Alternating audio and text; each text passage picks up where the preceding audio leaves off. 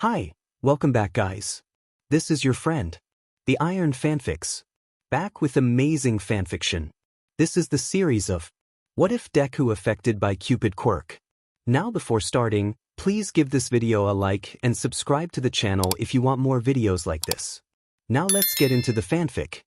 Somewhere in the depths of UA resided the most beautiful boy in the world. She'd seen him first during the televised sports festival. He didn't win, or even make it to the final round, but she knew that was only because the events were unfair. He made it far enough to be impressive, in any case. If it was a beauty contest, he would have won. With his warm, kind eyes, and that smile, not so harsh and blinding as to be compared to the sun, but more like the glimmering splendor of 1,000 midnight stars, how could he not win? And so here she was. Monogatari Sashi, age she'd been 12 when the sports festival aired, almost half a year ago. Back then she'd felt too young to pursue her love. But now, at 13, she was ready. She wasn't a girl anymore, but a woman. She felt it. If only she had been ready back then though. Now the students lived in dorms, and sometimes didn't leave campus for weeks on end. She knew, because she'd been coming to UA after school, every day, for almost 2 weeks now. Waiting and watching. Hoping. And that's why, Izuku, I think you wear green so often. See, you're more fashionable than you realize. A hidden talent. Ea, Izuku? I didn't realize first names are. We. Of course, Izuku-kun. A friendship as strong and dazzling as ours, we must be on a first-name basis. To think otherwise would be a tragedy. And there he was. Today was the day she'd been waiting for. All those months of waiting and yearning. Thinking of what she could say. Planning out the best way to capture him. It would have to be a surprise attack. That would probably be the case for any UA student, trained as they were.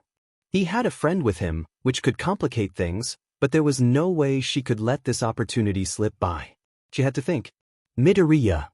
The boys both stopped and turned. Another boy was walking towards them. She used the distraction to casually, she had to keep it casual, step forward, walking parallel with the school's front gate until she was in front of them, albeit at a fair, not suspicious, distance. Todoroki-kun, hi. What's up? The other boy continued walking towards them, holding out a notebook. You left this in the common room. You don't usually leave things out like that, so I thought maybe… Oh, yes, thank you so much. He beamed, stepping forward to bridge the gap between himself and other. I didn't even realize. This one is almost full, so I would have been really disappointed if it disappeared. Or got incinerated, he muttered, pouting ever so slightly. This was her chance. It wasn't ideal, but it was the best she was going to get. She had to act before even more students showed up, or worse yet, a teacher. The one boy, Todoroki, smiled, just a slight turning of his lips. I'm going to assume that's Bakugo you're referring to, and not me. There was laughter at that. They were distracted. She had to move now. She needed a plan. Any plan. But seeing him there, with those kind eyes, and that peaceful expression, her heart felt like bursting. A true romance, like the kind they could share, just couldn't be planned. It was now or never. Aoyama-san, I really like you. Please accept my feelings. The proclamation burst from her as she rushed towards the boys as fast as she could. In her hand, a gelatinous black orb formed, bobbing and shaking with her steps, jelly-like tendrils nearly streaming away between her fingers. All three boys snapped their attention to her. The boy with the green hair was staring at her, his mouth forming a small O. The boy with the mismatched hair had raised both his eyebrows very slightly, but his face remained otherwise impassive. And then Aoyama. Those beautiful eyes were locked on her. She had his undivided attention. Did he like what he saw? Her vision swam as tears sprung to her eyes. He would. She'd make sure he would. I like you so much, she cried once more, and then, in a surprisingly good pitch, given her emotional state, she hurled the black blob towards her prize. Aoyama-kun. Two things happened at once. The boy with the green hair tackled her Aoyama to the ground, covering him with his body and shielding his face with his arms, tucking his own face into Aoyama's shoulder. The boy with the mismatched hair flung his arm out in front of him, and then she suddenly couldn't move. She didn't even notice the cold at first, distracted as she was. She was openly sobbing now, her face slowly becoming blotchy and red. His face. Did the concrete scratch your face, Aoyama-san? Aoyama-san. Midoriya lifted his face, surveying the situation while keeping Aoyama protected. Aoyama-kun, do you know that girl? His eyes landed on the black blob. It was sitting less than a foot away, jiggling harmlessly on the ground. No! Aoyama shouted, his voice slightly muffled from being buried beneath Midoriya. I understand her pain though. My beauty is a curse, is Zuko-kun. Midoriya let his gaze drift from the blob to the girl. She was encased in ice from her elbows down, and she was thrashing her top half around wildly. Midoriya felt a little bad that she couldn't wipe her tears away, what with her hands being bound. Are you two all right? Todoroki asked as he calmly began walking towards them. Midoriya started to get up. Beneath him, he felt Aoyama raise his head and shoulders a bit. Yeah, I think we're both down, he yelled, slamming Aoyama's head back to the ground, just as the black orb sprung to life. Midoriya tried to tuck his face back into Aoyama's shoulder, but he wasn't fast enough. The blob lunged at the spot Aoyama's head had been just seconds before, turning instantly into an ink-like liquid as it collided with Midoriya's face. Midoriya cried out at the impact, more in alarm than pain, from the sound of it. He rolled off of Aoyama, lying on his back. His hands immediately went to his eyes. No! Aoyama yelled as he grabbed Midoriya's hands in a fluster. We don't know what it is. You shouldn't let it touch more of your skin than it already has. Todoroki had started running the second the blob moved, crouching next to Midoriya once he reached them. Aoyama, go get help. I'll stay here with Midoriya and the girl. Aoyama nodded, tears springing to his eyes. Right. I'll be right back, Monami. Stay strong. Live. And then Aoyama was up and running, tears streaming behind him as he yelled about the beauty of true friendship. He was sure to attract a lot of attention immediately, which is why Todoroki asked him to go for help instead of going himself. Aoyama might not have been as fast, physically, but he would get results more quickly. Midoriya, hold on. I'm going to try to wipe it away, Todoroki said as he hastily pulled off his jacket. Once free of the article's confines, he helped Midoriya sit up, cradling him with one arm. He duly noted that Midoriya's breathing was labored. I'm going to touch your face, Todoroki said as way of warning, before he carefully tried to wipe the substance away from Midoriya's eyes. He used the broadest part of his jacket, careful to keep his own skin covered. His brow furrowed as he wiped at the black stain. It seemed to have changed texture again. What had before looked like an ink stain now looked a little shiny. It brought to his mind a video his sister had once shown him, of a woman wearing a black face mask. She'd pulled it off, but it stuck to her skin, so she screamed the whole time. Fuyumi thought it was hilarious. The thickness of the fabric made it difficult, but he managed to rub at the edge of the stain until, like he suspected it would, it began to peel. It was difficult, but he managed to get a grip on it. This might sting, he warned. Midoriya's only answer was his short, ragged breaths. Todoroki's eyebrows pinched further down. Midoriya? Can you hear me? Why yes, Midoriya choked out between gasps for breath. His voice was low and husky, and despite the situation, Todoroki felt a tinge of warmth creep across his face.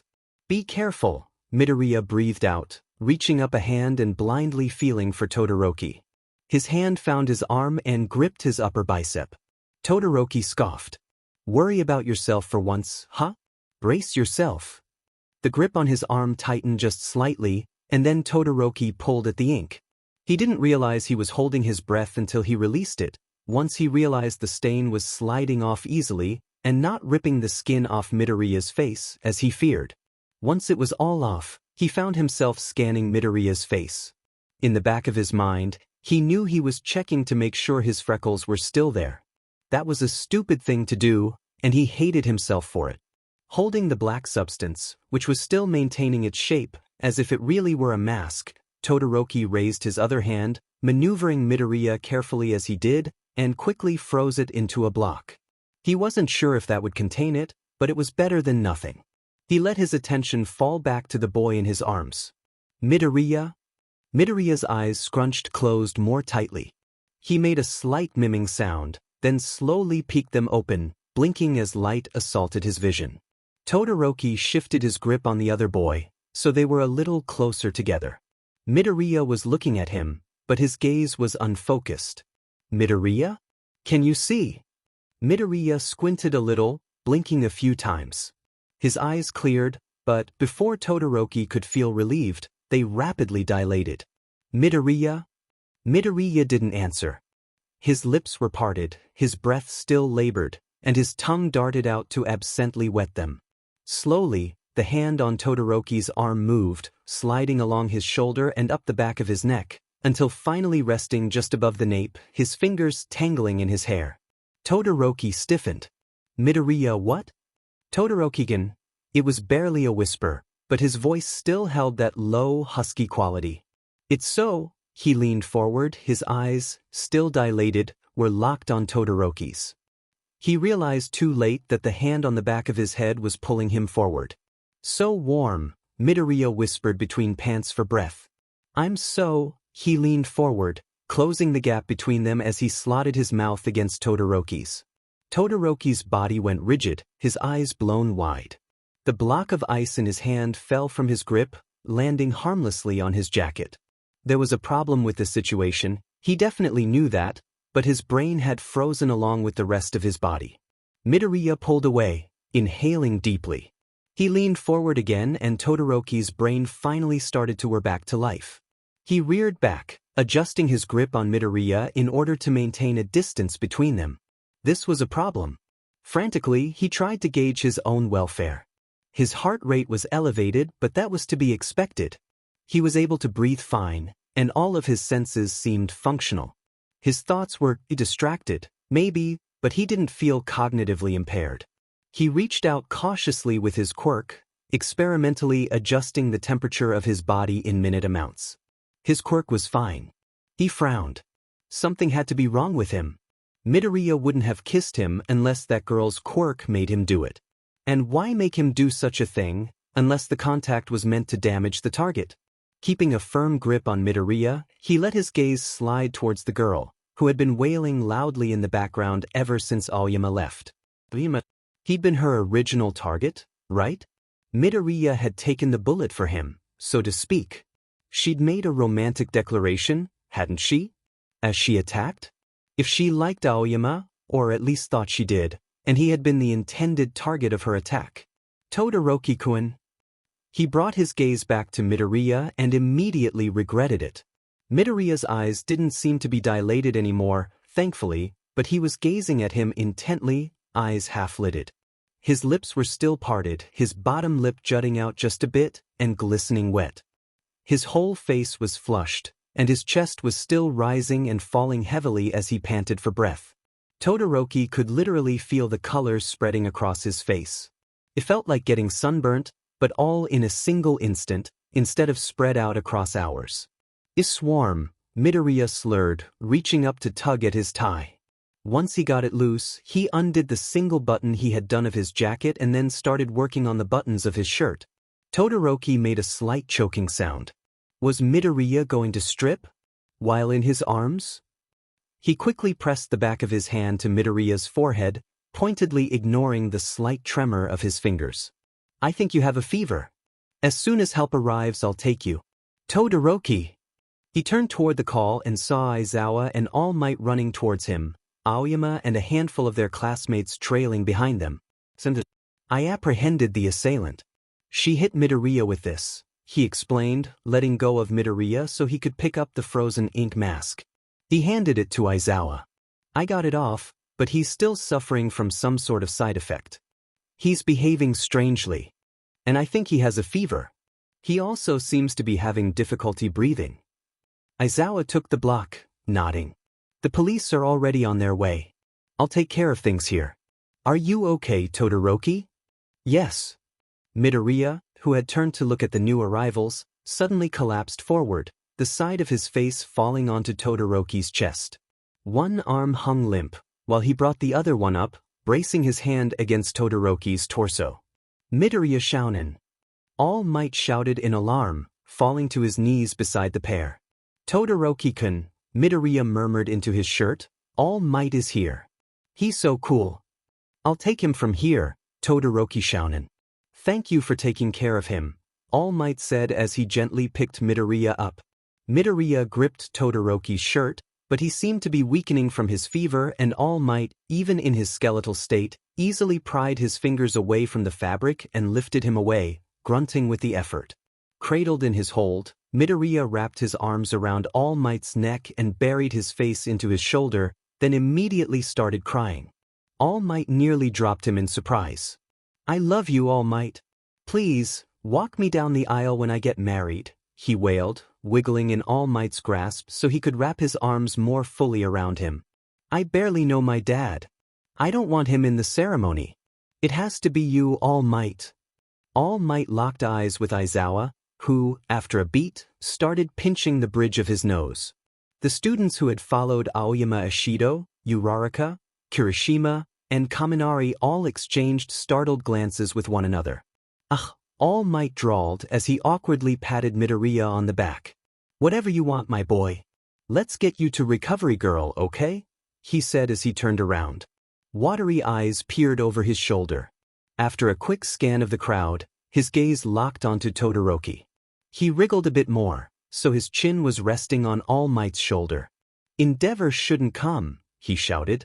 And suddenly all eyes, minus All Might's, as he had started to run away from the scene as his anxiety over Midoriya's health began rapidly spiking, were on Todoroki. Todoroki's mouth suddenly went dry. What? He rasped. Midoriya reached a hand out towards him, his expression taking on what Todoroki could only describe as a panicked look. All Might were leaving Todoroki-kun. All Might passed through the gates of the school and Midoriya started screaming Todoroki's name. Get up and thaw out this girl, before she gets freezer burnt, Aizawa said, gripping Todoroki's arm and hauling him to his feet. Todoroki could only manage a weak sound of agreement as he allowed himself to be dragged toward the girl, whose sobs and screams had finally died down. What the hell? Kirishima yelled, throwing his hands up. Izuku-kun is dying and it's all my fault. Aoyama yelled, throwing his hands up to his face. I'll never forgive myself. I'm coming, Mon Ami. I won't let you die alone. The others hastily got out of his way as he began running after All Might. Ah, wait, Aoyama-kun. We're coming too. Todoroki listened to the sounds of his classmates leaving as he watched the ice quickly melting away beneath his hand. Beside him, Aizawa was muttering something about problem children and retiring. Aizawa-sensei, I'm going to see Recovery Girl as well. I'm not sure what's wrong with Midoriya, but he interacted with me. I feel fine now, but best to make sure you're not infected too. Infected, Todoroki thought. It was an apt description for whatever this was. You're fine, a shaky voice stated, punctuated with a sniffle. Todoroki turned his attention to the girl. He just finished thawing her out, and Aizawa was pulling her away from the ice that remained, keeping a firm grip on her. That's so? Aizawa asked. She gave a small nod, keeping her head down. Yeah. It doesn't work like that. You can tell me all about it once the police arrive. Todoroki, go see Recovery Girl. He was reluctant to leave. He had a lot of questions, and this girl was most certainly the best source for answers. He was anxious to see Midoriya too though, and see what Recovery Girl had to say. What kind of quirk would make Midoriya do what he did? What if they didn't have a cure on hand? Aizawa cleared his throat, pulling Todoroki from his thoughts. He realized with a certain amount of mortification that he'd been running his thumb along his bottom lip while he thought. Recovery Girl? Aizawa prompted. Yes, sensei, Todoroki said, inclining his head slightly and then turning away. He took a deep breath, and then headed back into UA. Todoroki-kun. What happened? Uraraka called out, the moment she saw him down the hallway. He ignored her question. It was too much to explain. Too much he didn't care to explain. Why are you all out here? He questioned back, eyeing the lot of them. Recovery Girl told us we weren't allowed in, Kaminari said with a huff. He was typing rapidly on his phone, not looking up as he spoke.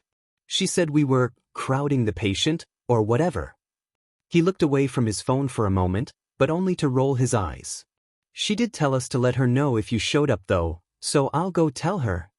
Shouto chirped, quickly bouncing into the room. Hey! Kaminari yelled, at the same time Kirishima shouted, no fair. Even Uraraka stamped her feet a bit. I wanted to go though, she whined. Where's Aoyama? Todoroki asked, glancing around. Uraraka slumped against the wall, pouting up at the ceiling. Inside. He tripped while running here and twisted his ankle. We had to carry him. Uraraka made him float, so it was really easy, Kaminari added, pocketing his phone. He cried the whole time though. Don't say it like that. He was crying over Midoriya, not his ankle. Crying for a friend is plenty manly. Just then, Shouto walked back out, looking less chipper than before. Todoroki, she wants you inside. Todoroki nodded and she stepped aside to let him enter the room. As the door was closing behind him, he heard his classmates erupt in a flurry of questions. Is he okay? How did he look? Did she say anything? What did All Might say? As the door closed, he could still make out Shouto's muffled answer. He has a bad fever. I guess Recovery Girl's quirk isn't helping. He looked really, she tapered off. Todoroki stepped further into the room. He could see All Might sitting in a chair up ahead, next to a curtain. Sensei, he greeted as he approached the curtained area. All Might shot up out of his seat. Todoroki Shounen. Come here, my boy, he said, grasping Todoroki's shoulders and practically sliding him across the floor, until he was past the curtain and abruptly standing at Midoriya's bedside. His breath hitched in his throat. Midoriya was drenched. His shirt and tie were gone, revealing his bare chest, which was gleaming with sweat as it heaved heavily, up and down, in time with the rattling breaths shuddering past his gasping mouth. His face was flushed, also glistening with perspiration, and his green curls lay plastered to his forehead. There was a monitor taped to his chest. Todoroki flicked his gaze to the screen at the side of the bed. It was silent, no dramatic beeps filling the room, but he could see the pattern of his heartbeat reflected on the screen.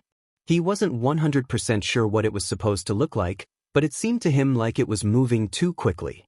Izuku, All Might said gently. Todoroki had never heard him call Midoriya by his first name before, but he didn't let his surprise show. Not that he was all that surprised, anyway. Todoroki is here to visit you. That's good, huh? Can you hear me? Todoroki, Recovery Girl said, addressing him while she fiddled with a device. Todoroki followed the wire atop the device, and realized it was attached to a sort of plug in Midoriya's right ear. He hadn't noticed it before, too distracted by Midoriya's state. Please take a seat. If you don't mind, I'd like to use you to test some theories. I'm having a little trouble with your classmate, you see. She smiled ruefully. Nothing new there, I suppose. Todoroki looked around for a chair, but All Might was already pushing one towards him, practically shoving him down into it and scooting it close to Midoriya's bedside. Sure, Todoroki said. Anything I can do to help. Thank you. I have some questions to ask you, concerning what happened. Could you please hold Midoriya's hand while we talk? Todoroki blinked. Excuse me? It doesn't matter which one. The one closest to you would probably be most comfortable for him. Todoroki blinked again. All Might picked up his hand and placed it in Midoriya's, molding their fingers until their hands were cupped together. Todoroki let his hand remain pliant, allowing All Might to do as he wished. Good, Recovery Girl said. Now don't let go. That's important. Aoyama over there. She nodded her head toward another bed, where Aoyama was lying, eyes closed, told me about what happened, up until he left to get help. Todoroki hadn't even noticed Aoyama. Is he okay? Yes. He's a bit of a dramatic one. He exhausted himself so much, he passed out as soon as I assured him Midoriya wasn't going to die. Midoriya will be okay then? Yes, I'm not too concerned. I've certainly seen him in worse shape before. We do need to get this fever under control, but I have a feeling I know the cause. I've seen similar symptoms to these before.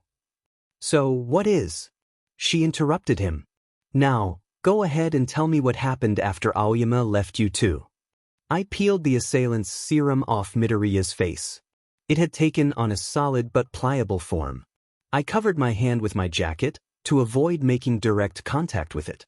I froze it afterwards, and it's now in Aizawa-sensei's possession. She hummed lightly, her attention fixed on the device in her hand. Go on. Todoroki dropped his gaze to his hand, clasped around Midoriya's. It was his undamaged hand, he noted.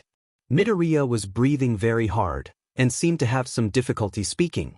He was cognizant though, and could answer my questions. When he opened his eyes, his pupils dilated. He said he felt warm. And then, suddenly he was very aware of All Might's presence. The man had taken a seat at the foot of Midoriya's bed, his attention focused on Todoroki as he spoke. And then, Recovery Girl prompted. There was something in her tone. A sort of smugness, like she already knew. He knew it was probably his imagination, how could she know? But it set him even further on edge. And then he paused to wet his lips. He stared at me kind of intently. He put his hand on the back of my head and pulled himself up a bit. Aha. And then, Recovery Girl glanced up at him. He kept his gaze laser-focused on his and Midoriya's hands, but he saw the movement in his peripherals. All Might was staring at him too. He could feel it. He could also feel his blood flooding into his face. It was that same instant sunburn feeling from before. And then Midoriya, he cleared his throat. He pulled me forward and kissed me. He pulled away after a short moment, I think because he was having so much trouble breathing, and I held him at arm's length. Did he try to kiss you again? Before today, Todoroki would have thought it was impossible for him to activate his fire on both sides of his body, but right now, in this moment, he wasn't so sure. His entire face felt like it was on fire. But I didn't let him get close enough. I believe he repeated that he was feeling warm, and started to remove his tie. I felt his forehead with my hand, and thought he felt feverish. At that point, Aizawa-sensei, All Might, and the others arrived. I see, she said, still focused on the device in her hands. She held it up, showing the face of it to All Might. Just as I thought. He's down to 40 already. Todoroki struggled to keep his face impassive. He was down to 40? So, 40 degrees was an improvement? His grip on Midoriya's hand tightened. Todoroki, could you please help me sit him up? Is that okay? Shouldn't he stay still? Normally, yes, but when do we ever have normal circumstances around here? Todoroki nodded. She had a point. All right, 1, 2, and up he goes, she said. Technically, she was handling Midoriya on his right side, but Todoroki was pretty sure he'd done all the lifting himself. Not that he blamed her. She was small, and Midoriya was heavier than he looked. Midoriya's eyes stayed closed, but he cried out at the movement. The sound was weak and strangled, and made Todoroki's chest twist in a way he wasn't terribly familiar with. His head slumped forward and his panting became more rapid. Todoroki glanced at the heart monitor. It was definitely moving faster than before. At the foot of the bed, All Might made an anxious sound, his hands hovering awkwardly in the air, desperate to help. And then Recovery Girl tapered off as she gave Midoriya a light shove in Todoroki's direction. Midoriya collapsed against him, all dead weight. Todoroki instinctively wrapped his arms around him to keep him from falling. Recover Girl. He could hear the heat in his voice, but couldn't bring himself to be more respectful. What is this? Was she trying to make him worse? Hold on to him, will you? She said as she climbed onto the bed, leaning over Midoriya so she could adjust the bud in his ear. Understanding dawned on Todoroki and the tension left his face. Oh, I see. You want me to use my ice to cool him down. This made sense. She could have explained beforehand, and she certainly didn't have to shove Midoriya, but regardless, it was a logical call. If he chilled the entire right side of his body, that would cool him down much faster than an ice pack would. No, not at all. In fact, please don't do that. That would ruin my test. Todoroki frowned, struggling to understand her thought process. Midoriya's breath was blowing hot against his collarbone and, although he did his best to ignore it, it was interfering with his ability to think. She sat down on the bed, eyes focused once more on the thermometer. Based on what you've told me, Todoroki, I'm inclined to believe that Midoriya here is under the influence of an infatuation quirk. I won't know for certain until the police interrogate that girl, but he's showing all the signs. Todoroki let his gaze drop to the bed sheets. An infatuation quirk? He mused. That makes sense. She said she liked Aoyama. She must have been trying to force him to like her back. A quirk like this can't last forever though, he realized as he stared that he could see the band of Midoriya's boxers along the edge of the bed sheet. Hastily, he grabbed at the sheet and pulled it up so as to better cover him. He glanced to the side, but when he found All Might's gaze locked on him, he quickly looked away, focusing his line of sight on Recovery Girl. Recovery Girl made a short humming sound. You would be right. I've seen a couple of cases of infatuation quirk accidents, and read about a few more. The longest case I've ever heard of was a month. Todoroki's grip on Midoriya tightened. A month? There was only one case that long, and I believe the victim was very young. An elementary school accident, I think, between classmates. There does seem to be some correlation between the size of the victim and their recovery time. The smaller the person, the longer the effects seem to last. Midoriya here is rather petite, but he's also rather dense. Solid, you might say. Todoroki's eyes twitched slightly. Beneath his one hand lay Midoriya's bicep, and beneath his other, his abdomen. Solid, you might say. It's hard to make a guess, Recovery Girl continued, especially without knowing more about the girl's quirk. Every quirk is different, after all. The shortest known case, if I'm remembering correctly, was only 2 days. So I would expect the effects to last that long, at the bare minimum. Todoroki nodded briefly. So how exactly does this infatuation usually work? Will he be infatuated with everyone? That was a nasty thought to digest.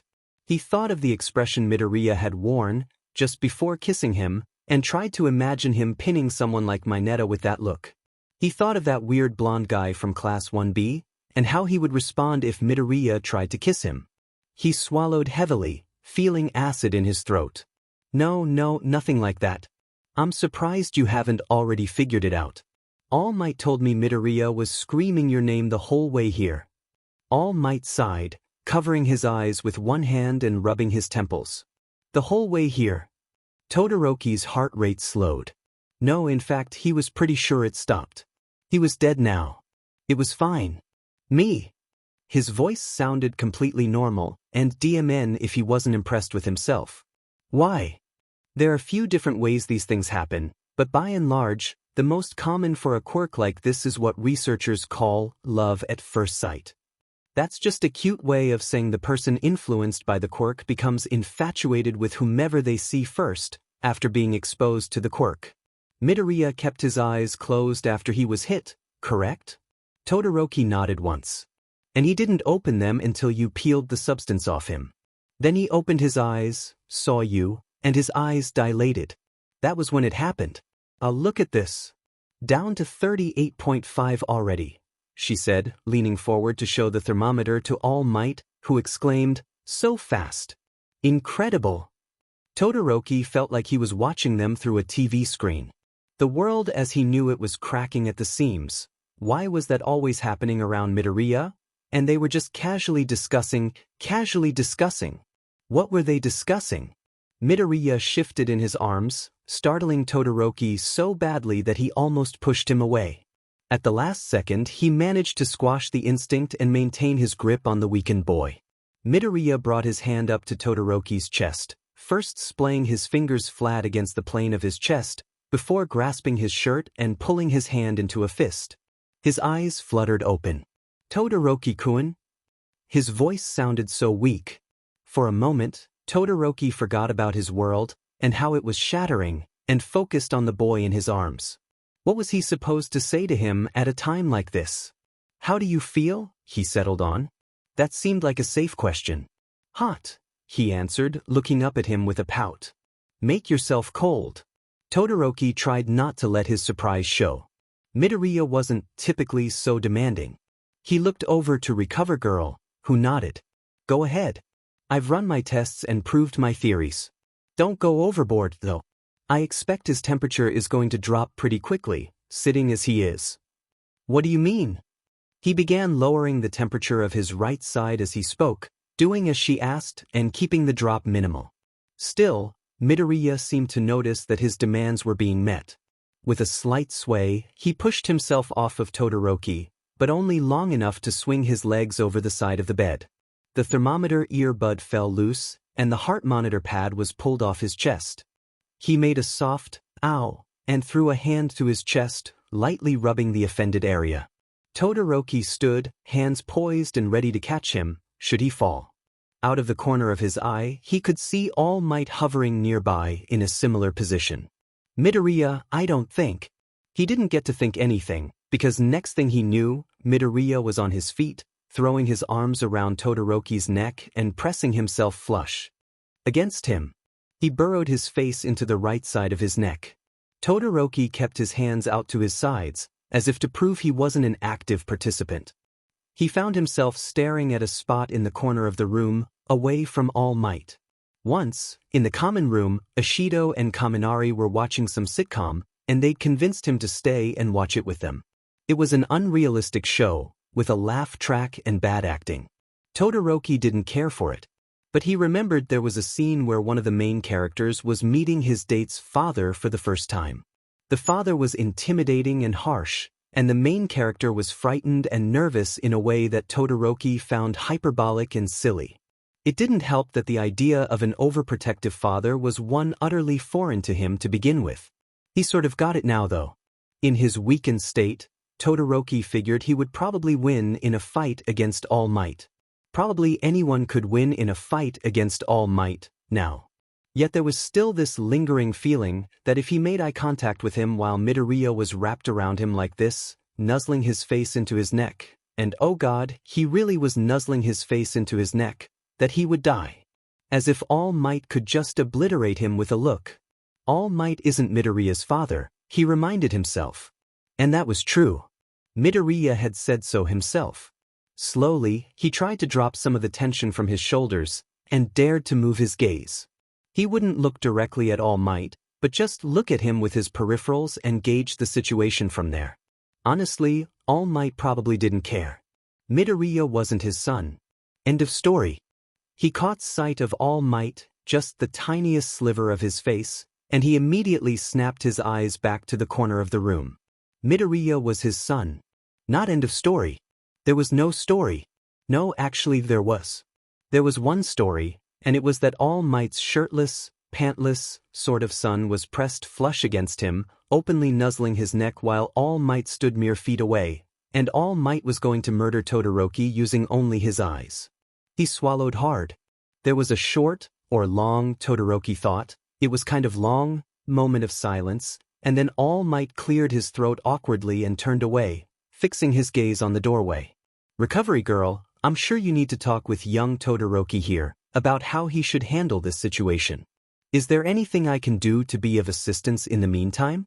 I feel like I'm not being very useful here. Well, Recovery girl put a finger to her chin, you could go get Midoriya some clothes, since his are all soaked through with sweat. I'm sure one of the students huddled outside the door could tell you which room in the dorms is his. Outside the door, someone yelled, "Sheet!" At the same time that someone else, who sounded suspiciously like Jiru, who wasn't even there when Todoroki walked in, so who knew who else was out there, yelled, "Ow!"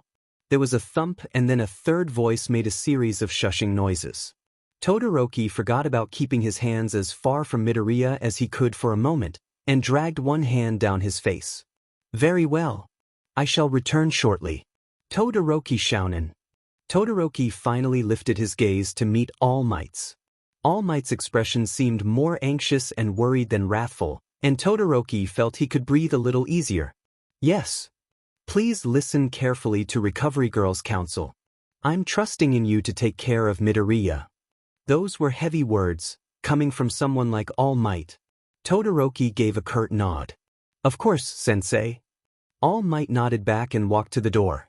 As soon as he opened it, he yelled, "Wait! Don't run, I need one of you to guide me." He had the presence of mind to close the door behind him before he took off running down the hallway. Todoroki turned his attention back to Recovery Girl. She gestured to the chair. Why don't you sit down? I'll pull over a chair, and I'm sure Midoriya will be happy to sit next to you. She did as she said, walking over to where All Might had been sitting and dragging his chair over to Todoroki. Todoroki thanked her quietly and sidestepped over to the chair. He wanted Midoriya to have the right chair, so he could sit next to his cold side. You need to let go, he said as he gently pulled Midoriya's arms away from him. He sat down in the chair and held Midoriya's arm, trying to guide him down next to him. You should sit down. You can lean against me and keep cool. Todoroki watched, eyes wide with horror and body paralyzed from shock, as Midoriya clambered into his lap, straddling him on the chair. Midoriya's thighs, were pressed against his own, and their stomachs, amongst other things, were touching. Midoriya draped his arms over Todoroki's shoulders, letting them hang off the back of the chair, and let his head rest comfortably against Todoroki's, so the sides of their faces were pushed together. I'm starting to feel better, Todoroki, he breathed in his ear, voice low and hushed, like he was confiding a secret. Okay, Todoroki said, voice tight and choked. Great. What an unexpected turn of events, Recover Girl said, and Todoroki just knew from her tone that this was not an unexpected turn of events. Are you uncomfortable? She asked. Yes, Todoroki answered immediately. Oh dear. Well, I'll just look away while we talk then, she said, turning towards the wall. Todoroki's left side started steaming, once he realized what she was implying. That's not what I meant, he said, mortified. Was she always like this? This felt like harassment. Midoriya shifted in his lap and his face blazed. So maybe she was being considerate, but still. To just say it like that? Midoriya leaned away for a moment, attention fixed on his left shoulder. His brows pinched and then he pulled his hands back and started patting at Todoroki's shoulder. Don't catch fire, he muttered, pouting slightly. How do I fix this? Todoroki asked, doing his best to keep his attention laser-focused on Recovery Girl. She glanced at him, then looked away. Well, before we start talking, I might suggest you support his back or waist, so he doesn't fall. He might be feeling lightheaded. She stood up and opened a cabinet, pulling out a small plastic pouch, similar to a Capri Sun. She pulled a straw off the side and poked it through the top, then crossed over to Todoroki and Midoriya and took the latter's free hand, placing the pouch in his hold. Midoriya, please drink this. You're dehydrated. Midoriya stopped patting down Todoroki's shoulder and looked thoughtfully at the drink in his hand. Oh, yes ma'am, he said. He settled back into his previous position, resting his head against Todoroki's, and quietly sipped at the beverage. Todoroki carefully put his hands on his waist, anchoring him in place. Are you and Midoriya friends, Todoroki? Ah yes. We are. You get along well? Yes. She smiled. That's good. Until this all blows over, you'll likely be spending quite a bit of time together. At present, Todoroki was certainly distracted, one might say, but he wasn't dumb. He tried his best to clear his head and decipher the information that had already been handed to him. Your tests. They were about his temperature. Did his fever decrease because of his physical proximity to me? That's right. And if he's apart from me, his fever will return? She nodded. She'd walked back to her chair while they were talking, and now took a seat, staring at the wall ahead of her. Most likely. I know this is an uncomfortable situation for you, Todoroki. In the state he's in now, Midoriya, if he's allowed around you, will be extremely affectionate and clingy, just as he is now.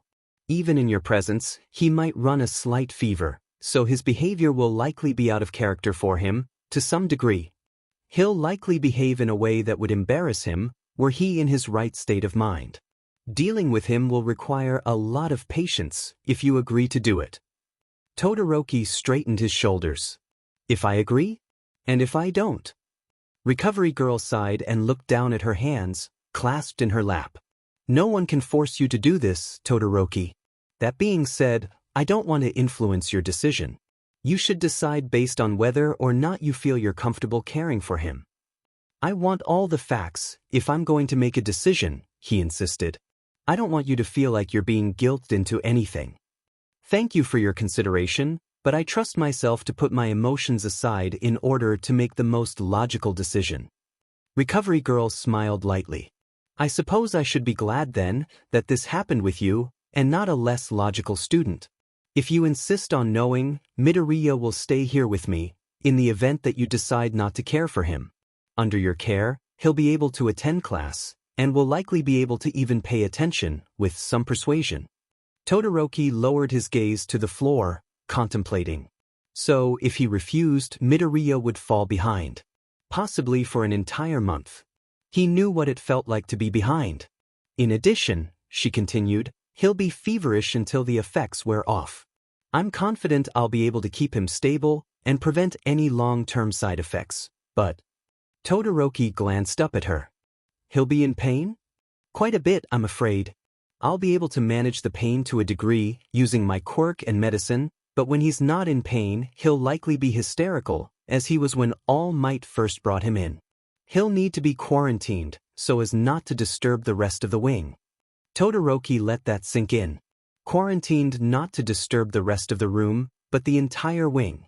They'd said early that he'd screamed his name the whole way here. What will caring for him entail? He asked quietly. That depends a bit on Midoriya and the quirk. Like I said, he'll be clingy, he'll probably want to hold hands and sit next to you in a way that you'll be touching. Most people who have been influenced by this quirk have been known to be very cuddly, I guess is the best word for it. He'll have less reservations than he would in his right state of mind. In some ways, he'll probably behave a little like an affectionate drunk, to be blunt about it, though it's possible he may be possessive and jealous too. It really depends on the specific quirk. He'll probably want to kiss you. You should be able to tell him no, or set him boundaries, like only allowing kisses on the cheek, but some victims suffer from memory loss while they're affected, so he might need reminders of what your boundaries are. What about things like... He cleared his throat, trying to ignore the tickle of Midoriya's hair against his cheek, showering and using the bathroom. Sleeping? Excellent questions. In most cases, the affected person could go anywhere between 1 or 2 hours away from their host, we'll say, before their fever started escalating rapidly. He likely won't grow hysterical if you assure him you'll be waiting for him while he's gone, or that you'll return quickly when you leave. But, he ran through the events of the day in his head, frowning. I wasn't apart from Midoriya that long today, and his fever was high.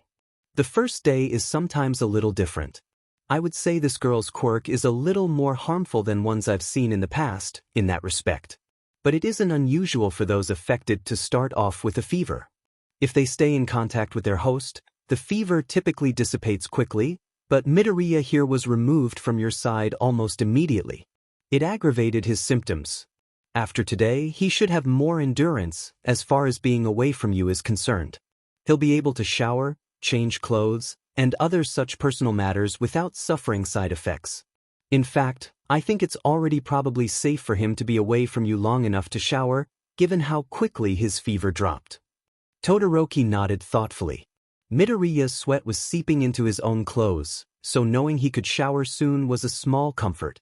And sleeping? That will take longer than 1 or 2 hours. Personally, I would advise sleeping next to him. However, I understand that's a very personal thing to ask you to do. As long as you let him sleep in the same room as you, he should be okay. His fever may spike, depending on how far away you are, but as long as you're in the same room, his temperature should only raise a bit. He'll be more uncomfortable than in pain, I would hazard to guess. And what if I just tell him the truth? That he's been affected by a quirk? Recovery girl's eyes seemed to light up. That's one of the most interesting parts of a quirk like this. I'm actually curious to see how Midoriya reacts. Typically, affected persons develop a sort of selective hearing. When the topic of their condition comes up, sometimes they act as if they didn't hear anything at all. Other times, they rearrange the conversation in their minds, sort of glossing over and deleting certain words.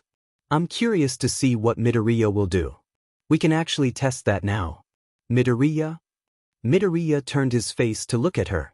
At the same time, he shifted his drink to his other hand, so he could continue sipping at it. Yes, ma'am? Have you been listening to Todoroki and I talk? Midoriya nodded, his curls tickling against Todoroki's face. Yes.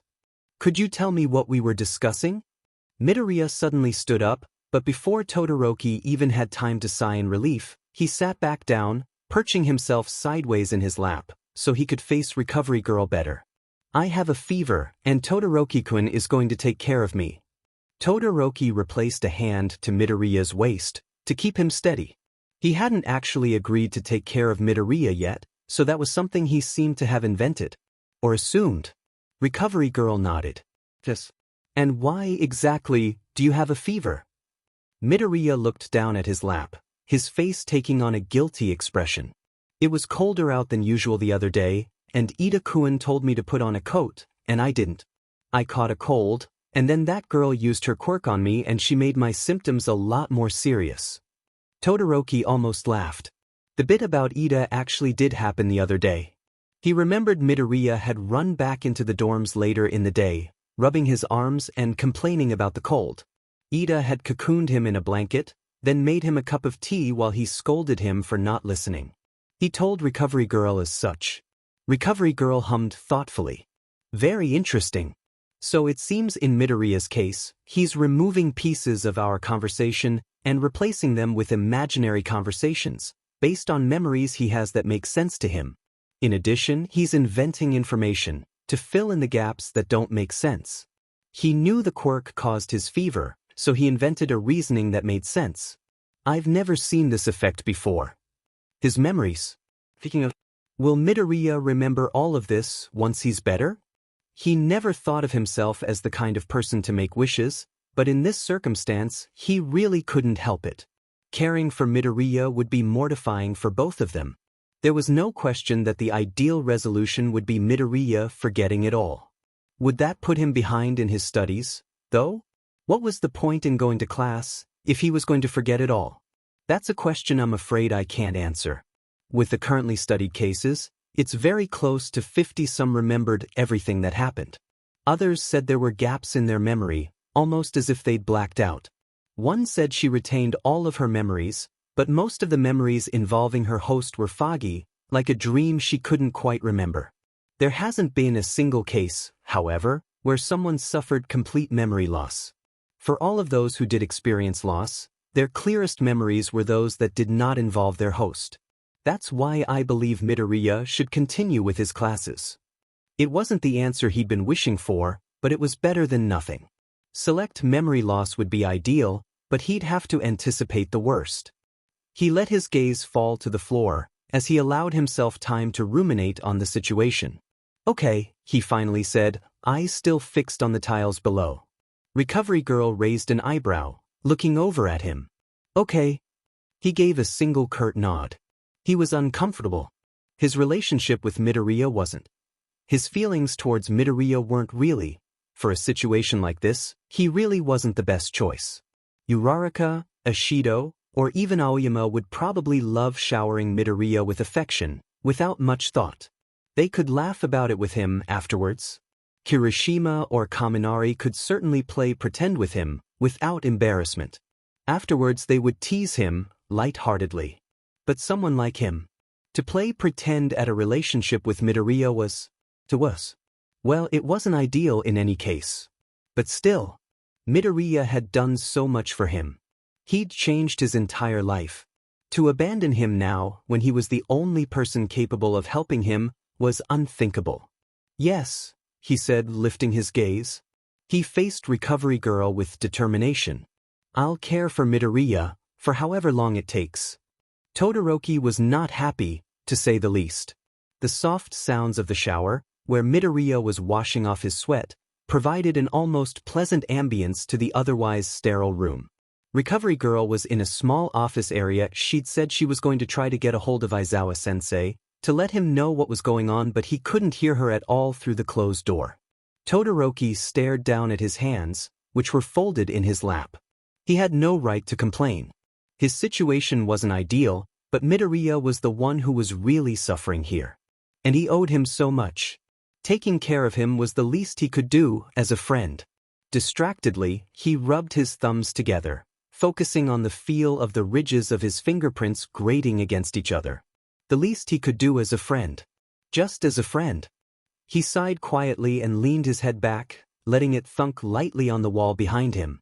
He'd moved his chair from in front of the curtain to against the wall by the bathroom door to decrease his distance from Midoriya. The door was slightly ajar and he could just barely feel the humidity slipping out of the crack.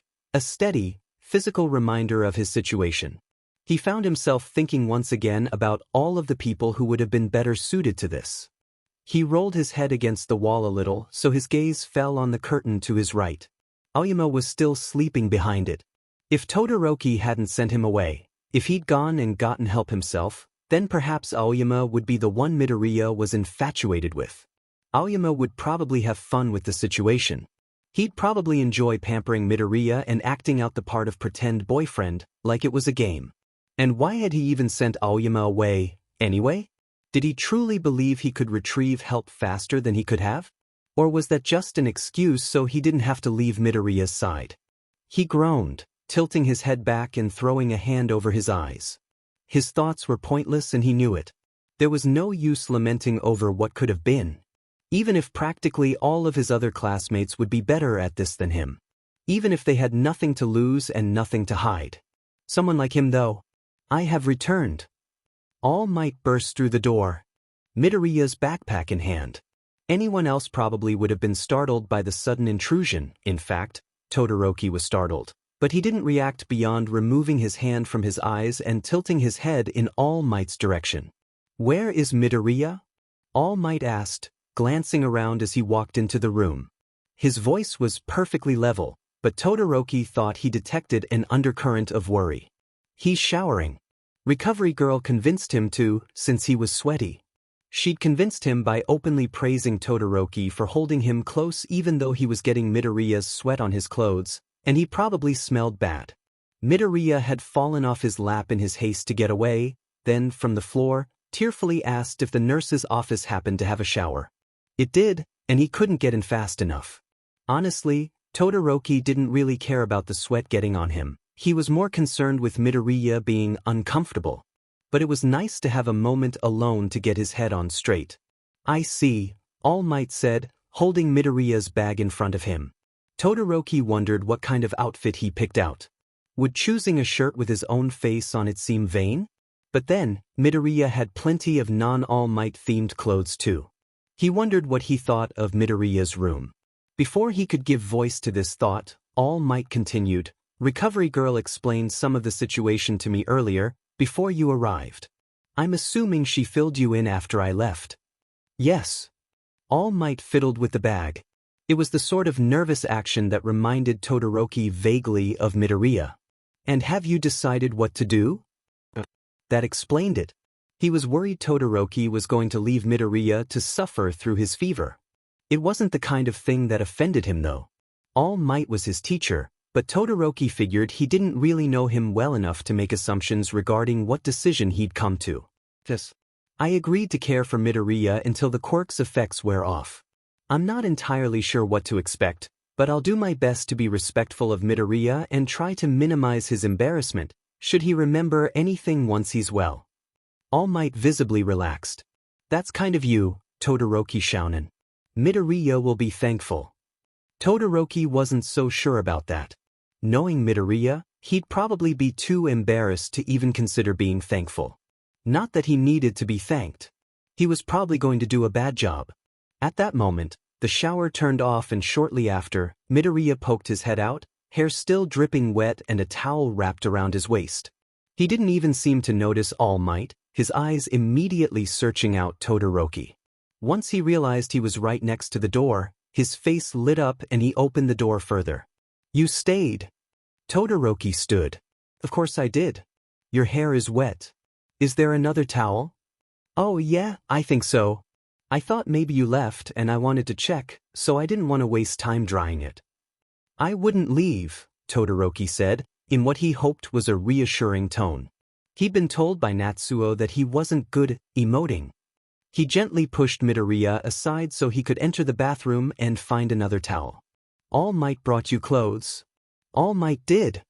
Midoriya asked as he trailed behind Todoroki, back into the bathroom. Midoriya Shounen? Right here, my boy, All Might said, hovering near the door. Midoriya finally took his eyes off Todoroki, but kept close to him, practically standing flush against him while he unfolded a towel. "Oh, All Might. Hi." His eyes flicked down to his backpack.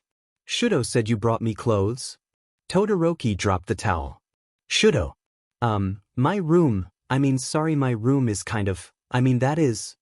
Your room is very—" All Might paused for a moment to think of the right word. "Reflective of you," he settled on. He entered the bathroom and handed Midoriya the pack. "I hope you'll forgive my intrusion. I had to go through your things." "Oh, that's fine." He hesitantly opened the bag and immediately paled. "Underwear," he muttered quietly. All Might rubbed the back of his neck. "Yes, I figured you'd need those. I just grabbed what was on top." "Thank you," Midoriya squeaked. An uncomfortable silence followed. "Well," All Might said finally, chuckling awkwardly. "How about I catch up with you boys later? You'll let me know if you need anything?" "Of course." "Thank you," Midoriya said, bowing slightly. "Good. I'll make my exit then. I wish you a speedy recovery. Todoroki Shounen, thank you again for caring for him." "Right." All Might left, but the silence remained until they heard the click of the door to the nurse's office. As soon as he had that audible proof that All Might was gone, Midoriya threw himself at Todoroki, clinging to his back. "Shouto! All Might saw my underwear," he whined, burying his face between his shoulder blades. "Kill me," he mumbled into his back. "You're getting my shirt wet," Todoroki pointed out. Midoriya, using his given name, was making his insides flutter and churn. It wasn't entirely unpleasant, which was a thought that made him feel slightly ill. Midoriya immediately let go and Todoroki took the opportunity to turn and face him. He'd picked up another towel and began drying Midoriya's hair for him. "I'm sure All Might didn't care," he said, his level voice not betraying his rattled thoughts. "Everyone wears underwear." He paused for a moment, thinking. "Mostly everyone anyway." Midoriya bowed his head slightly, to make it easier for Todoroki to dry his hair. He glanced up at him, a blush dusting his cheeks, and Todoroki quickly averted his eyes. He looked cute. And now was really the worst time to be noticing that. "I have All Might boxers," Midoriya admitted sulkily. Todoroki snorted. "Of course you do. Is that what he grabbed?" He removed the towel from Midoriya's head and let it rest around his shoulders. Midoriya straightened, the action causing the towel around his waist to fall a bit lower. Todoroki noticed and he hated himself for it. Thankfully Midoriya readjusted it. If it fell any lower, Todoroki wasn't sure what he'd do, die, probably, and used the towel around his neck to pat his torso dry. "No," he answered. "It's just a plain blue pair." "But what if the All Might ones were under these?" "He might have seen them. To be honest, he probably assumes you have them. He saw the rest of your room after all. It's no secret that you have a lot of his merchandise." Todoroki was starting to feel a little better about what lay ahead. Midoriya was standing a bit too close, especially considering his state of undress, but otherwise, this seemed like a pretty normal conversation. He felt like he was talking to Midoriya, not some whacked-out-his-mind, love-drunk quirk victim. Maybe this wouldn't be so hard after all. "That doesn't make it better," Midoriya whined, pouting. "When we get back to the dorms, you can check the drawer and see what pair was under these. Go ahead and get dressed. I'll be right outside the door." "Oh, thanks for drying my hair," he said, looking at the floor while he wrung the towel in his hands. "That was sweet." "It was not."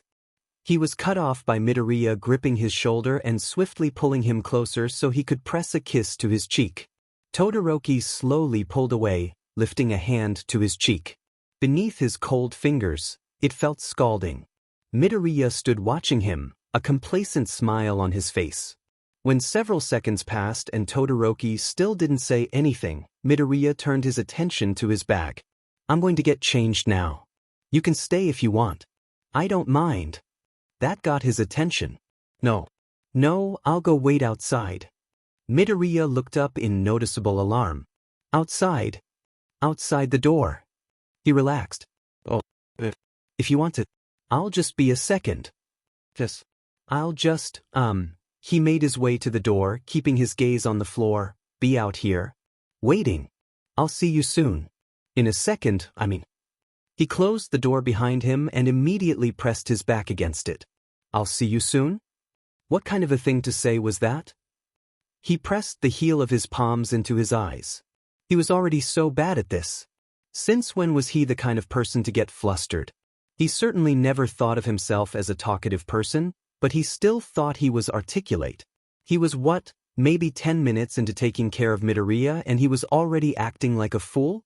This just wasn't going to work. There was pressure against his back. Shouto. He was leaning against the door. Why was he doing everything wrong? He leaned away and took several steps back. Sorry, Midoriya, I was.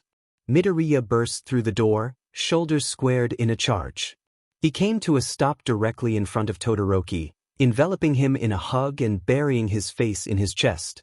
Todoroki absently wrapped his arms around Midoriya to steady him while he stared at the doorway to the bathroom. The door had been blown off its hinges and lay destroyed on the floor. Midoriya? Are you okay? He asked, more in confusion than concern. Midoriya nodded into his chest, making a slight noise, but when he looked up there were tears in his eyes. Todoroki's gut reaction was panic. What do you do when your sort of pretend boyfriend but not really starts crying and breaking doors? But then he remembered that normal Midoriya was prone to crying. This quirk-affected Midoriya, with his emotions dialed up as they were, was probably even more prone to crying. His panic levels decreased a little. Midoriya was probably fine. He looked away from Midoriya for a moment to look at the broken door again. His panic levels went back up a little. What could he say? He already asked him if he was okay. Maybe just being direct was okay? Why are you crying? Midoriya let go of Todoroki, though he didn't move away, and scrubbed at his eyes with the back of his hands. Sorry, I didn't mean to cry. I just got scared for a second. Scared of what? Midoriya chuckled a bit, smiling self-consciously. It's stupid. It's just, know how when you were in elementary school and sometimes when the teacher wasn't paying attention, the other kids would lock you in a closet just, for fun, and sometimes it took a while before someone noticed you were missing? Todoroki tried to process that. No. Was that the right answer? This was a weird question. That never happened to me, I didn't go to a traditional elementary school though. Looking flustered, Midoriya took a step back, averting his eyes to the ground. Oh, right, of course. That wouldn't happen to you anyway. I was just being stupid. It's nothing. You aren't stupid, he said without really thinking about it.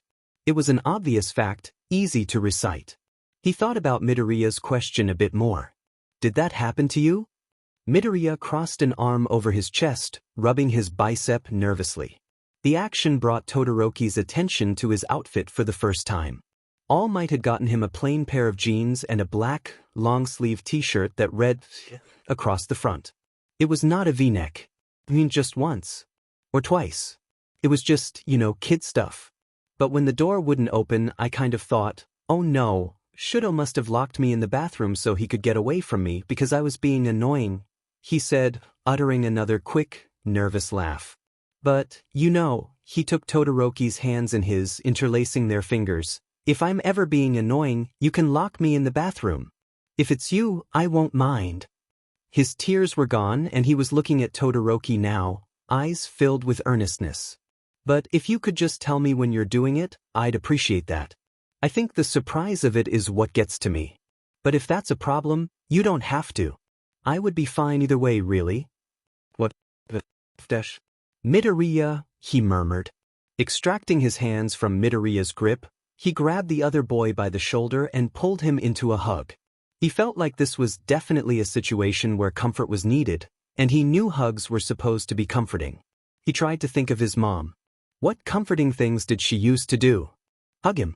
Slide his hair. Speak softly. Kiss his forehead.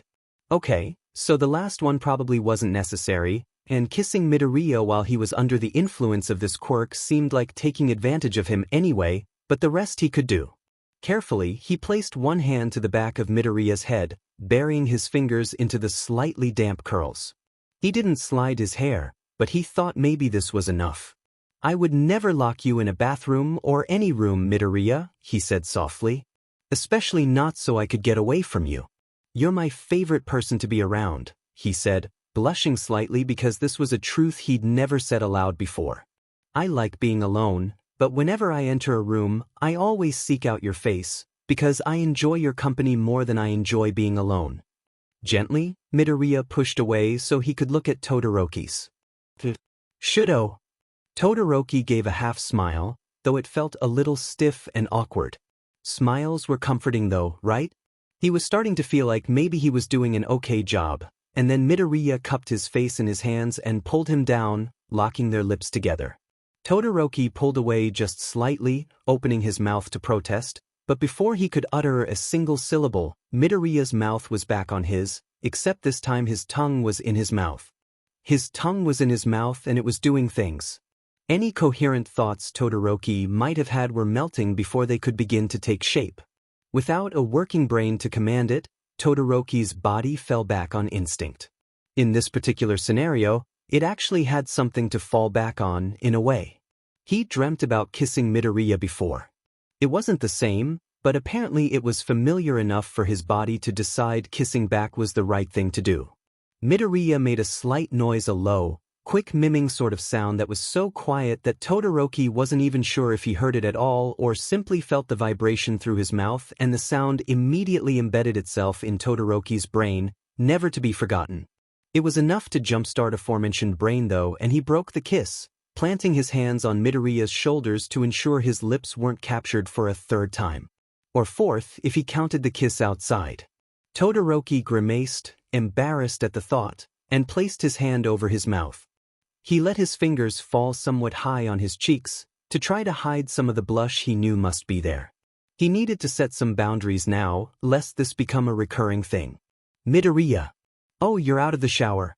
Good timing, Recover Girl said, stepping out of her office. Todoroki let his hand drag down his face. Yes, excellent timing. Perfect. Maybe having every sentence he tried to utter get interrupted was part of the quirk's curse. Seemed plausible at this point. He dropped his hand to his side and pivoted a bit, so he was facing Recovery Girl. Midoriya took immediate advantage of the movement and grabbed his arm, wrapping both of his own around it and stepping closer until he was pressed flush against Todoroki. Todoroki had seen couples standing like this before, but he'd never personally been held in this manner. He'd never thought about how NTMT it was, but there was definitely a considerable amount of Midoriya touching him. Midoriya tilted his head down, so his cheek was mushed against Todoroki's shoulder. Now there was even more Midoriya touching him. What was even worse than the physical contact was the way it made him feel. Having Midoriya clinging onto him, like he was some sort of Prince Charming, and nuzzling into his shoulder was, well, it was wonderful. And it was awful. Oh dear, what did you do to the door? Recovery Girl asked, breaking Todoroki from his thoughts. I broke it, Midoriya said, speaking half into Todoroki's shoulder. Recovery Girl waited a few seconds for additional information, but when none came she looked to Todoroki. Todoroki nodded to confirm Midoriya's admission. Your biceps are incredible, Midoriya added after several seconds of silence, squeezing his arm more tightly. Recover Girl sighed. I guess the details aren't important. Anyway, you two are free to go. I just spoke with Eraserhead and he's going to explain the situation to your classmates, to ensure they don't cause any additional damage. If you need any help at all, or think of any more questions, don't hesitate to call my office, okay? The number is posted in your dorm, although I believe Midoriya already has it saved in his phone. Midoriya nodded, his cheek rubbing up and down against Todoroki's shoulder. You can go ahead and go back to the dorms, then. Todoroki, remember what I said? The first day will be the hardest for him, so stick close to him. Starting tomorrow he should be able to handle a little distance. I wouldn't push him too much though. Todoroki glanced at the clock above the door. It was nearly 6 o'clock, so there wasn't a ton of day left. He could handle it. Got it? Thank you for all of your help, he said, bowing to Recover Girl. Midoriya hastily let go of him and bowed as well. Thank you for caring for me again. Recovery Girl brushed off their thanks with a wave of her hand. At this point, it's practically second nature. Here's hoping you recover soon. Don't forget your clothes before you leave. All right, Midoriya said, taking a few steps towards the bathroom. He stopped and looked back at Todoroki. I'm not going anywhere. Midoriya smiled back, nodding once, then stepped over the wrecked door and entered the bathroom. Recover girl, could this quirk affect Midoriya's self-confidence? He asked quietly. He seems a little insecure. It's possible. Do you know if he's ever been in a romantic relationship before? Todoroki shook his head. I've never asked. If he happens to be a little insecure naturally in the romance department, then I certainly think it's plausible that those feelings could be amplified by the quirk. Todoroki mulled that over. It didn't really make sense. Midoriya was... He supposed cute was the word for it. Or breathtaking maybe? Yes, definitely breathtaking. And as far as physique was concerned, he was really, how did Recovery Girl put it? Solid? He was solid. Really, really solid. There was no logical reason he'd be insecure about dating, unless it was his personality he was worried about. But his personality was irresistible too. He wasn't even biased in his opinion there. Everyone in class seemed to enjoy Midoriya's company. Even Bakugo seemed to be warming up to him as of late. At least a little bit. Sort of. I'm ready, Midoriya said, zipping up his bag as he stepped back over the door. Once he was closer, Todoroki took the bag from his hands and slung it over his shoulder, then offered his arm to Midoriya, assuming he'd want to hold it again. Midoriya seemed dumbstruck for a second, then turned bright red and latched onto the offered appendage. He wouldn't look at Todoroki, but he was grinning widely. Well, aren't you just the natural? Recover Girl murmured. I'm sorry, what was that? Todoroki asked. Nothing at all. You two get going. I'll send Aoyama along after you, once he awakens.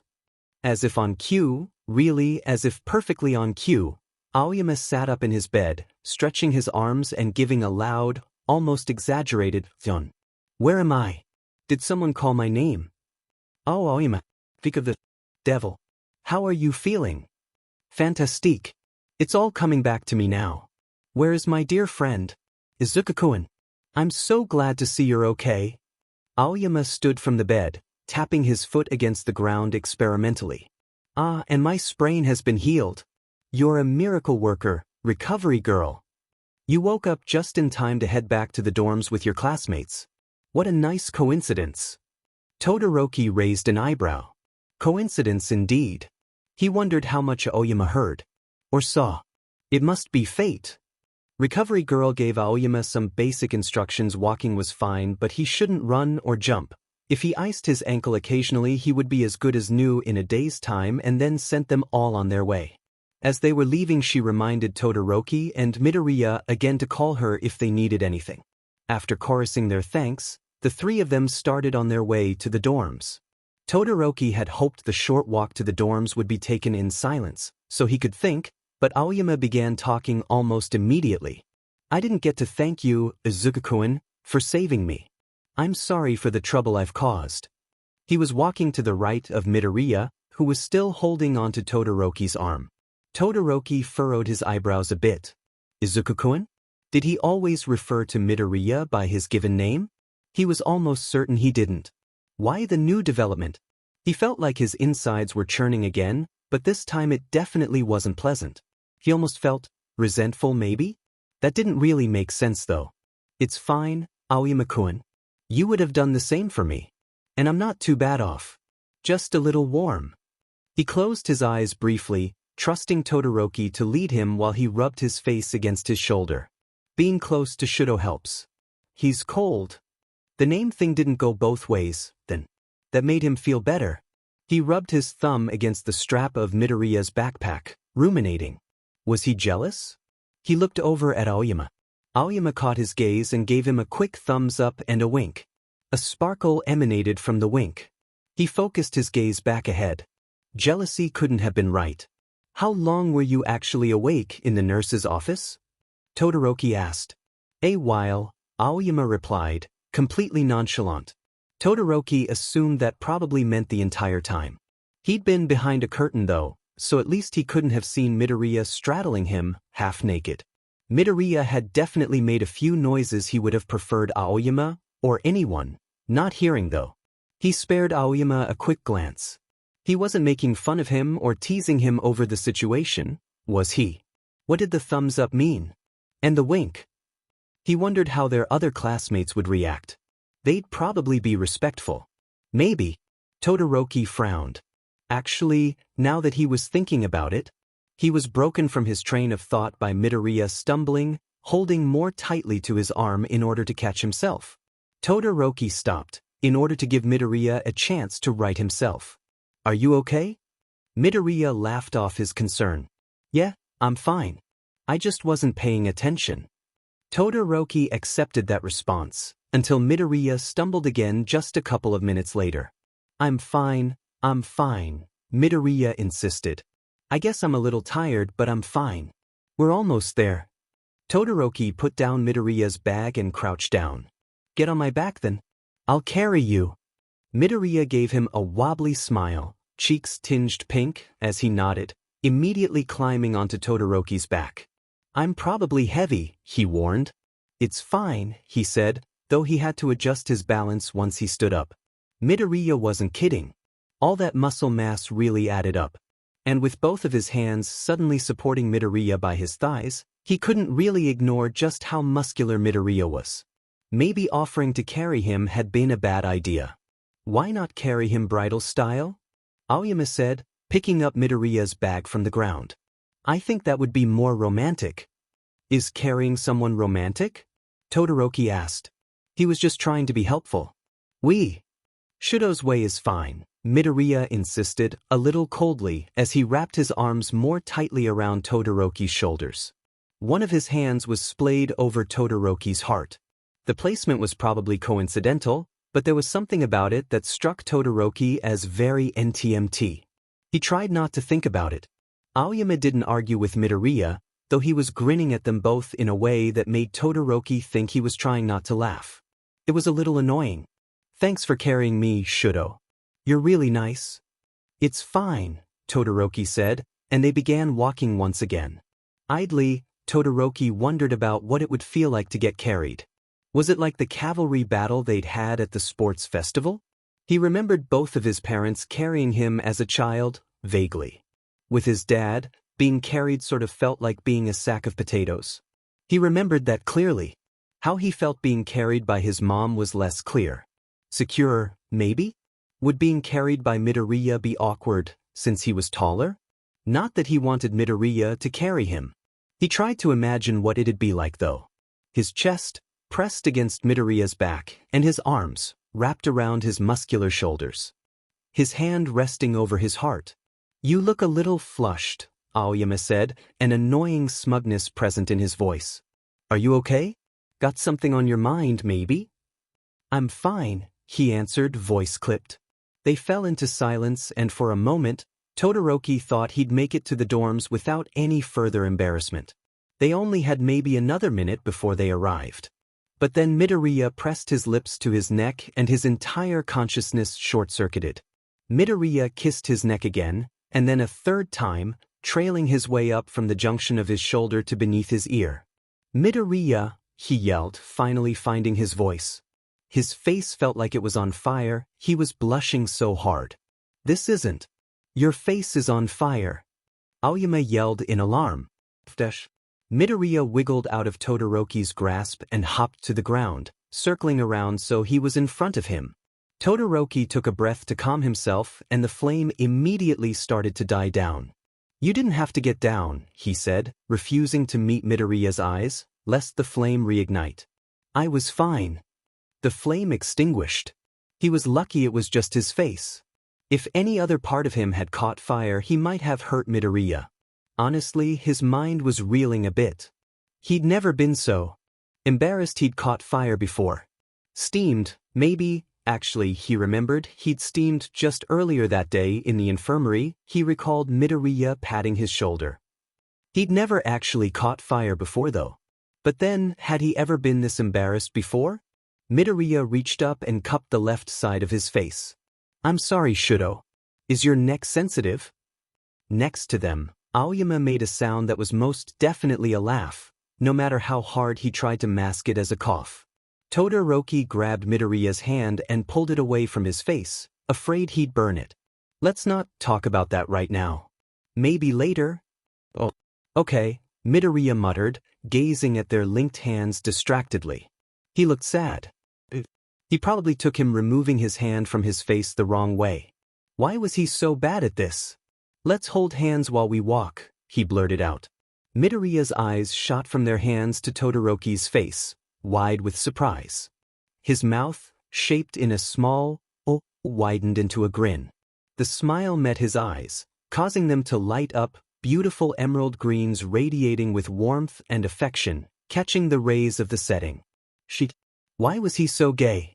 Had he always been this big of a sap, and was only now realizing it because Midoriya was giving him attention? At this rate, the whole class was going to discover his feelings well before Midoriya was better. Aoyama had already picked up on it, judging from the smirking glances he kept giving him. He just had to do better. He'd talk to Midoriya later and establish boundaries. For now, are you okay to walk the rest of the way? I can still carry you if you want. Midoriya shook his head frantically. No, I'd like to hold hands. He let go of Midoriya's hand only to grab it again, adjusting his hold so they could walk comfortably side by side. He'd grabbed his hand in a cuff hold, but Midoriya maneuvered their hands so that their fingers were interlaced. He beamed happily at him, and Todoroki gave him a weak smile in return. They walked the rest of the way to the dorms in what would have been complete silence had Aoyama not started lightly humming a song. It was a constant reminder that there was a spectator to his misery. He couldn't help but wonder, though, what holding hands with Midoriya would be like without any spectators. Just the two of them, holding hands as they walked, the final dying light of the sun shining behind them. Would it be peaceful? He thought it might be. When they entered the dorms, the entirety of 1A was huddled together in the common room.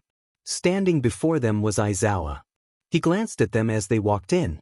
Took you long enough. Please excuse our tardiness, Todoroki said, bowing slightly. Ochako, Ida-kun. Midoriya called excitedly, taking a step towards the group, ready to pull Todoroki along with him. Hold it right there. I'm in the middle of something. You can greet your friends when I'm done, Aizawa said. Midoriya stopped in his tracks, then quickly reversed his steps, returning to Todoroki's side. Yes, sensei, he muttered, bowing his head.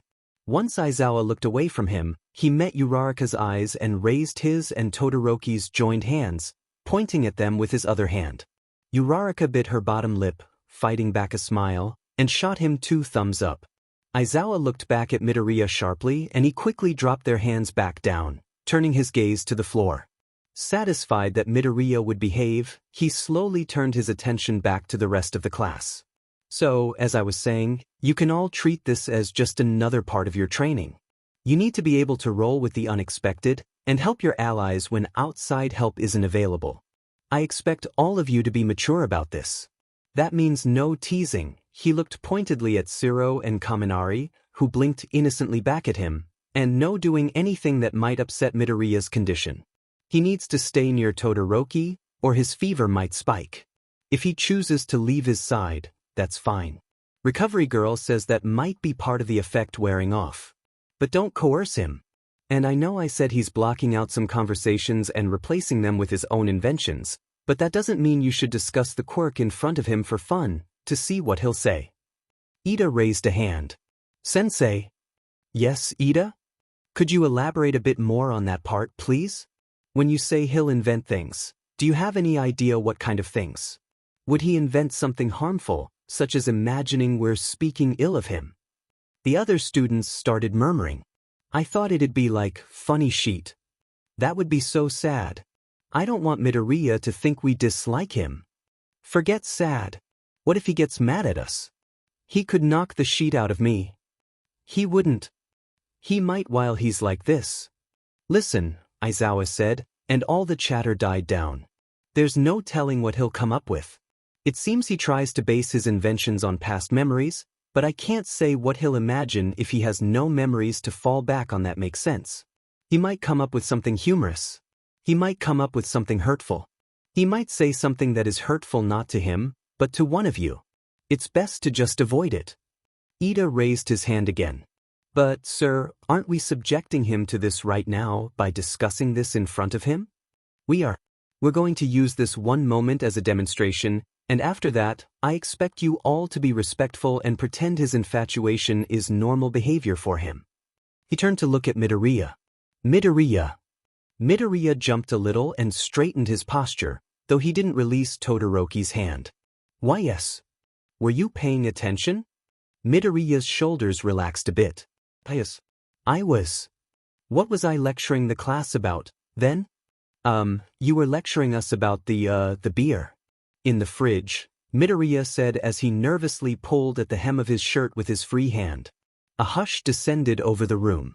That's exactly right, Midoriya. Thank you, Aizawa said, as he turned and walked into the kitchen. Quietly, Shiro elbowed Kirishima, who elbowed him back much harder. Nervously, he turned to Aishido, but she stepped on his foot before he could say anything. Aizawa came back, a six-pack of beer in hand. I should DSP all of you just for buying this cheap crap. You better not have spent more than 600 yen on this. Only 600? Kaminari shouted, clearly distressed.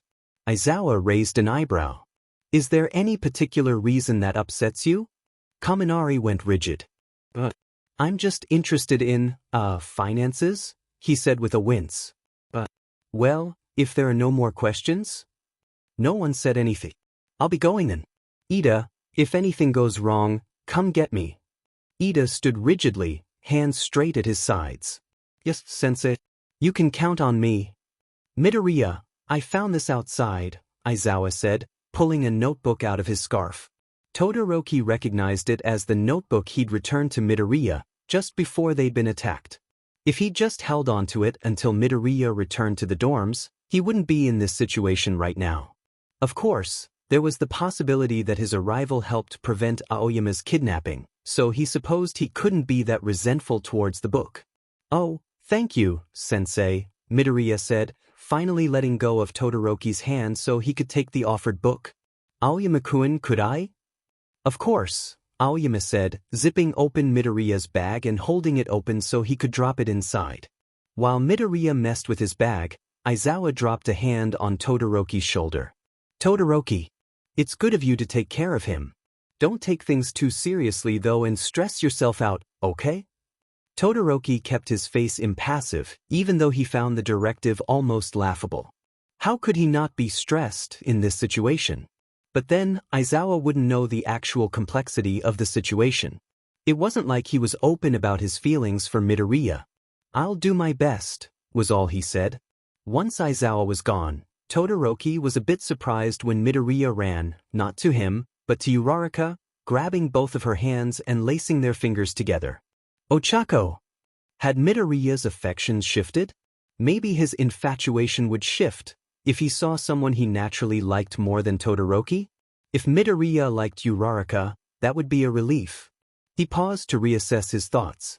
Actually, Midoriya liking Uraraka sounded like a miserable situation. I kissed Shouto. Midoriya shouted. Most of his classmates turned to look at him. He'd made assumptions too quickly, it seemed. Oh yeah, Uraraka said, smiling nervously. Midoriya leaned forward, placing their faces close together. Then, in a stage whisper loud enough for the entire room to hear, he said, his lips are half hot and half cold. Todoroki touched his lips. Was that a bad thing or a good thing? He'd never thought about it before. This time, Uraraka seemed to meet his enthusiasm, nervousness gone. Wah, no way. You always, suddenly she seemed nervous again. You always heard other people wondering about that. She laughed, but it was stiff and awkward. And now you know. And so do I. And everyone else. Wow. Good. So, are we not going to talk about the beer? Shiro asked. Ida pushed up his glasses. I actually would like to talk about the beer. Never in my life have I ever. Never mind, never mind. I don't want to talk about the beer. While Ida continued his lecture, Bakugu pushed his way through the crowd. When he got to Uraraka and Midoriya, he gripped Uraraka's shoulder and pulled them apart, moving in until he was close enough to grab the collar of Midoriya's shirt. Listen up, Deku, 'cause I'm only going to say this one effing time. I don't care if you're sick, or infatuated, or whatever. Stay out of my way, and don't go making out with the half and half BSRD while I'm around. I don't need to see that sheet. Got it, he snapped, giving Midoriya a rough shake. For his part, Midoriya didn't seem all that affected. But Kaken, if I'm kissing Shouto, how will I notice if you're in the room? That's a bold response, someone whispered. Everyone notices when I'm in a room. Bakugo shouted in Midoriya's face. Just don't do anything to bother me. While he was yelling, Todoroki walked over. Once he was close enough, he placed his hand over Bakugo's. Bakugo, that's enough. Who asked you? He said. He did let go of Midoriya's shirt, but only to smack Todoroki's hand away.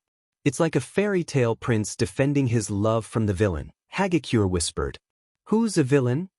Bakugo spat, palms crackling as he turned towards his classmates.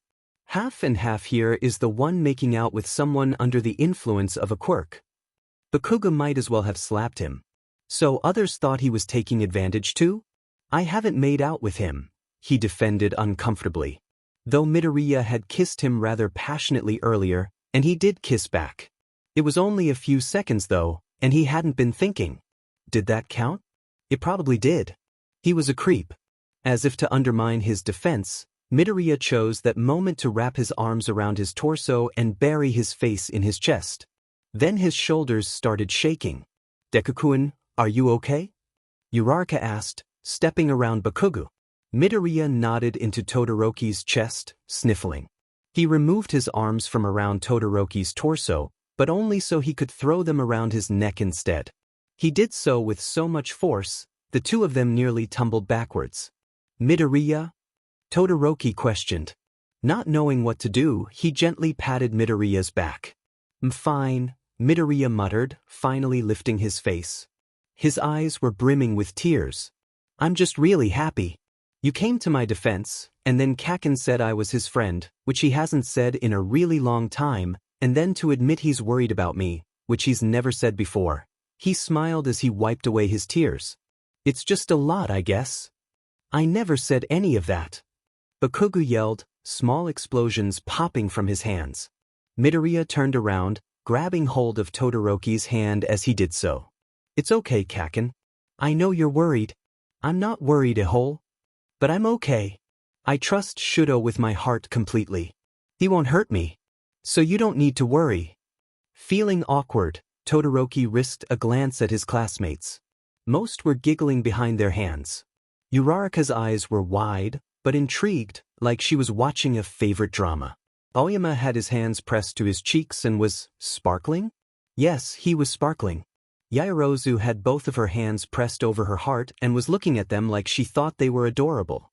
Honestly, that kind of felt like a betrayal. This is the exact sheet I was talking about, Bakugo growled.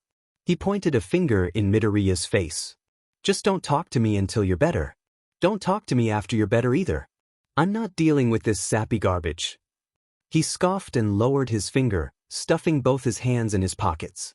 Shitty Deku, always fa things up. Stay out of my way. That said, he turned and stomped out of the room, heading towards the elevator.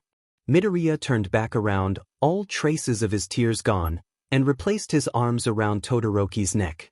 One hand started playing with the hair at the nape of his neck and Todoroki's skin broke out in gooseflesh. He hoped no one noticed. You don't have to worry about Kaken, Midoriya said.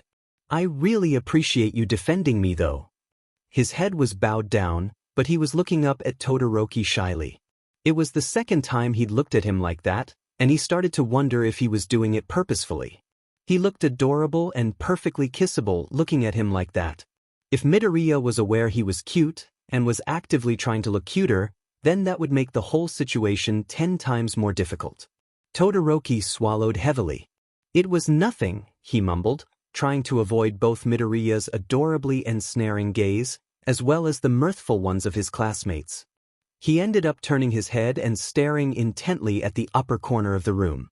It worked out well for him, because his head was turned and angled slightly upwards. When Midoriya leaned in for a kiss, he couldn't reach his lips. He ended up kissing his jaw instead.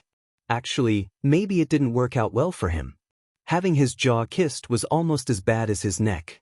He focused all of his energy on not catching fire again. He didn't want to set off the sprinkler system.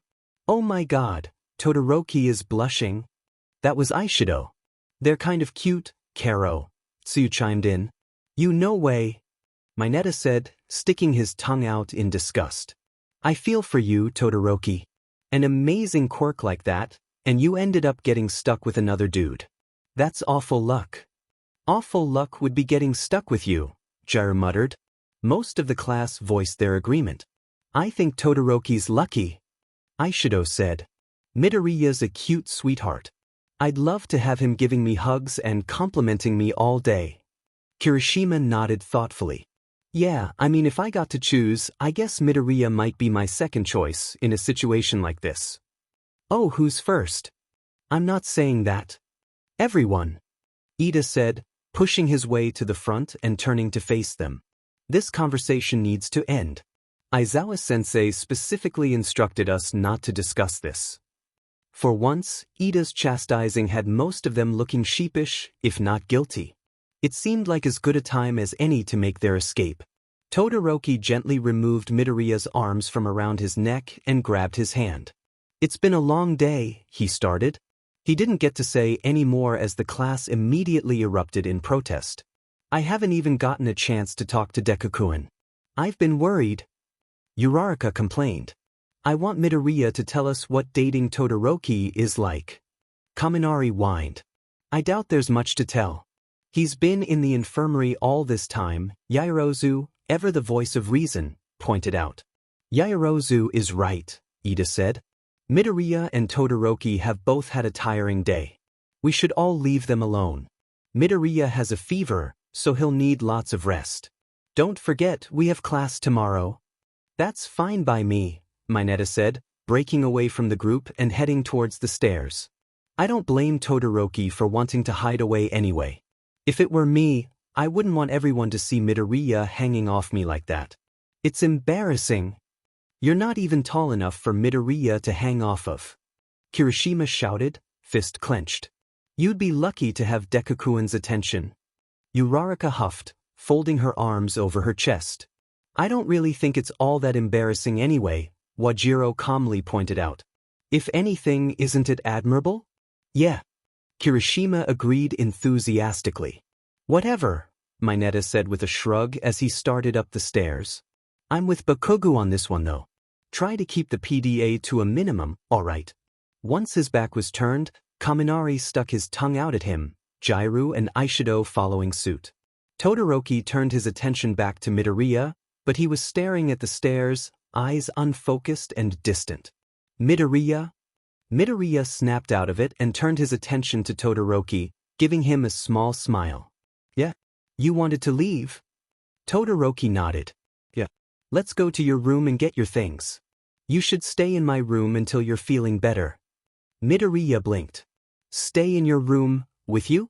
Todoroki raised an eyebrow, his lips twitching upwards just a bit. I figured. I'm not sure where else I would go. Is that okay? If you're opposed. He didn't really know what he'd do if Midoriya didn't want to share a room. Recovery girl said they needed to, or else his fever would spike. Midoriya waved his free hand rapidly in front of him. No, that's fine. Staying in your room, that sounds really, He looked down, his face rapidly becoming redder. Great. Staying with you, I in your room. I mean sharing your room. Midoriya seemed a little flustered, Todoroki thought. It was odd. Sharing a room made him flustered, but kissing in public didn't? What a strange quirk. Let's go then, he said, lightly tugging on Midoriya's hand and leading him towards the stairs. Midoriya trailed after him, turning back to look at Uraraka. Oh my god, Midoriya silently mouthed to her, not seeming to notice or care that the rest of the class was watching him. Oh my god.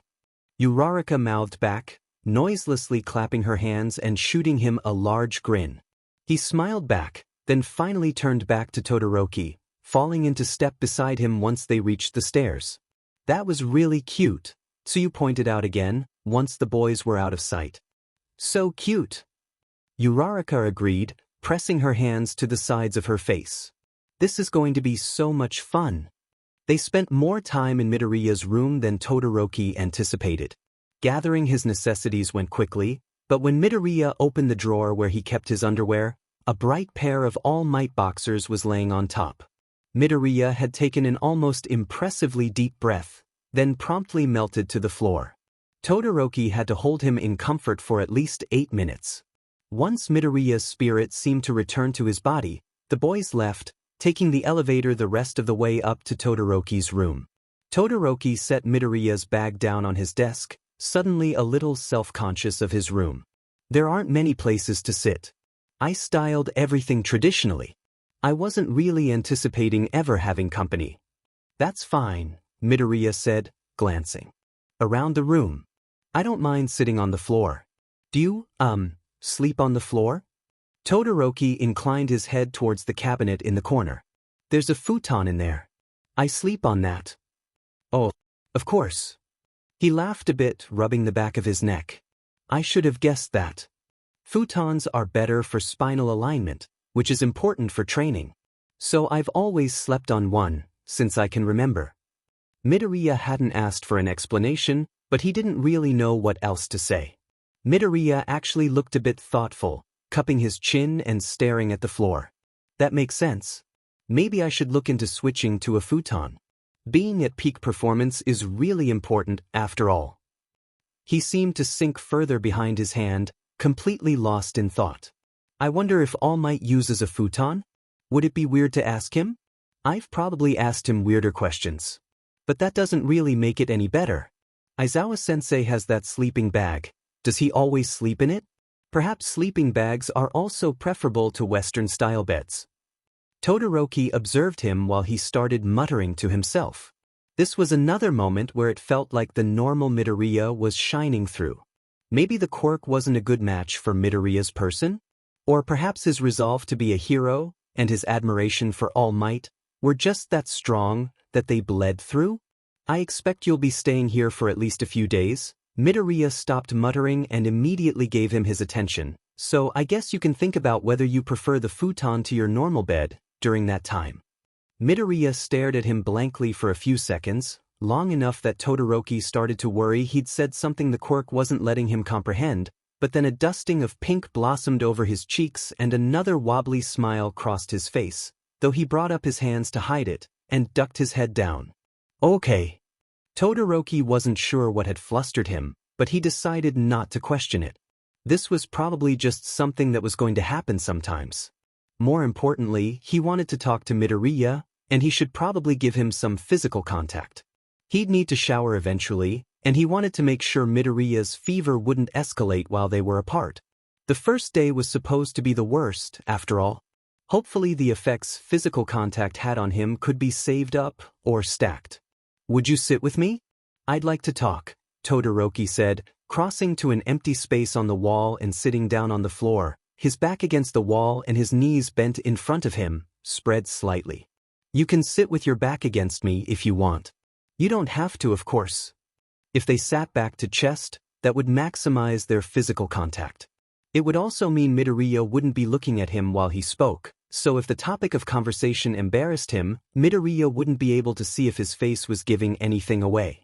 I want to, Midoriya said, so quickly Todoroki almost missed what he'd said. He stepped closer, then dropped to his hands and knees, which, honestly, didn't seem entirely necessary, and crawled the remaining feet, absolutely not necessary, to Todoroki, before positioning himself between his legs, okay, so maybe this was a bad idea, and shifting until he was nestled comfortably against him. Todoroki could easily press his face into Midoriya's hair, so he did. His hair was soft, and smelled like generic soap, probably from the shampoo in the infirmary. Not knowing what to do with his hands, and seeking to maximize their physical contact, he wrapped his arms around Midoriya's middle, holding him to his chest. He thought it might have been nice, had Midoriya actually consented to be held like this. In this case, only the quirk had consented. It made him feel a little nauseous. But that was why this conversation had to happen as soon as possible. Midoriya? Midoriya hummed in response, grabbing one of Todoroki's hands and massaging the palm. Well, that was distracting. Todoroki cleared his throat. I wanted to talk to you about setting some boundaries. Boundaries? Midoriya echoed, sounding preoccupied. Yes. In terms of how affectionate we are with each other. Midoriya stayed silent, so he continued. I think we should, what was a good way of putting it? Something that wouldn't hurt him? Slow down. Midoriya stopped massaging his palm, though he still held onto his hand. Slow down what? Todoroki turned so his cheek was pressed against the back of Midoriya's head. He felt cowardly, but he was grateful he could hide his face. What was the least embarrassing way of explaining this? Us, I guess. Again, Midoriya remained silent. What I mean by that is, I guess kissing. Especially in public. You don't like kissing in public?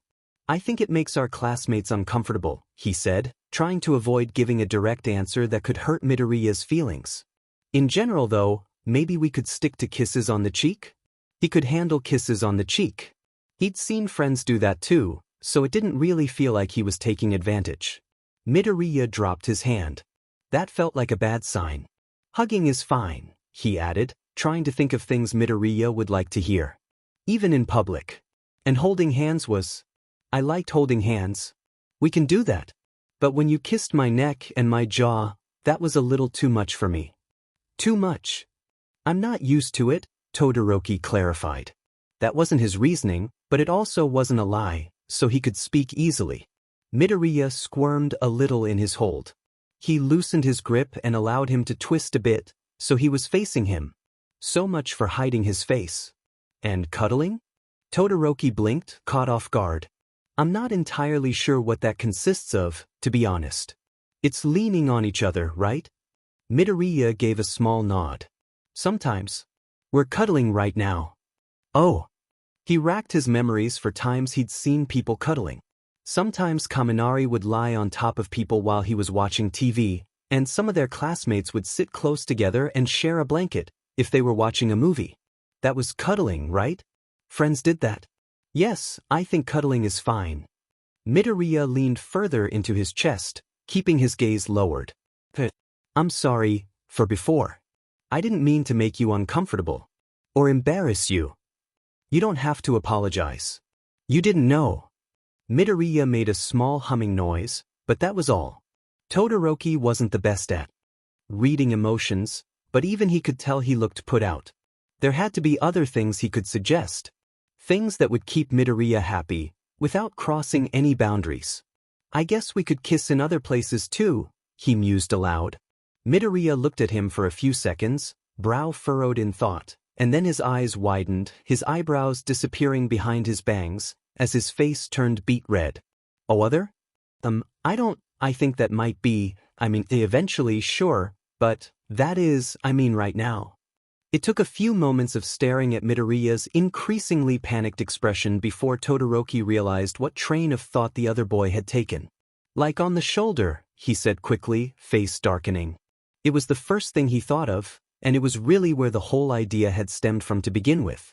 When walking side by side, Midoriya was at a good height to rest his head on his shoulder, or to press a kiss to it. It was something he'd thought about before. Oh, Midoriya said, letting out a rush of breath. I thought, never mind. He turned his face to the side, pressing his cheek against Todoroki's shoulder. He stared at it for a moment in consideration, then pulled back just a bit and softly pressed a kiss to it, the heat of his lips leaving behind a tingling sensation, despite the thin layer of fabric separating their skin. Like that? Todoroki glanced away, flustered. That's fine. Alone or in public? I think maybe hands would be fine too. Hands. Todoroki nodded and gently took Midoriya's hand, the one he'd damaged during the sports festival. He rubbed a thumb over one of the scars, then brought it up to his mouth and pressed a lingering kiss against the knuckles. This he was a little familiar with. He remembered going to the ballet a few times with his family when he was a child. His dad thought it was the kind of classy thing a family like theirs should do occasionally, even if he hated ballet, though he did seem to enjoy criticizing the ballerinas for their frail frames. In at least a couple of the performances he remembered, a prince would kiss a girl on her hand. He wasn't a prince and Midoriya wasn't a girl, but he figured a kiss was a kiss. He lowered Midoriya's hand and looked at his face, to try to gauge his response. Like that, he said. Once his hand was free, Midoriya covered his face with both hands, making a small whining noise. Well, DMN. He thought he'd be happy with that. Maybe it really was a girl thing? Or a prince thing? That didn't make sense, but then, what about romance did? Was that not okay? He asked. Midoriya shook his head back and forth. He kept his hands over his face, but parted his palms, so just his mouth and part of his nose were showing. No, it was really okay. Better than. Todoroki smiled despite himself.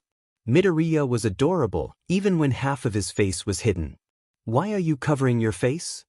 Midoriya shook his head again. I just need a second. Todoroki still didn't really understand, but he could sympathize with needing a second, or more. He'd been feeling that way pretty much since this whole thing started. Okay, he said, threading his fingers through Midoriya's hair and guiding him gently towards him, so Midoriya was leaning against him.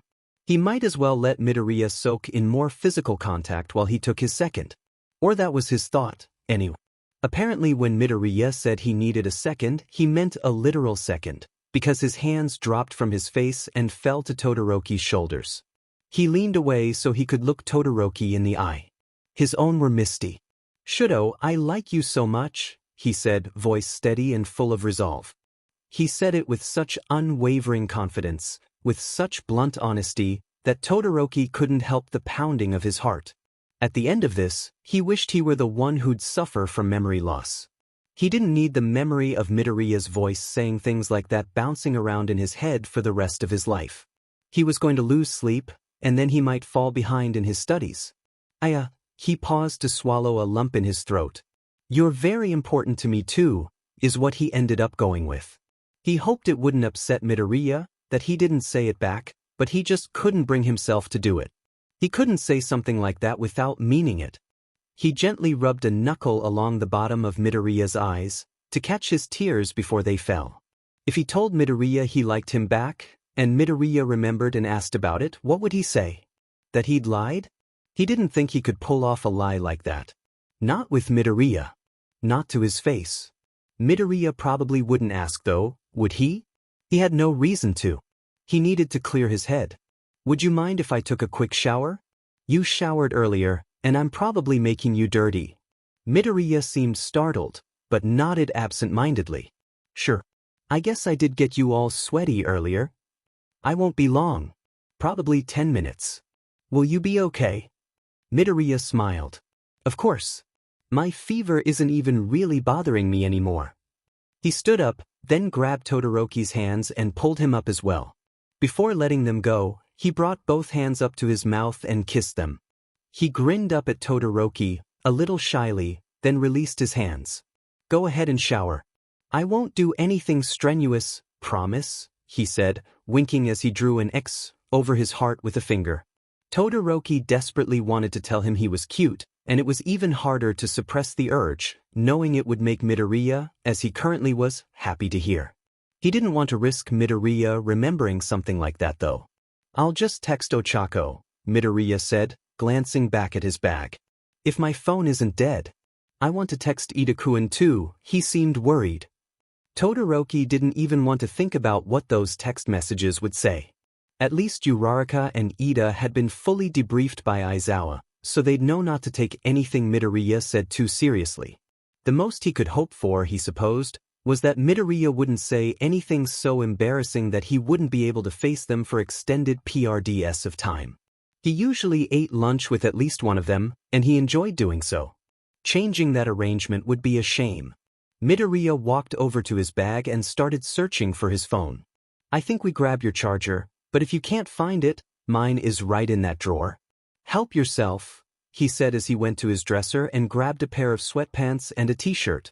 Midoriya thanked him and Todoroki paused, stopping in front of him and placing the back of his hand against his forehead. Midoriya cast his gaze to his feet, smiling slightly. I'm fine, Shouto. Are you worried? Yeah, Todoroki answered, without missing a beat. He removed his hand. Midoriya was warm, but definitely less so than before. If he had to guess, he'd probably say he was barely feverish. It's kind of nice, Midoriya muttered softly. Having a fever? Midoriya laughed and shook his head. No, don't worry about it. Or me. Go shower. Todoroki nodded and headed to his bathroom.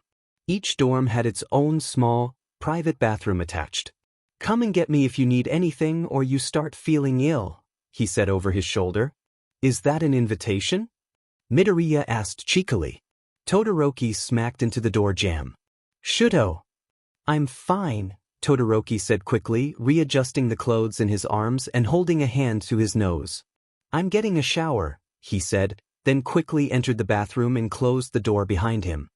When Todoroki got out of the shower, Midoriya was lying on his back on the floor, holding his phone in front of his face. He laughed lightly at something on the screen. "Does Ida still seem worried?" Todoroki asked, because he wasn't sure what else to say, as he approached Midoriya and knelt down next to him. Midoriya tapped something out on his screen. "Yeah, he said he was going out to buy me juice and vegetables. Also salmon? I told him not to, 'cause he shouldn't spend his money on me, but I don't know if he listened. Ochako said she'd go with him and help him cook, but I don't want that either. I'm sure they both have better things to do than worry over me, you know," he said, finally looking away from his phone to glance at Todoroki. They locked eyes and then Midoriya immediately dropped his phone on his face. Todoroki laughed, unable to help himself. "Are you okay?" he asked as he plucked the phone off of Midoriya's face. Midoriya pouted up at him. "Yeah," he muttered, sitting up in a cross-legged position and rubbing his nose. "That was your fault," he grumbled, still pouting. Todoroki handed him his phone back, shifting to mirror his position. "How so?" "'Cause you're handsome and it's distracting," Midoriya said, grabbing Todoroki's face with one hand and squeezing his cheeks so that his lips puckered. "You're even handsome like this." Todoroki pulled Midoriya's hands away, holding on to them to keep them still. It was bad enough that Midoriya could surely see that he was blushing. He didn't need to feel it too. Honestly, it was starting to aggravate him. Midoriya had complimented him several times already, and he felt like he'd blushed every time. Wasn't he going to get used to it eventually? Stupid body. Stupid emotions. "I still don't see how that's my fault," Todoroki said. "I didn't pick my face." Midoriya leaned back a bit, looking at the ceiling. I guess that's a fair argument. You don't look much like your dad, so I guess it's your mom's fault then?" "I've never seen your mom before," he mused. He looked back at Todoroki, raking his eyes over his features. "She must be really beautiful. I'll be sure to complain to her about how distracting her handsome son is," he said, laughing. "I'm looking forward to meeting her. We'll have to go to the hospital together sometime." Midoriya paused and grew thoughtful, unconsciously shuffling forward a bit so his kneecaps were touching Todoroki's. "I hope she's able to leave the hospital soon. At least before the wedding. It's really important that she be there, I think." Todoroki barely heard half of what he'd said. He felt like his breath had been stolen away. "What? What?" Midoriya said with a start, shoulders hunching in surprise, as if he'd forgotten Todoroki was there. "You don't think I look like my dad?" Midoriya's shoulders relaxed. "Oh, no, not really. I mean, I guess you got half his hair color and half his eye color. As far as genetics go though, I feel like that's not a lot. I mean, I have my mom's hair color, but it's curly, like my dad's.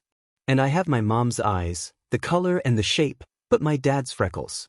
And Mom says I get my height from her. I don't really remember how tall my dad is, but she says I get my nose from my dad. So I guess I'm a fairly even mix of the two, though people have always told me I look like my mom, so I guess I favor her side a little. Which is nice," he said, looking thoughtful again. He looked at Todoroki, scanning over his face again, then smiled gently. "When I look at you though, I don't really see endeavor. Your face is shaped differently, and your hair is straighter and smoother than his.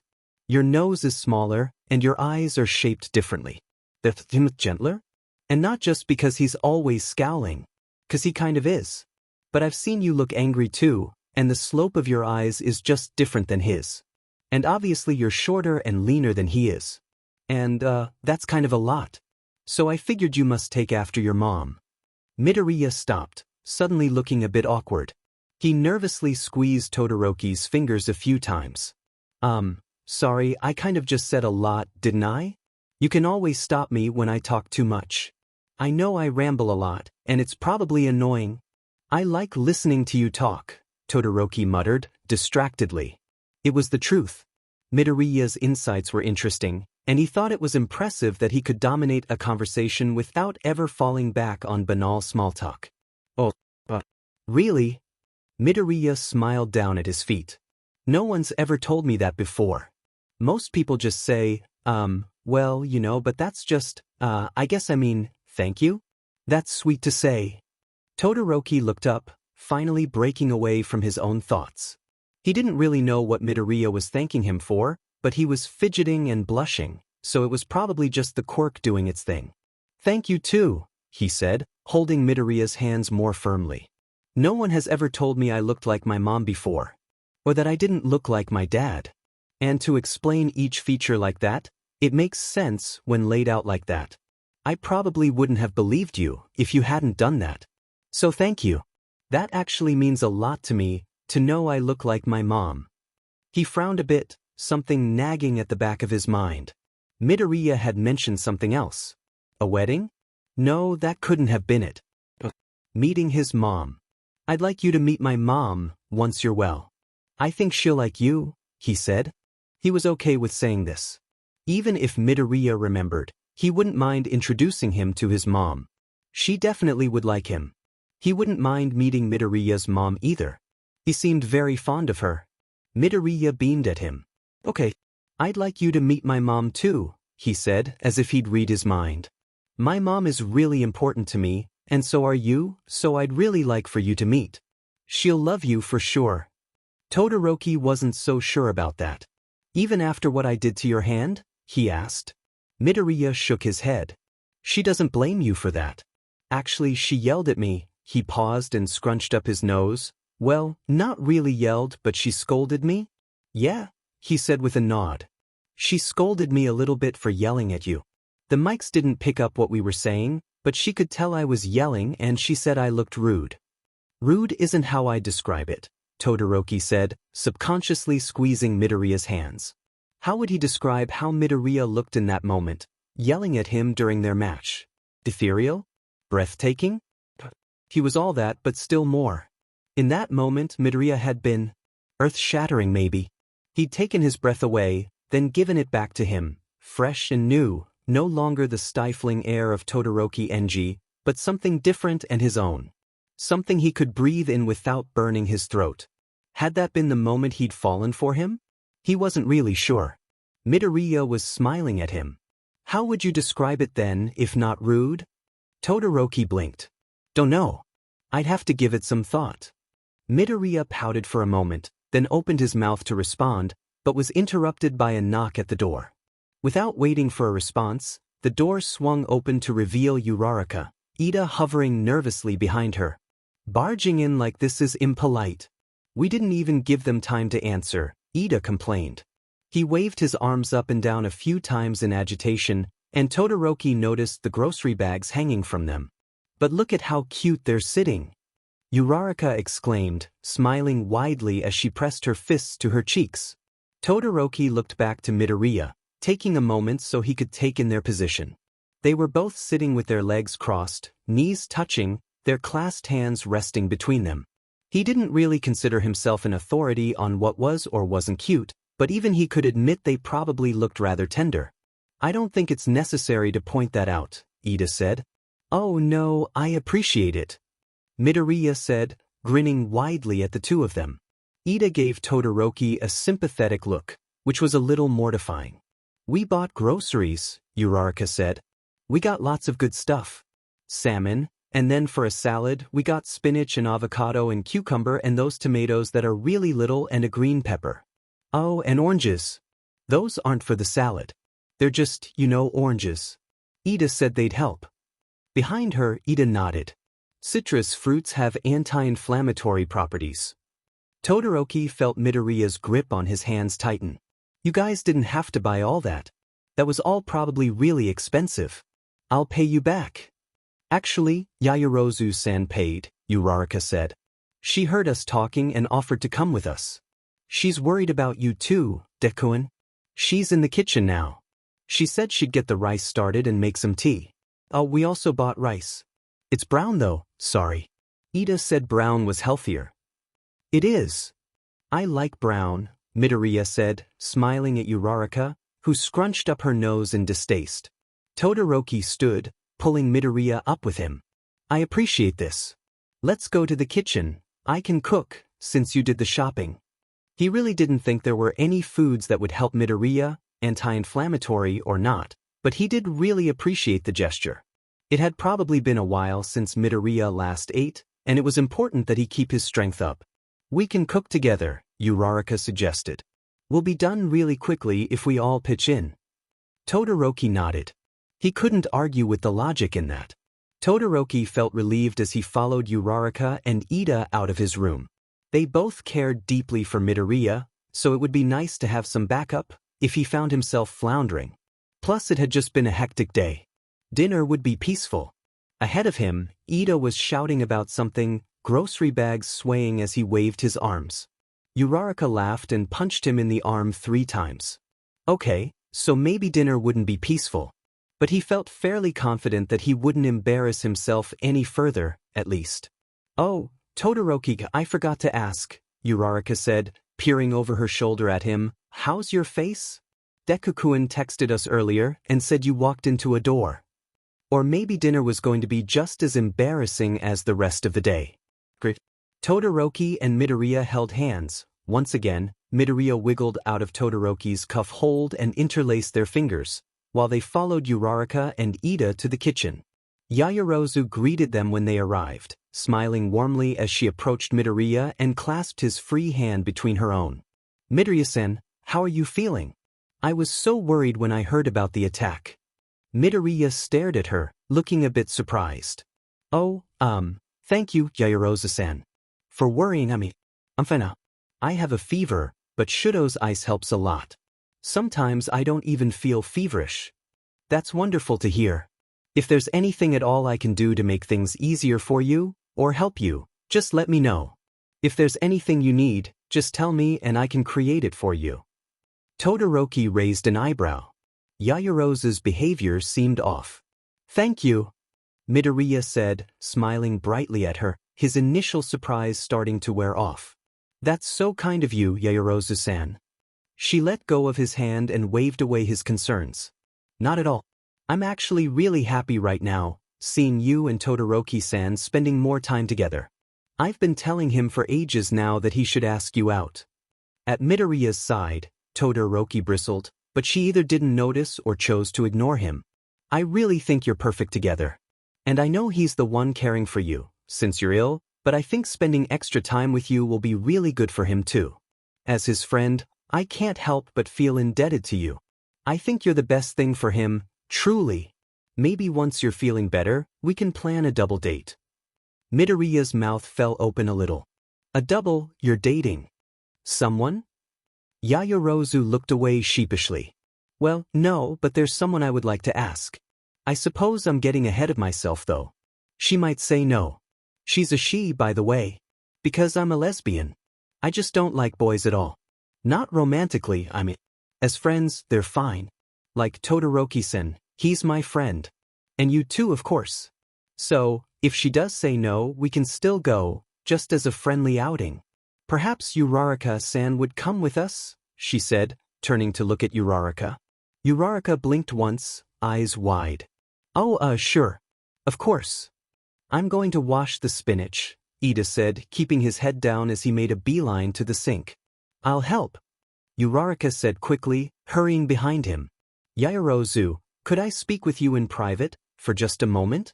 Todoroki asked. Yaoyorozu smiled nervously. You and Midoriya-san want to speak with me? Certainly. Let's just go into the other room, then. Just you and me. It'll only take a second. Yaoyorozu's eyes flicked over the Midoriya.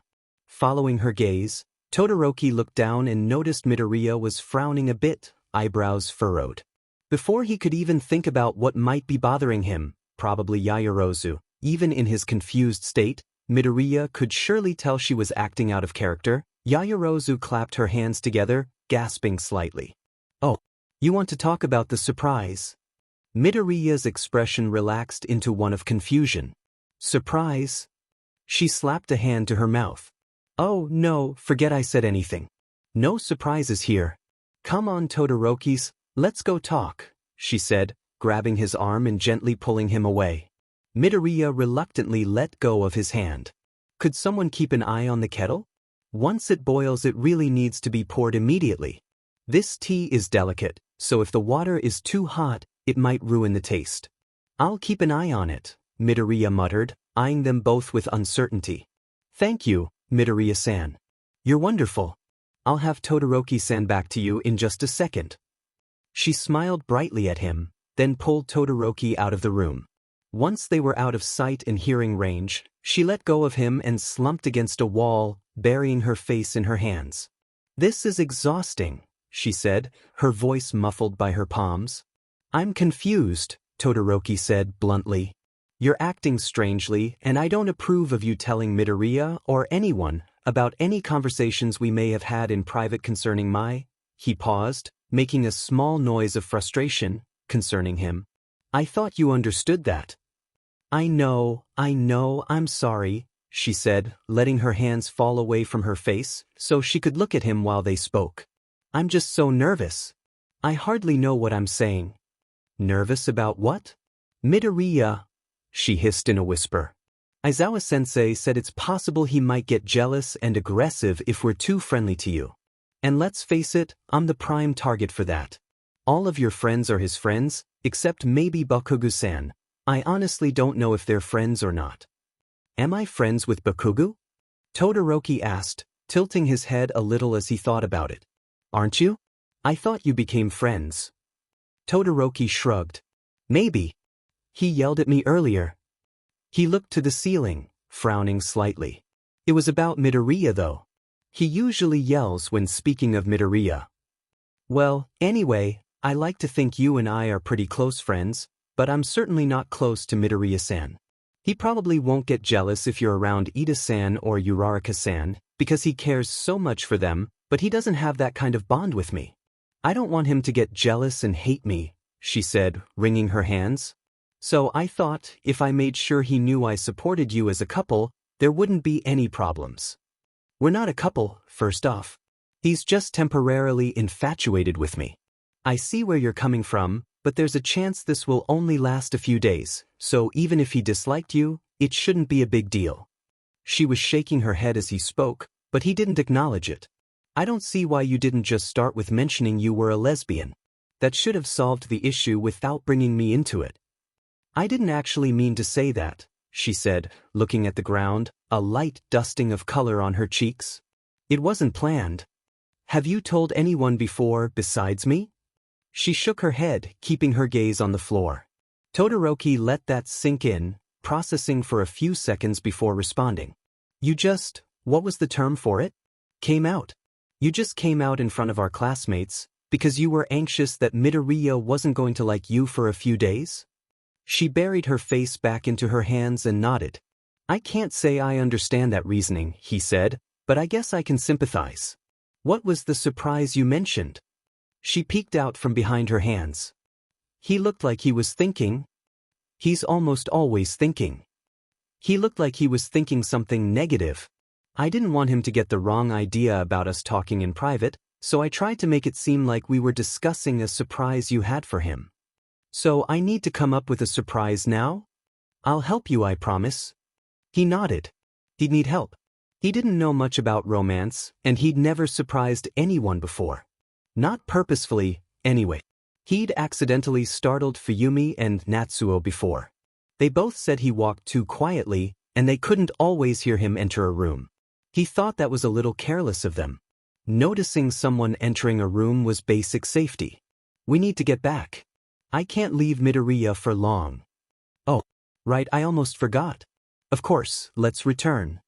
When they returned, Ida was cooking the salmon while Uraraka was cutting a pepper and Midoriya was pouring the last cup of tea on one of the nearby tables. He perked up when they entered the room. Shouto, this one is yours, he said, smiling as he gestured to a cup. I know you usually put a little bit of honey in your tea, so I went ahead and added some. I hope you don't mind. He put the teapot down and walked over to him. Once he was in front of him, he started fiddling with Todoroki's shirt, smoothing down imaginary wrinkles and brushing off non-existent lint. Todoroki glanced at Yaoyorozu, hoping for some kind of clue as to what was happening, but she simply smiled at him, biting her bottom lip in that way people did when they were trying not to laugh. He felt like the idea that his classmates weren't going to be helpful during this ordeal was gaining traction. He pulled his attention back to Midoriya. "How did you know I put honey in my tea?" he asked, genuinely curious. Midoriya shrugged. "I just noticed." He hadn't had any tea since the Quirk incident, so Midoriya must have noticed before he was even focused on him. When he thought about it though, that wasn't really surprising. "You're really perceptive," Todoroki remarked. The way he analyzed quirks was testament to that. Noticing the small habits of his classmates was probably second nature to someone like Midoriya. "About some things, I guess," Midoriya responded, giving him a small smile. "Come on, let's help with dinner." He was supposed to be doing most of the work. Ida wouldn't step away from the salmon. He was wearing an apron that said, "hot and spicy, and the food is pretty good too." It was adorned with little chili peppers. When he caught Todoroki looking at it, he became flustered and insisted that it was the only apron he could find in the kitchen. The rice was already in the rice cooker, and nearly finished, so the only thing left to do was to help with the salad. Yurika paused in her motions and slid a cucumber and avocado toward Todoroki. "Can you two cut these? I think Ida-kun is just about done, so once we finish chopping these, we'll pretty much be ready to eat." "I can do both," Todoroki said to Midoriya, taking the knife Uraraka passed him. "You should sit down and rest." "I'm fine. It's just a cucumber," Midoriya said, plucking the knife out of Todoroki's hand. "I can't promise even slices though. In elementary school, Kaken would always yell at me when we were in the same group for cooking assignments." He smiled a little, as if the memory of getting yelled at was fond, and began slicing the vegetable.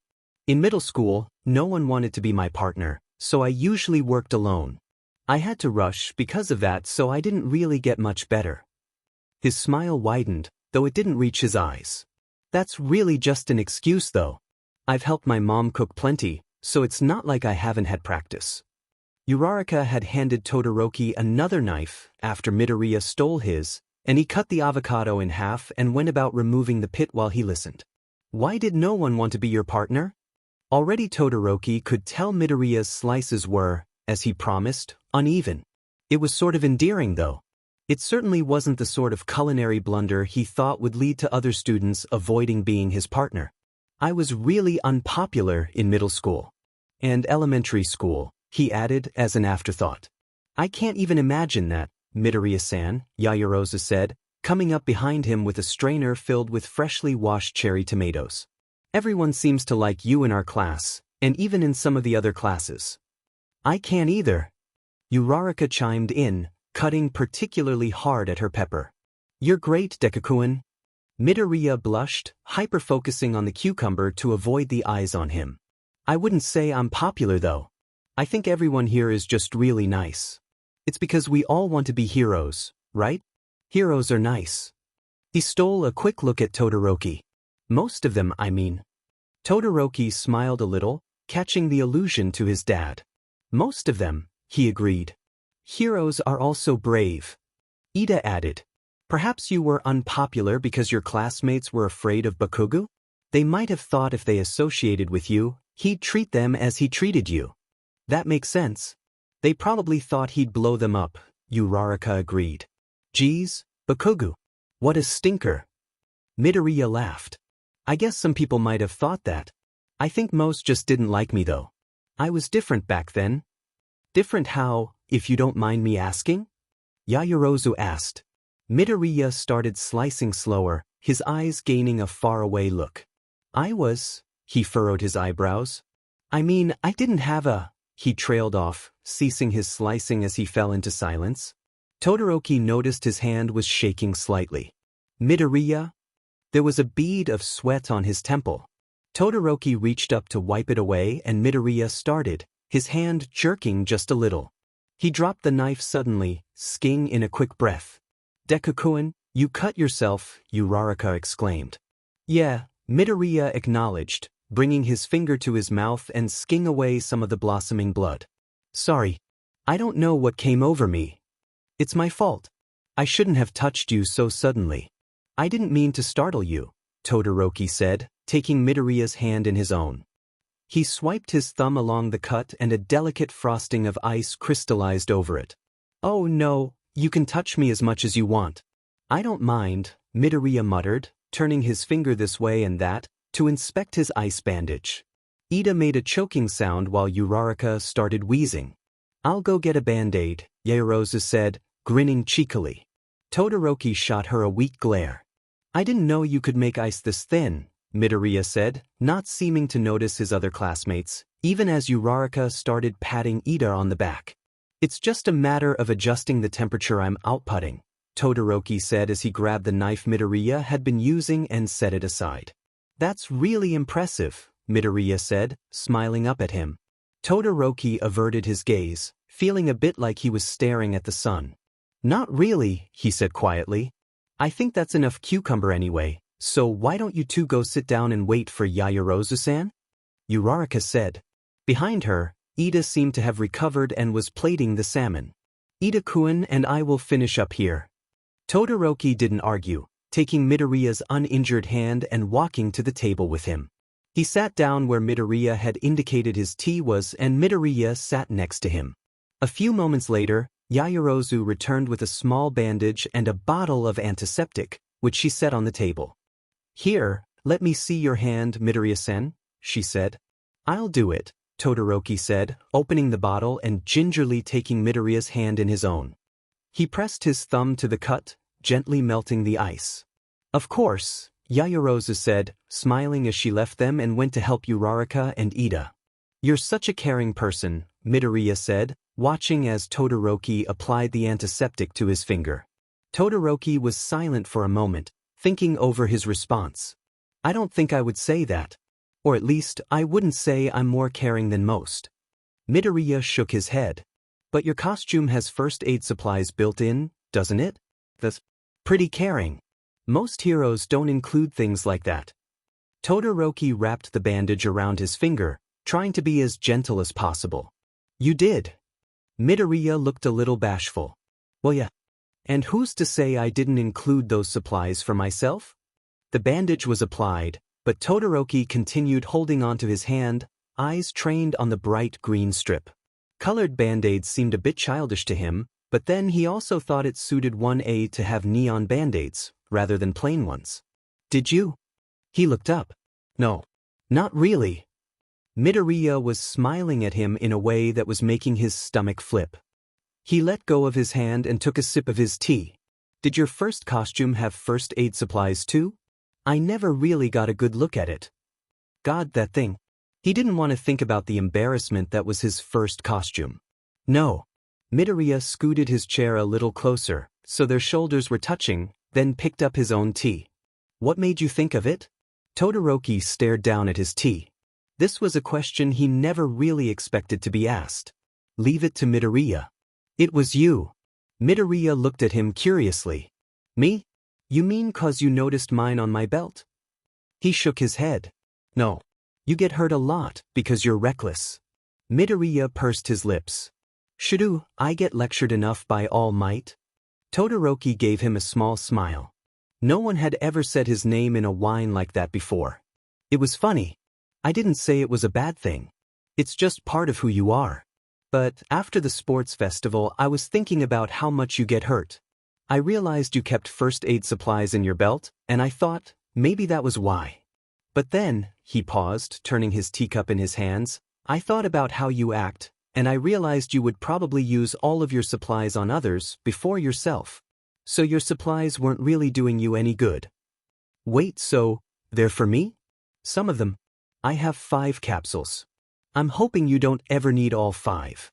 In the back of his mind, he heard the distant voices of children chanting, 5 PP man. I might change the design though so they aren't capsules, he said, sighing quietly. Midoriya turned in his seat to better face him.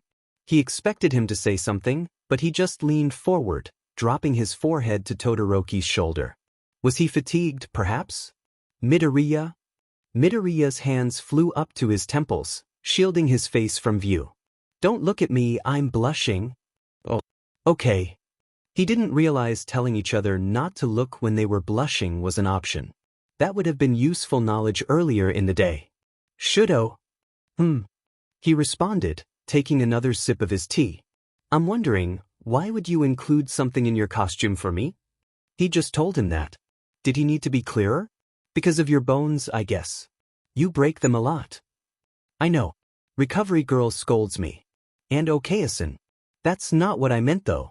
I mean, does your costume have components to help any of our other classmates? Oh, no, it doesn't. Midoriya repositioned himself, moving his hands so they were cupped around Todoroki's shoulder, so he could peek over them. Positioned this way, he could look at Todoroki while still keeping most of his face hidden. So. Todoroki looked back at him. So. Midoriya's eyebrows dipped a little, and even without seeing his mouth, Todoroki could tell he was pouting at him. So, why me? Did you maybe, Midoriya's ears were getting red, but Todoroki decided not to point that out to him. Did I what? Midoriya cleared his throat. Did you like me back then maybe? Todoroki had heard people talk about minds coming to a screeching halt before. He'd heard his peers say similar things before. Once in a blue moon, a newscaster said something to that effect when something unbelievable happened. He'd always thought it was a hyperbolic phrase. Yet, at that moment, his mind most certainly felt halted. He felt like a computer that was rebooting. His silence seemed to fluster Midoriya. I know after the sports festival is when we became friends, or at least, I think so.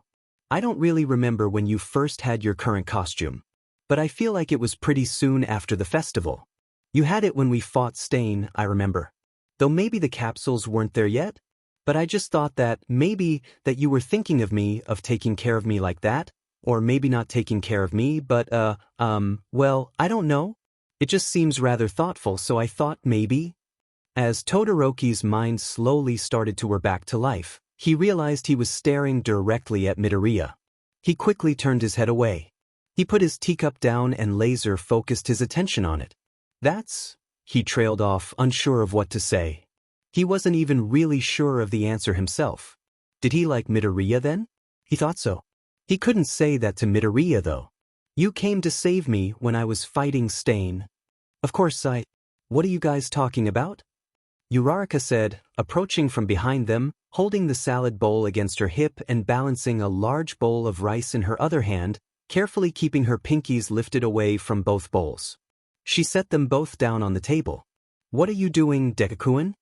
Hiding, Midoriya answered. How come? She asked as she took a seat across from him. Shouto said something endearing. She raised an eyebrow, glancing at Todoroki. Endearing enough to require recovery time? Midoriya nodded into his shoulder and Uraraka laughed.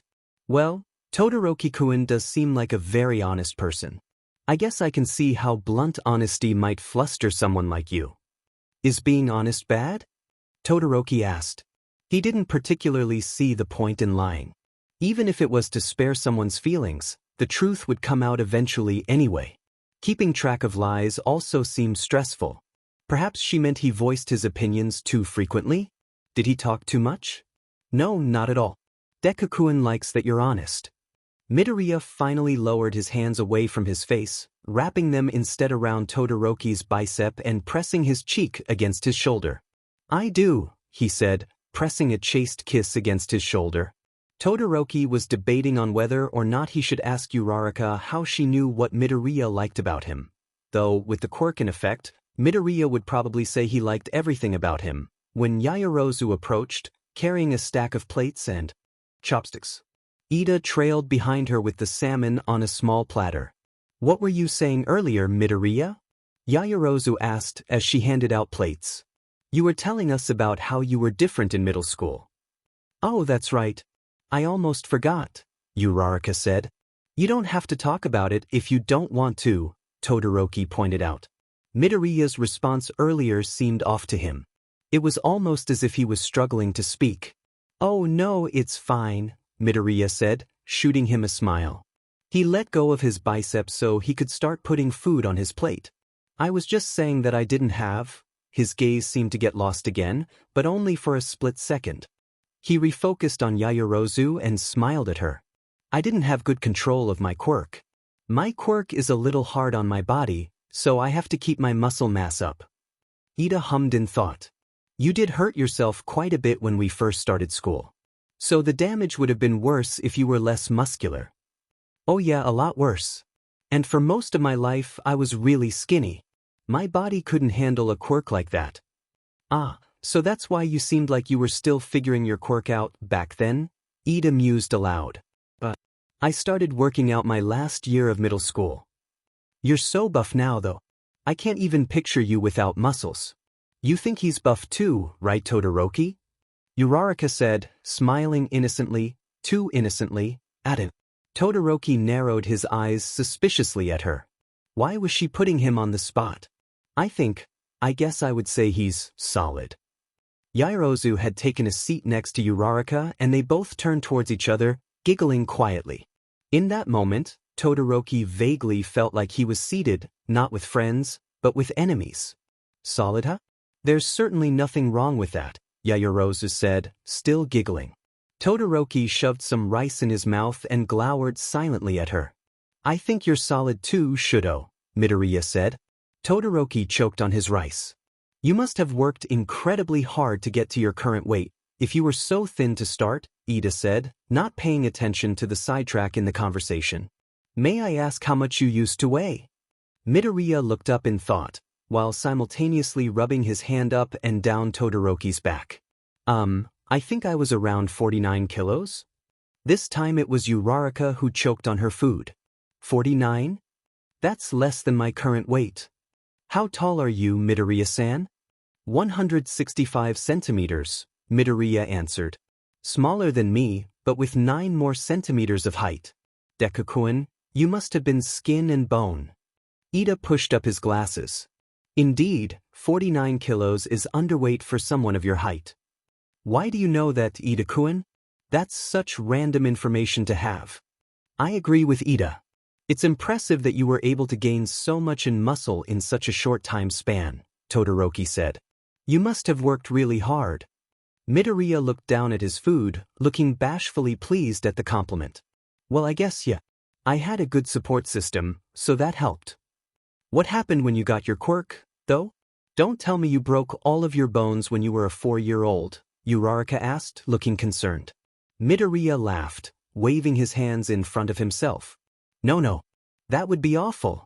I actually didn't realize I had a quirk for a long time, so I was fine. You didn't realize? Todoroki asked. Is that why Bakugo was surprised when you used it during the fitness test? Oh, yeah, I forgot about that. He'd never seen me use it before. Is your quirk perhaps conditional, then? Yaoyorozu asked.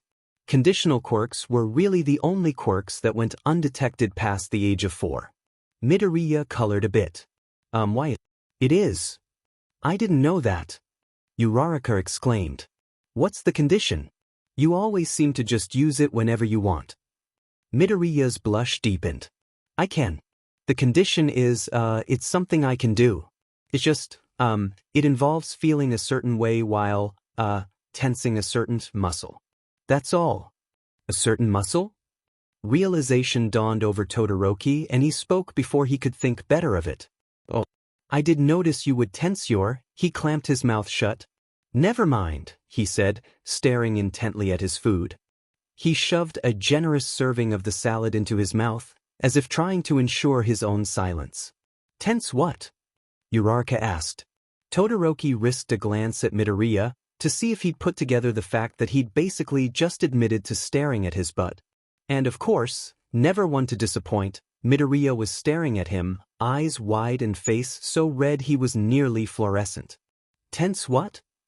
Uraraka asked again, eyes flicking between the two of them. You noticed? Midoriya squeaked out. Todoroki, keeping his eyes averted from Midoriya, shoved some salmon into his mouth, despite the fact that he was still chewing spinach. It's your butt, isn't it? Uraraka whispered, leaning closer to them and narrowing her eyes. Next to Midoriya, Ida spit out his tea, while Yaoyorozu clapped her hands over her mouth, eyes wide. Uraraka-kun. That's none of our business. Ida reprimanded as he hastily cleaned up the mess he'd made. Midoriya put his hands up, both shielding his face and making a barrier between himself and Uraraka. It's my legs. My calves. Todoroki glanced at Midoriya again and found him staring at him from behind his hand barrier. There was something akin to wonder in his gaze, mixed in with the mortification. Todoroki put another piece of salmon in his mouth. Uraraka leaned back slowly, eyeing them both with suspicion. Your calves. Well, next time you activate your quirk, mister, you can bet that I'll be watching. And I won't be watching your calves, that's for sure, she said dryly. Uraraka-kun, please, this is harassment. Is not. We're his best friends, Ida-kun. We have privileges. You can look too, you know. Please don't, Midoriya said, pushing his plate aside so he could drop his head to the table. You have my word, Midoriya-kun. I promise I will not stare at your posterior. Midoriya groaned. Your loss, Uraraka said as she drank some of her tea. You can appreciate a friend's but without coveting it. That's what I always say. You always say that? Always. The salmon is really well seasoned, Todoroki said, finally swallowing his food. Thank you, Todoroki-kun. Smooth subject change, Uraraka muttered. I agree. It's good, Ida-kun, Midoriya said through a yawn as he picked his head up off the table and dragged his plate back towards himself. You look tired, Midoriya-san, Yaoyorozu said, watching him sympathetically.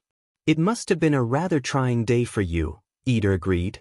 I'm fine, he said, giving a reassuring smile. Once you're done eating, why don't you and Todoroki-san go to bed? We can handle the dishes, Yaoyorozu said. That's right. We'll put your name on the leftovers, Deku-kun. There's juice in the fridge for you too.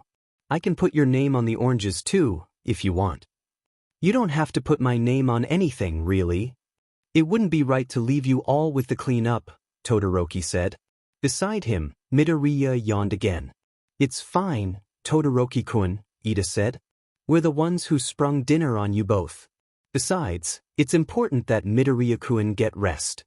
I'm fine, Midoriya repeated, putting down his chopsticks and leaning against Todoroki.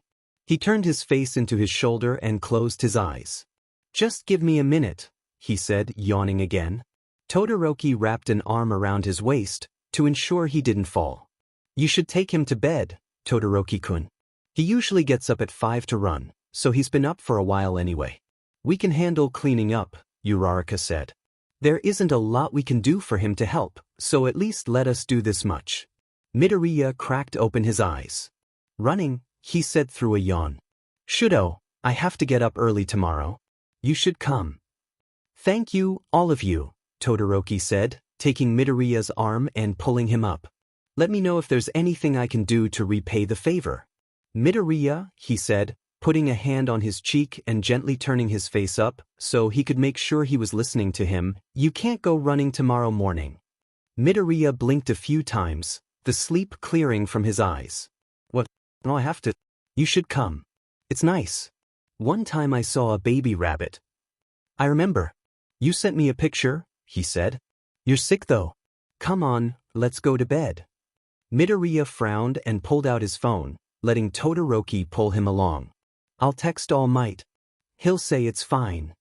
You and All Might text? Sometimes, he said, tapping away at his phone, trusting Todoroki to guide him as they walked. I sent him a picture of the rabbit too, that one time. I just sent him the rabbit though. I sent you a selfie. Setting the notion that Midoriya was apparently regularly texting All Might aside for now, Todoroki focused on the information that he'd texted them separate pictures. Why didn't you just send us the same picture? Taking two probably interrupted your run. Midoriya put his phone back in his pocket as they stepped into the elevator. Just a little. I guess I just wanted to send you a selfie. I was wondering what you'd say. An uncomfortable dread filled his stomach. What did I say? Nothing, Midoriya said, laughing uneasily. Todoroki winced. He had a feeling that was the case. I'm sorry. I'm not the best with texting. I don't always know what to say. It's fine. It wasn't a good picture anyway. I'm sure I looked gross from running. I shouldn't have sent it. The elevator dinged and they stepped out. I thought it was a good picture. I was glad you sent it. I saved it, he admitted as he crossed to his bedroom door and opened it. Midoriya followed him inside. You saved it? Todoroki's feeling of dread started to increase. Yeah. Is that bad? Midoriya shook his head. No, not at all. I'd save a selfie too, if you sent me one. I'm just surprised, he said, ducking his head down and smiling to himself. It was a good picture, Todoroki repeated. I like it when you send me pictures. Midoriya had sent him exactly 3 selfies since they'd become friends, and he'd saved them all. He'd also sent him pictures of random things. Once he'd sent him a picture of bootleg All Might and Endeavor action figures he'd found in a store. They were very poorly made. He'd texted some Might and Endeavor along with the photo, which he thought was funny. Midoriya let the subject drop and they both started getting ready for bed. While Midoriya was brushing his teeth, All Might evidently texted him back, which was still a little mind-boggling. Midoriya made a noise of frustration, then spit out his toothpaste and grumbled an unfair while he tapped away at his phone, so Todoroki assumed All Might had told him he wasn't allowed to run. Changed into a plain white t-shirt and boxers, Midoriya set his phone down on Todoroki's desk before sitting down on the futon, which Todoroki had unfolded while Midoriya was brushing his teeth. What side do you usually sleep on? Midoriya asked. Todoroki thought about it. I think I'm usually pretty close to the middle. Sometimes I wake up on the left side though, he answered as he pulled his extra duvet, kept for the winter, out of the closet and deposited it on the floor next to the futon. Midoriya scooted back a bit, so he was seated on the right side of the futon. Have you ever thought about whether you'd prefer being the big or little spoon before? Todoroki dropped his pillow on the floor. Spoon? Yeah. When I was a little younger, I think I assumed I'd be the big spoon. But once I actually thought about it a bit, I thought being the little spoon sounded sort of nice too. I've never actually done it though. Both ways are probably nice, I think. Todoroki had no idea what he was talking about. I'm not sure I follow, he said as he got on the floor and started arranging his duvet. It was large enough that he could fold it in half and essentially create a makeshift sleeping bag. What does it mean to be a spoon? What are you doing? Midoriya asked, ignoring his question. Todoroki sat down atop the duvet, keeping the top half folded down. Getting ready for bed? Should I turn the light off now? He said, already reaching up for the lamp on his desk. Midoriya started tapping his thumbs together. I thought that we can share the futon, can't we? You don't have to sleep on the floor. I don't mind, he said as he switched the light off. You'll probably sleep more comfortably, with more room to yourself. But... He waited for him to continue, but he remained silent. Eventually he shifted into a lying position, pulling the covers over his body. Todoroki did the same. Is everything okay?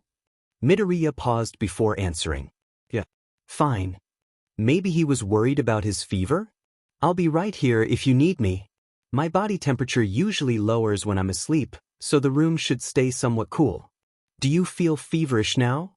In the dark, Todoroki saw Midoriya turn so he was lying on his stomach, then wrap his arms around his pillow. I feel fine. Todoroki felt uneasy. Something seemed wrong, but he didn't know what.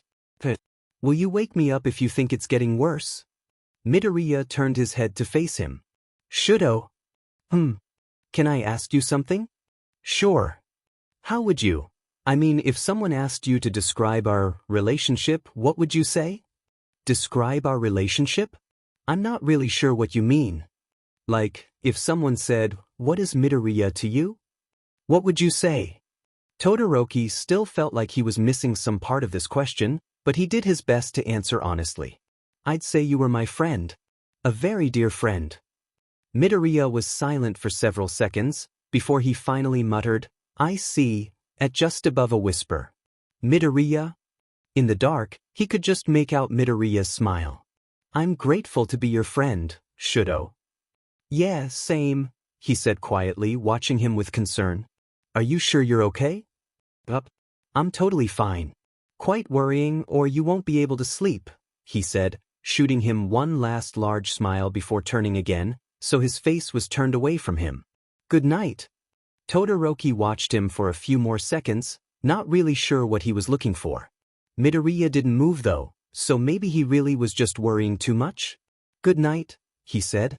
When Todoroki woke up, it wasn't to his alarm, but to something else. A sort of deep, stuttering sound.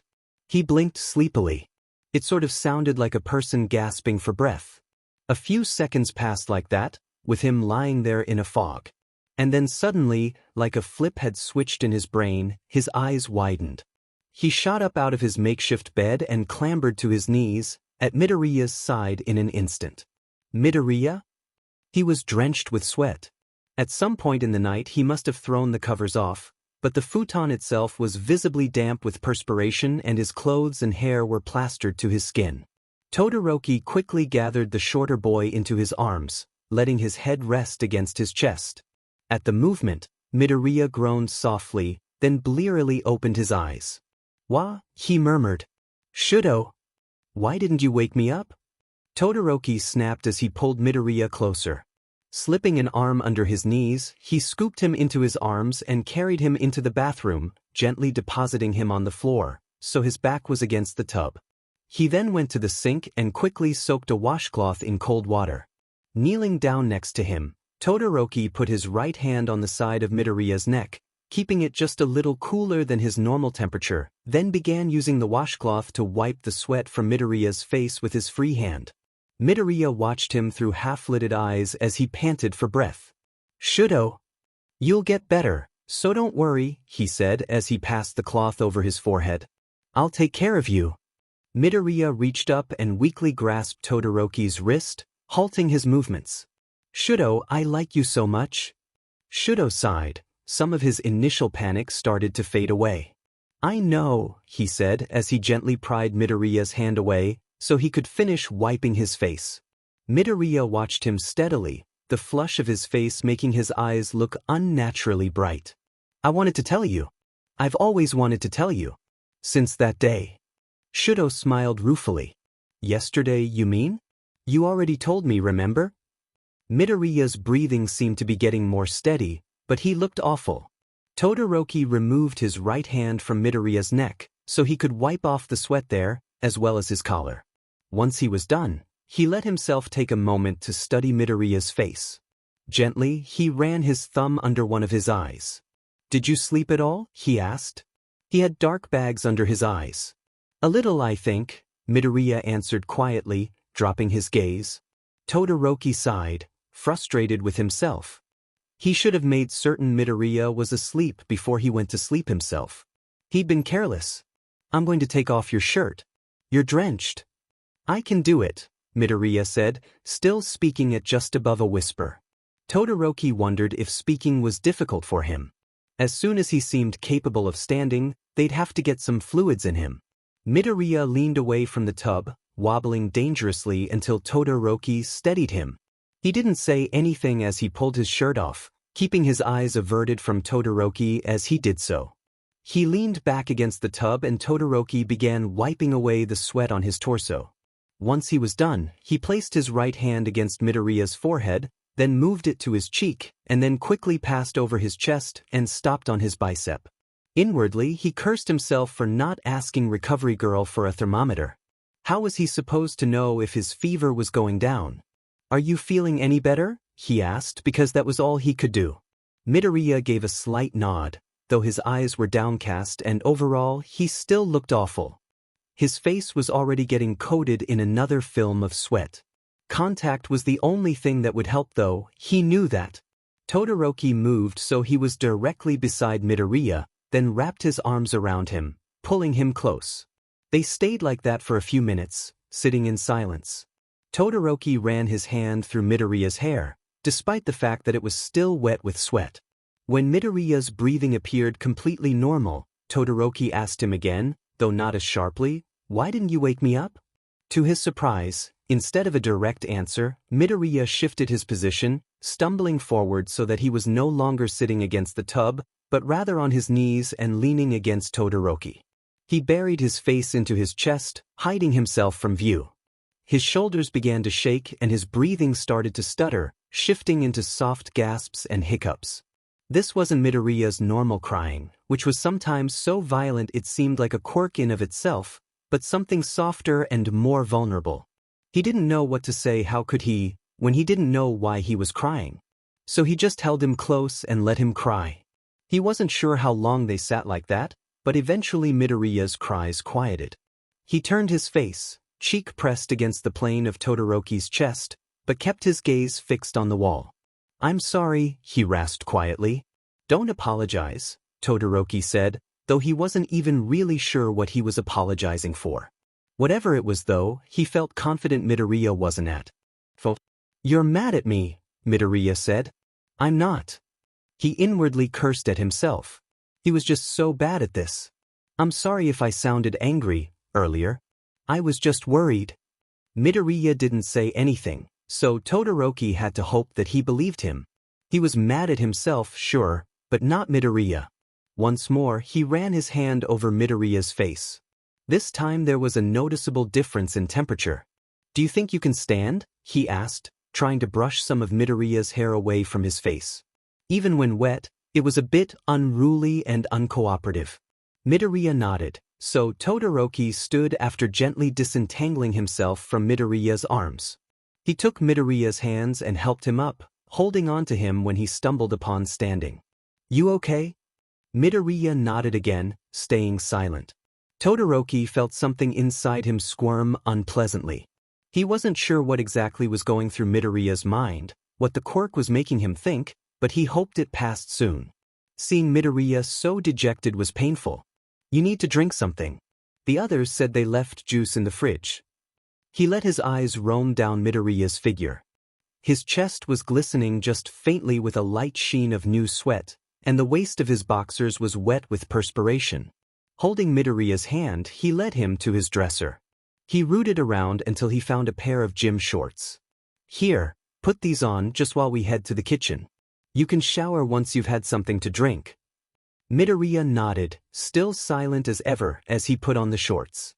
He was shirtless, but Todoroki figured that wasn't a big deal.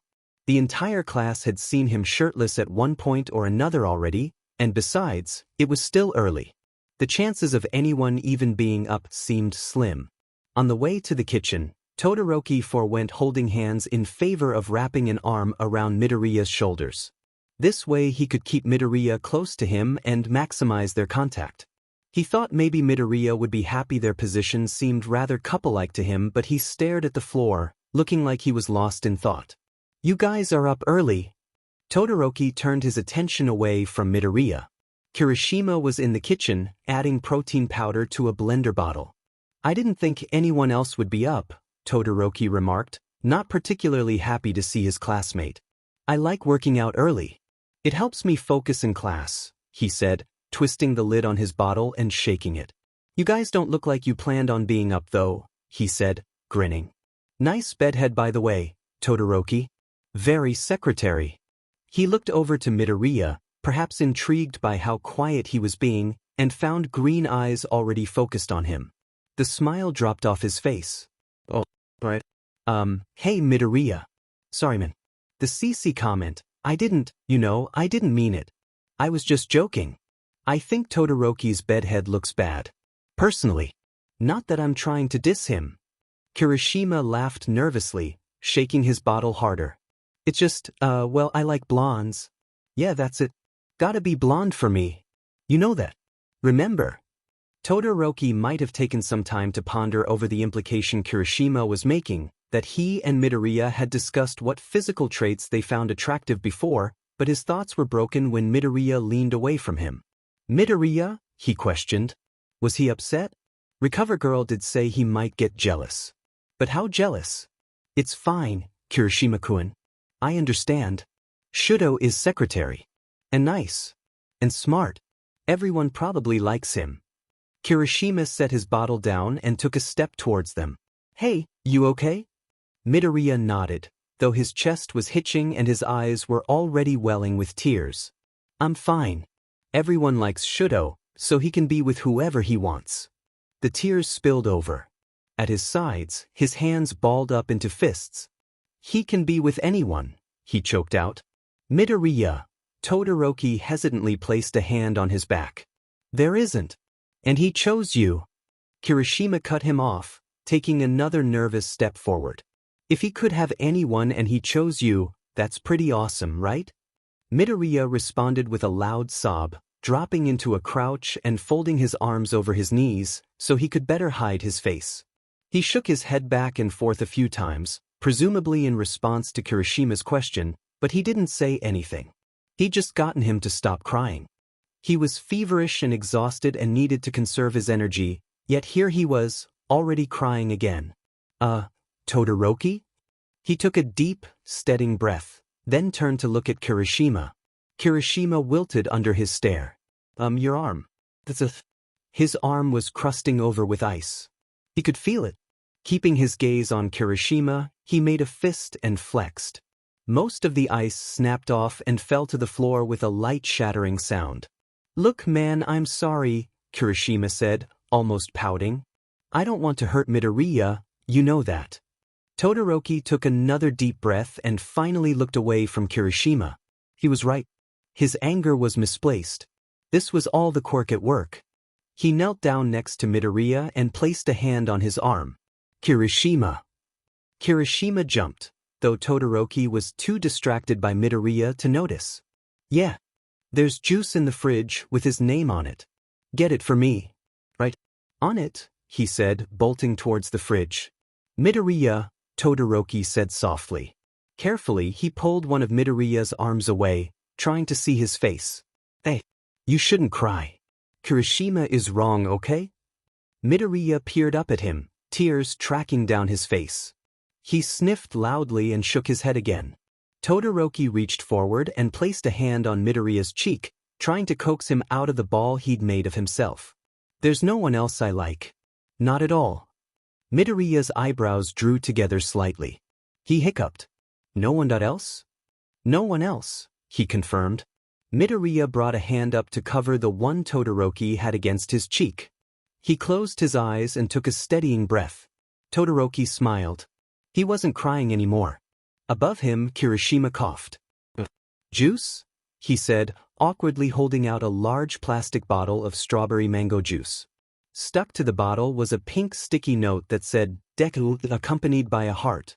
Below the name, in smaller, less flowy writing, was written, Please do not consume unless you're Midoriya. Todoroki took the juice with this free hand. There should be oranges somewhere. Find them and grab me too. Please, Midoriya added, glancing up at Kirishima with red-rimmed eyes. Right, 2 oranges. Gonna find 2 oranges, he said as he backtracked into the kitchen. Once Kirishima gets the oranges, let's head back to my room, okay? You can eat there. I'll call Recovery Girl and ask her to excuse us both from class today. Midoriya hiccuped again, eyes widening. No, I want to go to class. Todoroki stood, grabbing Midoriya's hands once more so he could help him up. You're exhausted. You won't be able to concentrate. You should rest. Midoriya shook his head. No, I'll be fine. I'm good at concentrating. Hey guys, Kirishima interrupted awkwardly, holding out 2 oranges. Here's your oranges. Todoroki took them, placing them both in one of the pockets of his sweatpants. Thanks. Kirishima shuffled from one foot to the other, looking unsure of what to do with himself. Well, if you guys are good. We are. I'll just get going then. Sorry, Midoriya, for saying dumb stuff. We're cool, right? Midoriya gave a small nod, accompanied by an even smaller hiccup. Yeah, of course. Kirishima flashed him a sharp smile. Great. Hey, once you're better, how about we go for a snack sprint? Midoriya smiled, giving a slight laugh. Sure, that'll be nice. They started to head back to Todoroki's room. Once Todoroki was sure Kirishima was out of earshot, he asked, Snack sprint. Midoriya grinned at the ground, scratching at his cheek self-consciously. That's just what we call it when we run together. Todoroki didn't realize they ran together. Maybe he should take up running in the morning as well, since Midoriya was apparently okay with having running companions. Assuming Midoriya still wanted to be friends with him after all of this was done. At the rate he was going, he certainly wouldn't be surprised if Midoriya wanted nothing to do with him once he was free of the quirk. He twisted the cap off the bottle of juice. Why do you call it that? Midoriya accepted the offered juice and took a swig. It's, well, the sprint part is just because we're running. Todoroki watched him, waiting for the rest of the explanation. Midoriya colored, then hiccuped. Well, whenever we run together, it's usually to talk about guys. Guys? Todoroki tried to process that. Midoriya and Kirishima were going on runs to talk about guys? Like guys? Yeah, I guess. It's really just you and Kaken. But you're both guys. Todoroki stopped walking, mind reeling. Midoriya stopped too, watching him curiously for a second before his eyebrows shot up. Oh, that's a secret, by the way. Please don't mention it. But Kogu? He asked, mouth feeling dry. Midoriya nodded. I mean, I guess it's kind of obvious. But maybe not to him, so don't say anything. I don't want either of them angry at you because of something I said. Wait. Slowly, he started walking again, Midoriya continuing alongside him. Who is talking about Bakugo? Kirishima-kun, Midoriya said, giving him an odd look. Who else? That is kind of obvious, once you think about it, he agreed. He hadn't realized his heart rate had increased, but he noticed now that it was going back down. For a moment there, he'd thought. Did you think I meant me? Midoriya asked, grinning incredulously as they reached the door. Todoroki opened the door, letting Midoriya in first. I guess I jumped to conclusions, he admitted, closing the door behind him. I was worried. Worried that I liked Kaken? Midoriya asked, smiling slightly as he held his juice to his chest. Yeah, I guess so, he admitted. He didn't really want to explain the feeling of horror and jealousy that had washed over him. If Midoriya remembered this conversation later and asked about it, he'd explain that he meant he was worried for Midoriya because Bakugo didn't seem like a healthy romantic interest for him. It was a true enough statement, in his opinion. Todoroki sat down at his desk and started peeling one of the oranges. Midoriya sat down on the futon, watching him while he sipped at his juice. Midoriya had said they talked about himself and Bakugo. That was probably the quirk affecting his recollections though. He wondered who Midoriya actually talked about during his snacks and sprints with Kirishima. Speaking of... So, he began, handing Midoriya a peeled orange. What do snacks have to do with guys? Midoriya choked on his juice a little, thumping his chest a few times before taking the offered orange. Well, that's... He didn't continue, his cheeks lighting up as he focused all of his attention on the orange. Do you get food when you're done? Midoriya shook his head. No. It's they're snacks, that is, snacks is a, slang term. For what? Midoriya fiddled with the orange in his hands. Attractive people? Physically, That's not to say a person who's a snack can't also be attractive in personality. But, the term is just for, looks, I think. Todoroki thought about it for a moment, but had trouble figuring out the connection. Why? He pondered, more to himself than to Midoriya. Some snacks are visually pleasing, I suppose, but not all. But I guess most people enjoy snacks. Is that why? Midoriya was practically glowing red by this point. Something like that. Todoroki was still curious, but he wasn't one to let his curiosity get the better of him. He decided to drop the subject, since Midoriya seemed flustered. He'd ask Yaoyorozu to explain it to him later. He decided to just move on to a new topic. Do you like coffee? Midoriya looked up, noticeably relieved at the topic change. Yeah, coffee is okay, as long as it's not the really bitter kind. Why? If you really want to try to go to class, you'll probably need something to help you stay awake. After we shower and stuff, we can go to that Starbucks across the street. Midoriya seemed to perk up at the suggestion. Okay. Todoroki had never gone to Starbucks before, but he was almost positive they had pastries and things like that, which would probably also be good. Midoriya would likely need carbs to help him get through the day, in addition to the caffeine. Ideally some protein as well. To be honest, he expected to leave class early, but they might as well try to get through as much of the day as they could. They finished eating, then Todoroki suggested Midoriya shower first. Like the previous day, he found himself hovering by the door, though this time he paid mind not to lean against it and trap Midoriya inside.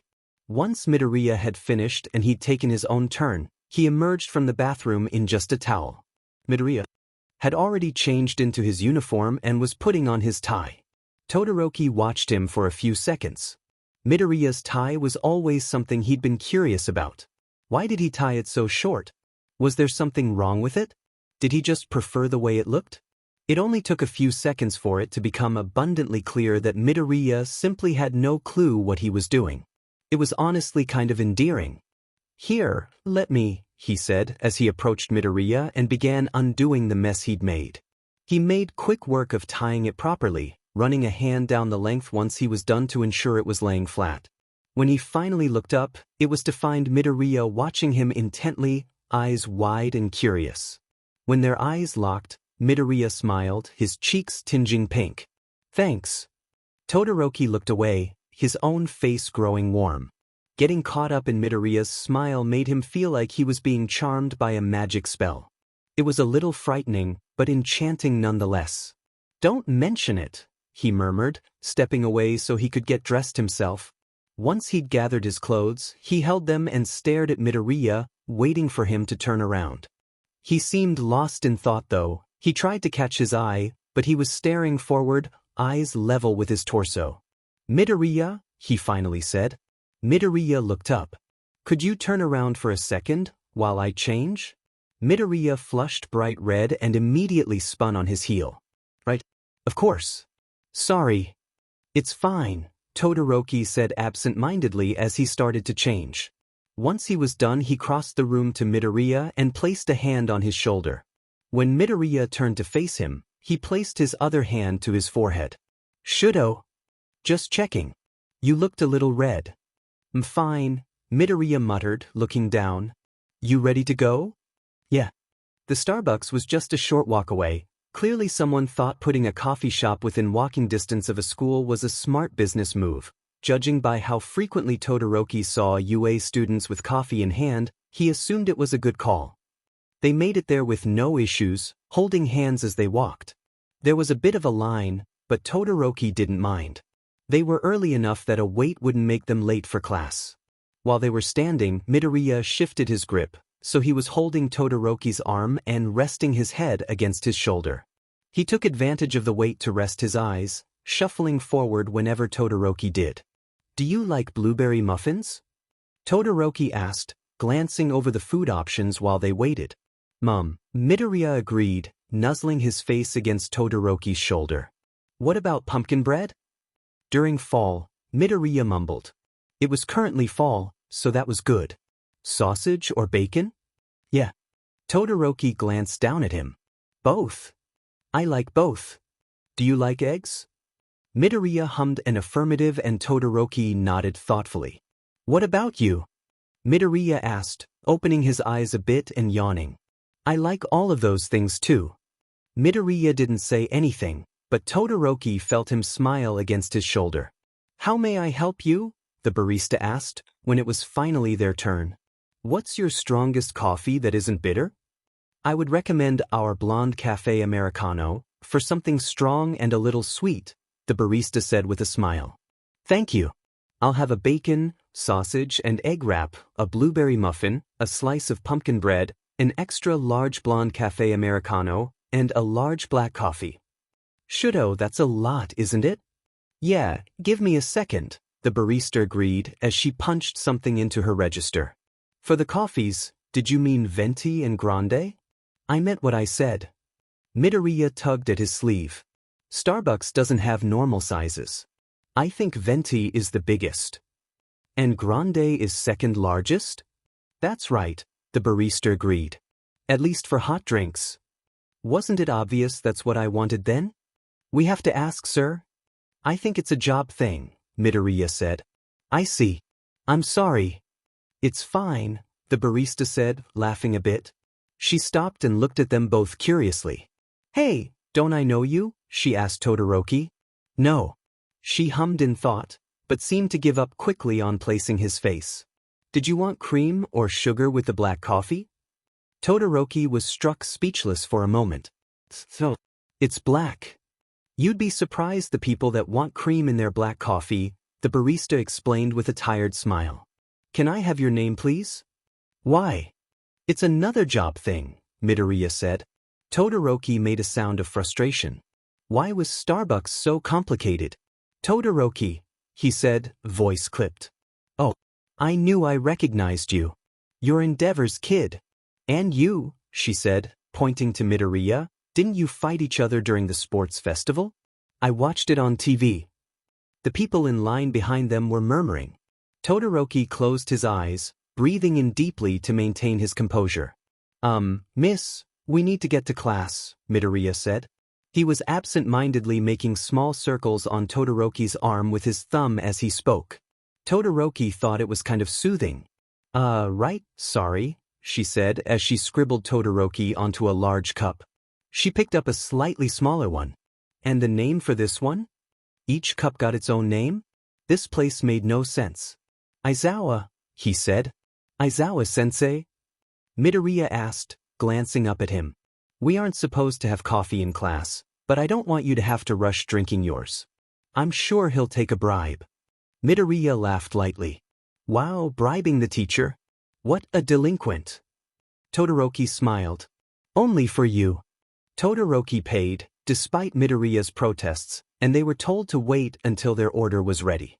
After a short time, Todoroki's name was called and he collected everything, handing Midoriya his coffee before reaching in the bag of food and pulling out the breakfast sandwich. Do you mind walking and eating? Midoriya shook his head, accepting the sandwich. No, it's fine. We'll be late otherwise. They were unable to hold hands, since Midoriya's hands were both full. Todoroki held Aizawa's coffee in one hand and cradled the bag of food in the crook of his elbow, freeing up his other hand so he could drape his arm over Midoriya's shoulders while they walked. Midoriya took a sip of his coffee, smiling down at the lid. Aren't you going to eat Shouto? No, I usually don't eat much in the morning. I'm fine. What's the extra food for, then? Aizawa-sensei? Todoroki raised an eyebrow. Wasn't it obvious? It's all for you. Midoriya almost dropped his sandwich, but managed to save it. For me? Yeah, you didn't sleep well. Extra carbs should give you a little more energy, while the caffeine should keep you awake. I figured it'd help you get through the day. Midoriya ducked his head down, but he couldn't hide the large grin on his face. You're really thoughtful, you know? Not always, he admitted truthfully, but maybe more so since meeting you. You're thoughtful as well. Midoriya blushed but didn't protest the compliment. Do you want to try my coffee? He asked, changing topics. He lifted the cup a bit, so it was closer to Todoroki. It's good. I've never had this kind before. That's very thoughtful of you, Todoroki responded cheekily, while he bent down and took a sip. Midoriya laughed, which made him feel sort of proud that he'd made it happen. I don't know how thoughtful it is, when you're the one who paid, Midoriya said, but he was smiling cheerily. It's not bad, Todoroki said, of the coffee. Thank you for getting all of this for me, Midoriya said, and to Todoroki it felt like he might have leaned a little closer to him. You didn't have to. I wanted to. Midoriya glanced at him quickly, returning his gaze to his cup. Would it be okay, would you mind if I know you said you wanted boundaries with kissing, especially in public, but could I maybe kiss you? On the cheek. Todoroki stumbled a bit, but caught himself before he fell or spilled Aizawa's coffee. Are you all right? Yes, he said, clearing his throat. To both, he added. Both. Your questions. It took Midoriya a second to understand what he meant, but once he did he lit up, beaming. They both stopped walking for a brief moment, and Midoriya didn't waste any time pressing a kiss to his cheek. Once he was done, he leaned forward and sort of bumped the bridge of his nose against the spot he'd just kissed. It reminded Todoroki of how a cat would nuzzle against someone. It was adorable and made him feel like he was going to die. But in a good way. He was doing his best to ignore how much he loved this. He'd never walked with someone like this before, pressed together so closely. He'd never wanted to. But with Midoriya, it was like a dream. He loved feeling him pressed against his side. He loved how having his arm around Midoriya's shoulders made him feel kind of like Midoriya was his, even though he knew Midoriya wasn't a thing to claim, but he just liked the idea that other people might look at them and realize Midoriya wasn't available romantically because he was under his arm. He loved that Midoriya was letting him hold him like this, and he loved taking sips of the same coffee, from the same straw, and he just loved how casual yet utterly NTMT it all was. He loved it too much, so it was very important that he remind himself that it wasn't real. He couldn't let himself get caught up in the facade. It'd just make things harder once Midoriya got better. Midoriya had leaned away and they'd started walking again, Midoriya alternating between sipping at his coffee and eating his sandwich. "I'm really happy right now," Midoriya said, partially echoing his thoughts. "I'm sorry I was such a mess this morning. I don't even really remember why I was crying so much. It's weird. Maybe your fever was just getting to you," Todoroki offered, though he only half believed that. The quirk was at fault, but so was he for being negligent and careless. "Yeah, that makes sense." Midoriya agreed cheerfully. He finished off his sandwich and reached across Todoroki and into the bag, digging around until he found the pumpkin bread. They'd made it back to the school grounds without any incident. Some students who weren't in their class were looking curiously at them, but it was easy enough to ignore. Todoroki was used to being stared at. Changing into their school shoes was a little bit of a hassle, with the 2 cups of coffee, but they managed it together. Midoriya offered Todoroki some of his bread, and once they'd finished it, Midoriya took the bag with the muffin in it, so Todoroki didn't have to worry about it dropping anymore. It was starting to look like they were going to make it to class without any issues. They could literally see the doorway ahead of them, but then Todoroki's phone rang. Todoroki reluctantly removed his arm from Midoriya's shoulders so he could check it. He rarely received calls. So rarely that he didn't even bother silencing his phone during class. It had never been a problem before. He glanced at the screen, his face going blank. Midoriya peered down at the screen as well, wincing once he saw the name on the display. Could something be wrong? Are his injuries healing okay? "I'm sure he's fine," Todoroki said, though he accepted the call regardless. It could be important, hypothetically. His dad had never called him so close to the start of class before, so something did seem off. "Yes," he said as way of answering. They both stood in the hallway, the muffled sounds of Endeavor's voice indistinguishable to all but Todoroki. Todoroki frowned. "It's a misunderstanding," he said, after listening silently for some time. Endeavor's voice immediately started up again, albeit a little louder than before. This time he was loud enough that even Midoriya could hear a select few words. "Subs. Twitter. Boyfriend." Midoriya worried his bottom lip, watching Todoroki anxiously. Todoroki wasn't giving much away though. As usual when speaking with his father, he kept his face blank and impassive. Endeavor wouldn't be able to see his expressions over the phone, but it was a hard ingrained habit. "I'm not," Todoroki said, the slightest tells of irritation starting to slip past his mask. Endeavor said something.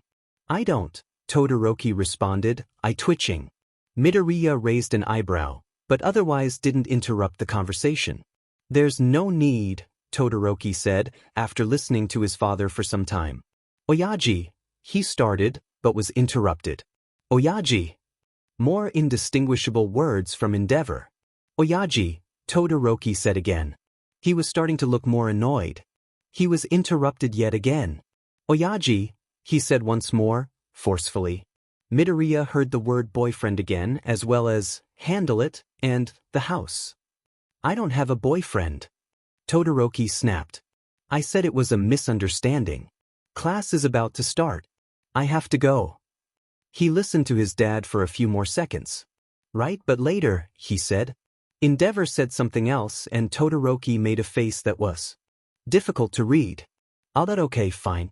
I'll tell you if I do. I don't really see why you." The line went dead. Todoroki sighed. "Sorry about that. Someone at the coffee shop took our picture," he explained as he changed his ringtone to silent. "It's not a big deal," he said, slipping his phone into his pocket and looking up at Midoriya. Midoriya looked odd. He couldn't decipher his expression, but he was definitely staring at him in a strange way. "Midoriya?" he asked, placing a hand on his shoulder. Are you okay? Midoriya stared at him for just a second longer, then he blinked hard. It was weird, but he seemed to snap out of whatever reverie he was in because he smiled at Todoroki. I'm fine, he said, blinking a few more times. Do you have something in your... Todoroki started, reaching forward to cup Midoriya's cheek so he could look into his eyes. I'm fine, Midoriya repeated, interrupting him. He caught Todoroki's hand before it could reach his face. We should go to class. Todoroki observed him for a few seconds and, while Midoriya squirmed a little under the scrutiny, he otherwise seemed okay. Still, something was wrong. He just didn't know what. Okay, he said, because what else could he say? They entered the classroom, and then everything went downhill from there. They entered the room together, Todoroki leading the way, and approached Aizawa's desk. For perhaps the first time since they started school, their teacher was in the room before them. Sensei, Todoroki said simply, holding out the coffee. Aizawa's eyes flicked from the coffee in Todoroki's hand to the one Midoriya had cupped in his too. He caught his eye, but only for a second before the short boy hastily looked away. Aizawa accepted the offered cup and took a sip, seeming to find it to his satisfaction. Todoroki, I've asked Mineta to switch seats with you while Midoriya has his fever. You didn't have to, sir, Midoriya said quietly, sipping lightly at his coffee, gaze trained on one of the windows. We appreciate the consideration, Todoroki said, bowing just slightly. He glanced at Midoriya, trying to make sense of his behavior. He'd said he was really happy just a little bit ago. Was the caffeine wearing off already? He hadn't even finished the coffee. Todoroki, I have something for you, Aizawa said, picking up a manila envelope and handing it to him. Take a look at it once classes are over. Todoroki nodded, accepting the envelope. He wondered if maybe it contained information from the police report. Thank you, sensei. But now go take your seats or something, he said, waving them away as he began drinking his coffee. They walked down the aisle to Midoriya and Mineta's seats. Mineta was already sitting at Todoroki's desk, trying and failing to strike up a conversation with Yaoyorozu about whether or not she could create bullets with her quirk and shoot them from her BRSTS. He was insisting he was only asking because he'd seen it in a movie once, but his surrounding classmates didn't seem to believe him. Midoriya didn't seem to notice the commotion, taking his seat without glancing at his surroundings. Once he was seated, Bakugo turned around in his desk so he was facing him. Midoriya blinked at him in surprise. Todoroki was surprised himself. Usually Bakugo ignored Midoriya whenever he could. Good morning, Kaken. Bakugo scowled at him. You look like sheet. Midoriya's shoulders slumped. I didn't sleep well. He looked down at the top of his desk, then, hesitantly, looked back up at Bakugo. Do I look bad? I mean in an ugly kind of way. Behind him, Todoroki bristled. Midoriya. Don't ask me stupid questions, Bakugo growled out, scowl deepening. You look tired and miserable. That's it. Midoriya seemed to consider that. But do those things make me look? I said that's it. With that said, Bakugo turned back around. Todoroki leaned forward in his desk so he could place a hand on Midoriya's shoulder. Midoriya, why would you ask something like that? How on earth could someone like Midoriya possibly wonder if he looked ugly? He could get all of his teeth punched out and Todoroki figured he'd probably still look gorgeous. Midoriya seemed hesitant to answer. He took the muffin out of the bag and started picking apart the top, nibbling at the pieces he'd broken off. I was just asking. Kaken is very honest. He wouldn't lie, just to be nice to me. So I thought he'd be good to ask. In front of him, Bakugo made a sort of low seething noise. Stop talking about me, he spat.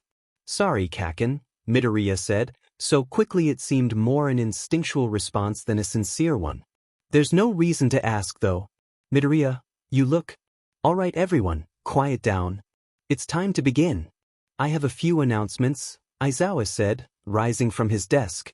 Reluctantly, Todoroki let go of Midoriya's shoulder. We'll talk later, okay? Midoriya looked back at him and nodded, shooting him a quick smile that didn't reach his eyes. Paying attention during class was difficult, with Midoriya acting so out of sorts.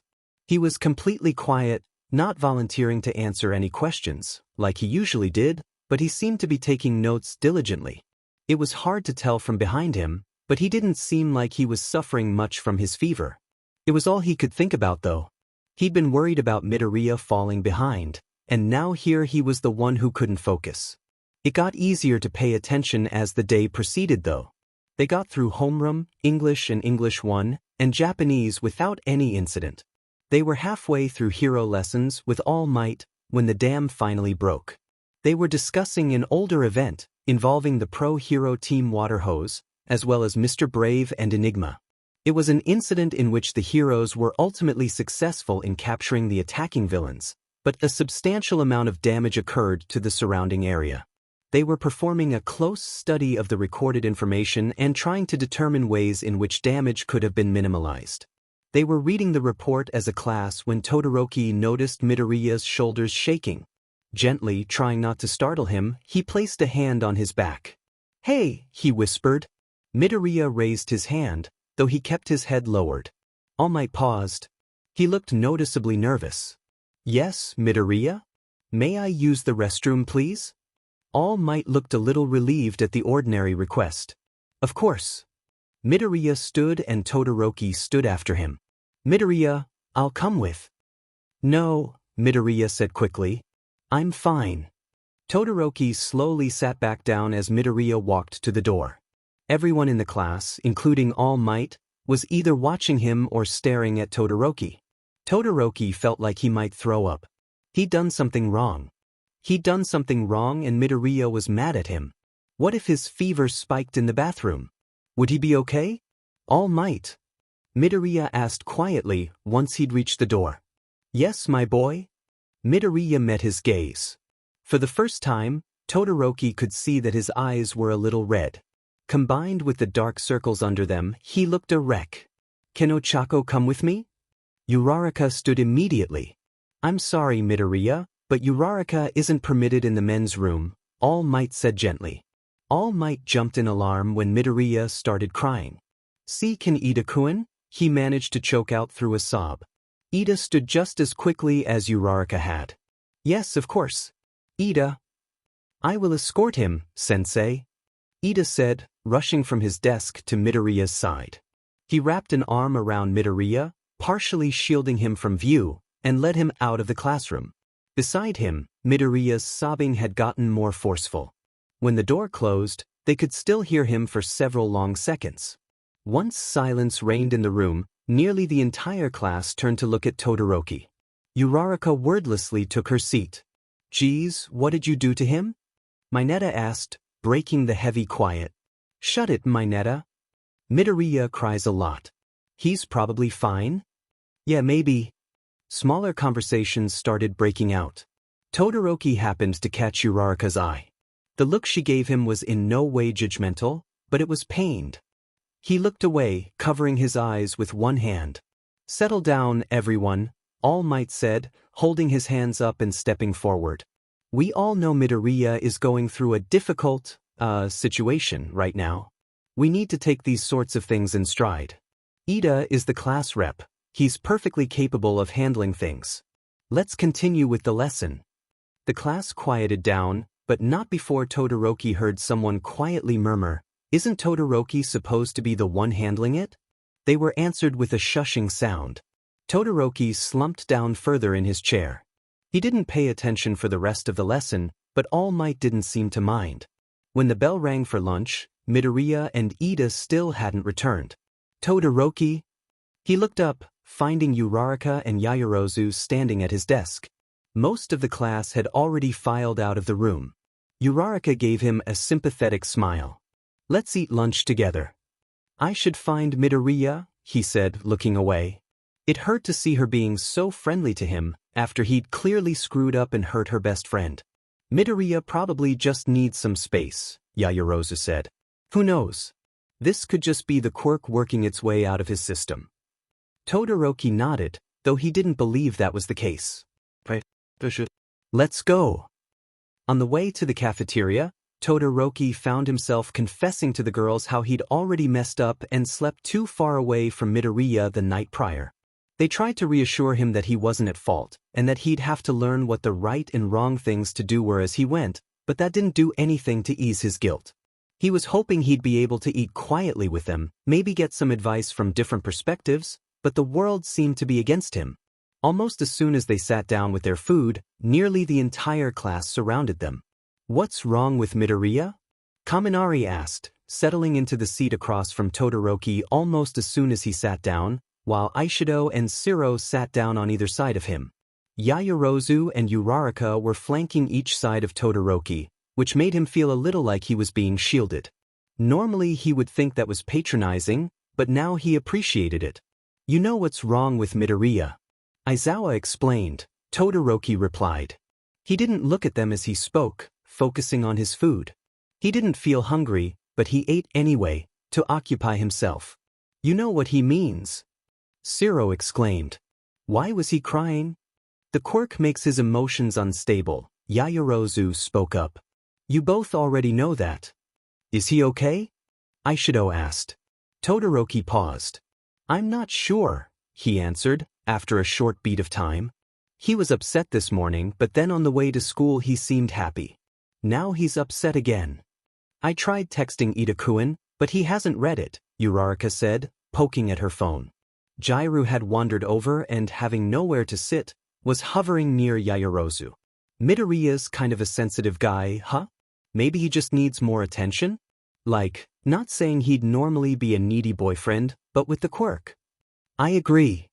Aoyama appeared over Uraraka's shoulder, making her jump in surprise.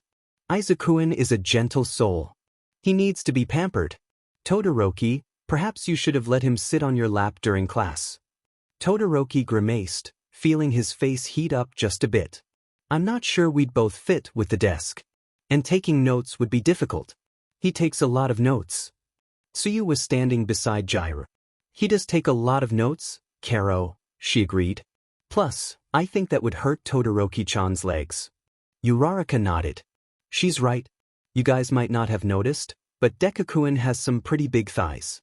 Ever since he started kicking more than punching, he's been going pretty hard on leg day. Todoroki-kun would be crushed after just one PRD." Todoroki tried his best to keep his expression blank, faced with that mental image, but he felt his face get even hotter. Yaoyorozu elbowed him in the side and he stepped on her foot in response.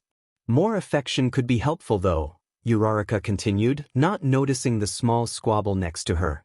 "What kind of stuff are you doing now to be affectionate?" she asked. Todoroki stared at her without answering. She laughed a little. "I guess that's an awkward question." "Here," she said, tapping at her phone a few times and then handing it to him. "Give me your number. We'll text later. You shouldn't have to do this alone." Todoroki accepted the phone carefully, like he'd been handed something especially delicate. Uraraka's offer to help was very kind. "Thank you," he said quietly, as he typed in his contact information. "No problem. That's what friends are for." "Maybe we should all try to think of some romantic stuff Todoroki could do for Midoriya?" Kaminari mused, rubbing his chin in thought. "I'm great with romance," Aishido said, smiling widely. "Give me your number too, Todoroki. I'll text you ideas." Kaminari blew a raspberry at her. "You just want his number. Do not. You want to know what I think?" Mineta approached the group, an empty lunch tray in his hands. "Of course, Mineta-kun. Do enlighten us," Uraraka drawled sarcastically, pursing her lips as she pillowed her cheek in her hand. She let her gaze wander away from the group and quickly perked up. "Deku-kun," she said, voice hushed. Todoroki followed her line of sight. Sure enough, Midoriya had entered the cafeteria and was walking in their direction. Ida, who seemed to have a rather large water stain across the front of his shirt and blazer, was beside him, a hand on his back. "What do I say to him?" Todoroki asked, his voice barely audible. He felt vulnerable asking, but Uraraka had said she'd help. He had to remind himself that he could rely on his friends. "It's hard to say without knowing why he's mad. He started crying when we were talking about water hose, a couple." Todoroki hadn't thought about that. Was there a connection? "I think everyone in class could learn a lesson from this," Mineta said, a bit more loudly than needed. "I mean, everyone is always Todoroki this, Todoroki that, he's so great." And no offense, Todoroki, but this kind of proves you're a lousy boyfriend, right? Todoroki didn't notice Mineta was even talking to him, his attention focused on Uraraka. She continued, I think Deku-kun just really wants to be your boyfriend, you know? Have you actually asked him out, since the attack? Maybe he's sad because he doesn't think you're boyfriends. Todoroki straightened his shoulders. Could that be it? The phone call with his dad. It made sense, but asking Midoriya to be my boyfriend under these circumstances would be taking advantage of him, I think, Todoroki said, looking away from Uraraka and back to Midoriya. Mineta was still talking. Maybe you'll improve when you're older, but right now, I don't really think it makes sense for anyone to be chasing after you. Those girls deserve someone more sensitive. Everyone, with the exception of Uraraka and Todoroki, was staring at him with deadpan expressions. Someone like, let me guess, you? Aishido asked. I never said that, Mineta said, idly tilting his tray back and forth. But if you really think so, I won't say you're wrong. A few of them groaned. Uraraka looked to Todoroki, frowning lightly. I don't know about that. I mean, maybe if you liked him, and actually wanted to be his boyfriend. I guess I could see how it might bother you in that case, but since you don't like Deku-kun like that, it's not really a problem, right? It's not a permanent situation. He'll understand. Todoroki didn't respond, casting his eyes down at the table. Todoroki-kun? He met her gaze, feeling small and pathetic. She stared back, curious, waiting for him to speak. When he didn't, her brows furrowed just a bit. In another second, her mouth dropped open in understanding. I'm just saying, Mineta was continuing, it's something to think about. I mean, even Midoriya deserves better than this, you know? He's a nice guy. Todoroki-kun, do you? He looked away, but his silence was confirmation enough. He probably would have been better off with literally any other person than Todoroki. Honestly, you should really just leave him alone. He'd probably get better faster if you just took him back to recovery. Mineta was interrupted by a howl of rage, which ripped through the entire room, silencing the cafeteria. Midoriya-kun. That was Ida. The class turned toward the commotion. Midoriya was well within hearing range, and was at that moment being physically restrained by Ida. Mineta, he growled, gritting his teeth. Take it back. Deku-kun. Uraraka cried in alarm, jumping to her feet. Beside her, Todoroki and Yaoyorozu also stood. Mineta took a step back. Hey, Midoriya. What's up, man? He took another step back, holding his lunch tray up and shielding a good portion of his body. You look, good? It wasn't true.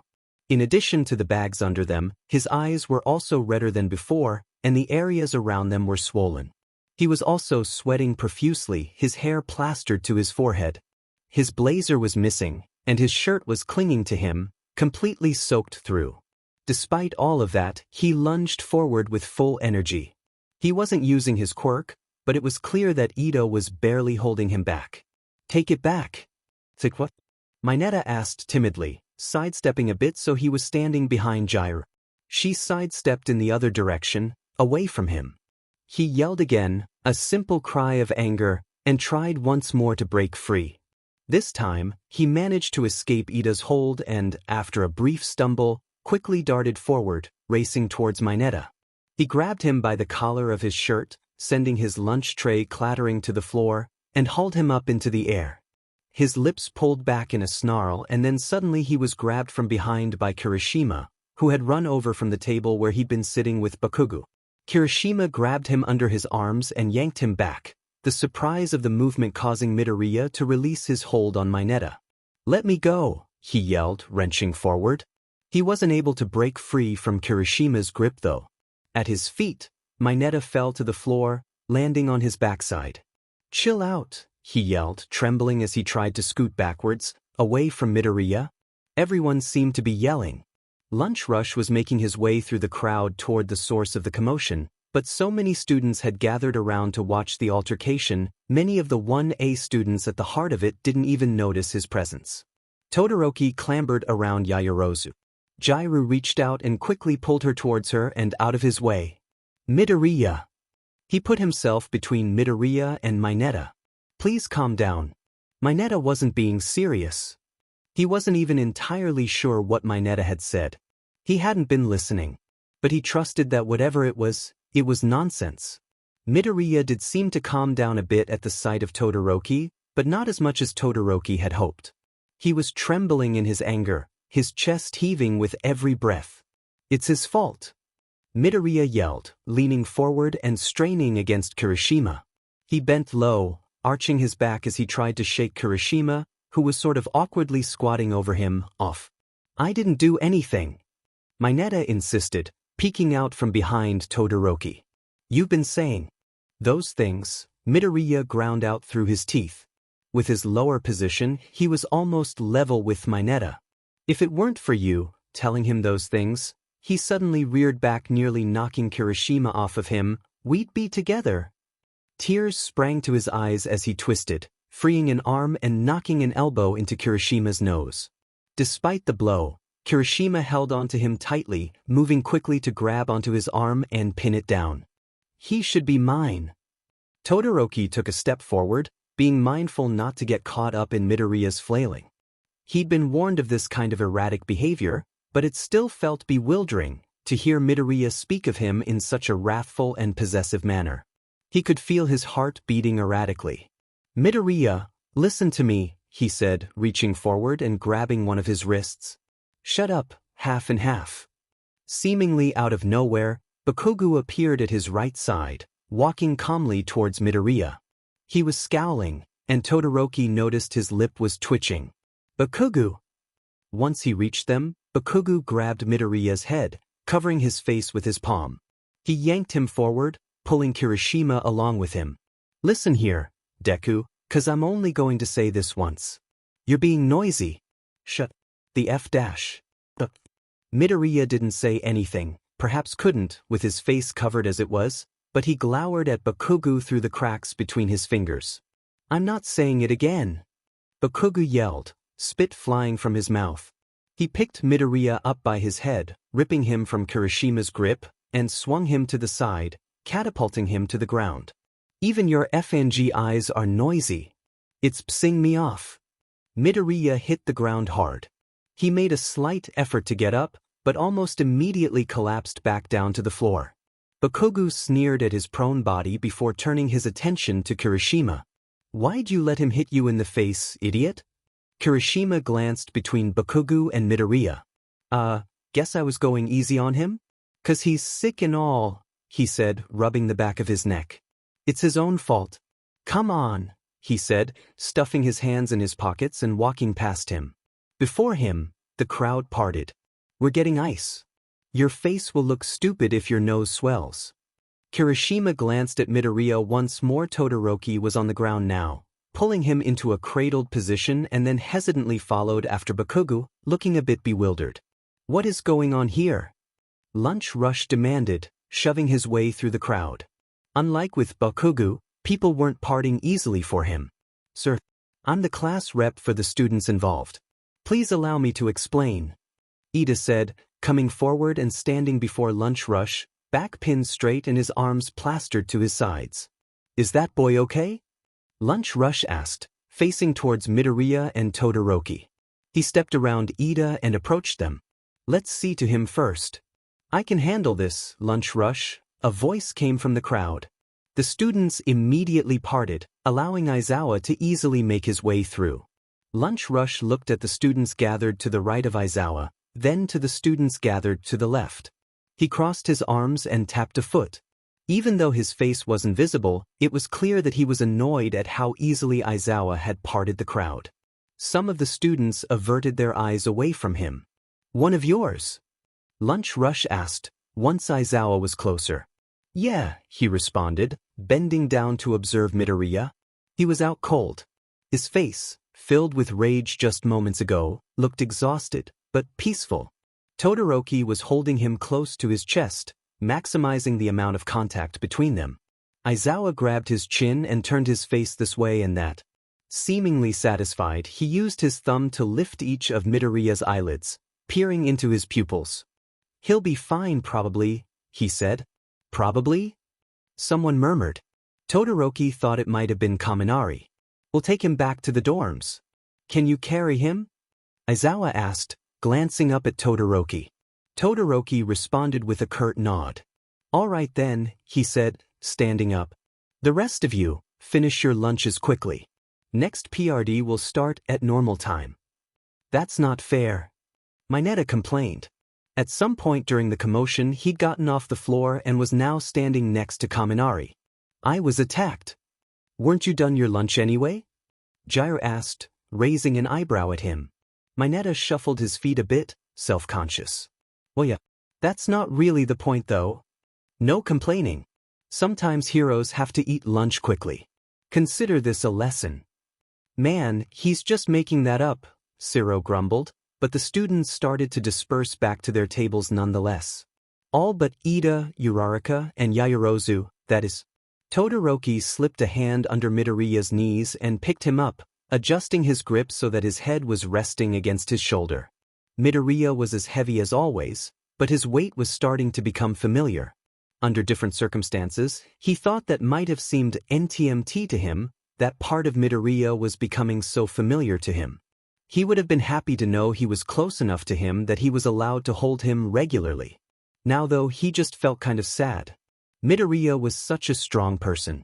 When this was all over, would he resent that Todoroki had carried him so much? He tried to shake the thought. It didn't make sense. Midoriya wasn't like that. He might be embarrassed, but not resentful. He was getting too lost in his own head. Aizawa-sensei, Uraraka said, stepping forward. May we come with you too? We're worried about Deku-kun. That's no reason to miss class, he responded, already heading towards the exit. He'll be fine, so don't worry. I'll take care of him, Todoroki said, meeting Uraraka's eye. She looked so worried and sad. His grip on Midoriya tightened. I promise. I'll do better. Todoroki, she said, could we talk? After class. I would also like to have a discussion. I think perhaps we could offer you some advice, Ida said. Todoroki nodded. Okay. Come on, Aizawa said. Todoroki began to follow him. We should probably talk too. Todoroki almost paused, but managed to overcome the instinct and keep moving. Uraraka, Ida, and even Aizawa all wanted to talk to him about what a horrible job he was doing, caring for Midoriya. He hung his head, allowing his gaze to rest on Midoriya's face. Midoriya was always so positive. He always knew what to say, to help Todoroki see the best in himself. He tried to think of what Midoriya might say to him right now. But he couldn't. The walk to the dorms with Aizawa seemed long. They walked in silence most of the way. They passed a few students, upperclassmen eating their lunches outside, but as they got closer to the dorms, those loitering clusters gradually disappeared. Things haven't been easy for you, Aizawa said. It wasn't a question. Todoroki kept his gaze ahead of him. He didn't see the point in voicing his agreement, it was obvious enough. Aizawa sighed. Do you regret agreeing to this? No, Todoroki said without hesitation. I saw him at Recovery Girl's office yesterday. And this morning, he paused, taking a moment to swallow his shame. I slept too far away from him, and he got feverish in the night. I know I'm messing things up, and I know Midoriya might dislike me once this is all over, but I'd rather that than have him suffer. Aizawa glanced to the side, observing him. Do you think Midoriya is stupid, Todoroki? Todoroki kept his expression schooled. He almost misstepped, the question took him so off guard. No. I think Midoriya is the smartest person in our class. He's only ranked 4th in grades. Grades aren't a perfect measure for intelligence. Aizawa grunted in acknowledgement. That's true enough. It figures a problem child would think another problem child was the smartest person in class. Todoroki didn't know how to respond to that, so he didn't. Aizawa sighed again. So you think he's the smartest person in the class? Do you think he's uncaring then? Todoroki frowned, disliking the line of questioning. No. He's the kindest person here. He didn't say, I think, this time, because he felt this wasn't an opinion. Some might argue his intelligence, but who could argue his sincerity, kindness, and self-sacrificing nature? Midoriya had a hero's spirit and heart. It was plain as day. I see, Aizawa said, facing forward. I guess what I'm having trouble understanding is how you can think Midoriya is so intelligent and kind, yet still thinks so poorly of him. This time Todoroki wasn't able to keep his expression cool. He narrowed his eyes and tightened his lips. I think very highly of Midoriya. Aizawa still wasn't looking at him. Then why are you assuming the worst of him? Todoroki took a moment to process the statement and try to make sense of it, but he didn't understand. He admitted as much out loud. You're in a difficult situation right now.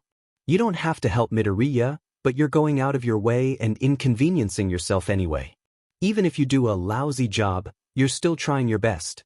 Yet you're standing here, thinking Midoriya is the kind of person who would look at someone who tried their best to help him when he was in need, at great inconvenience to themselves, and would sneer at them and revoke his friendship. Todoroki stopped walking. Aizawa stopped too, finally looking back to face him. Or maybe you think he'll be embarrassed and not want to face you. Do you think he's a coward? No. I think he's the bravest person in class. Got it. But I'll ask you again. If you think Midoriya is as intelligent, kind, and brave as you say, then why are you assuming the worst of him? What kind of person do you really think Midoriya is?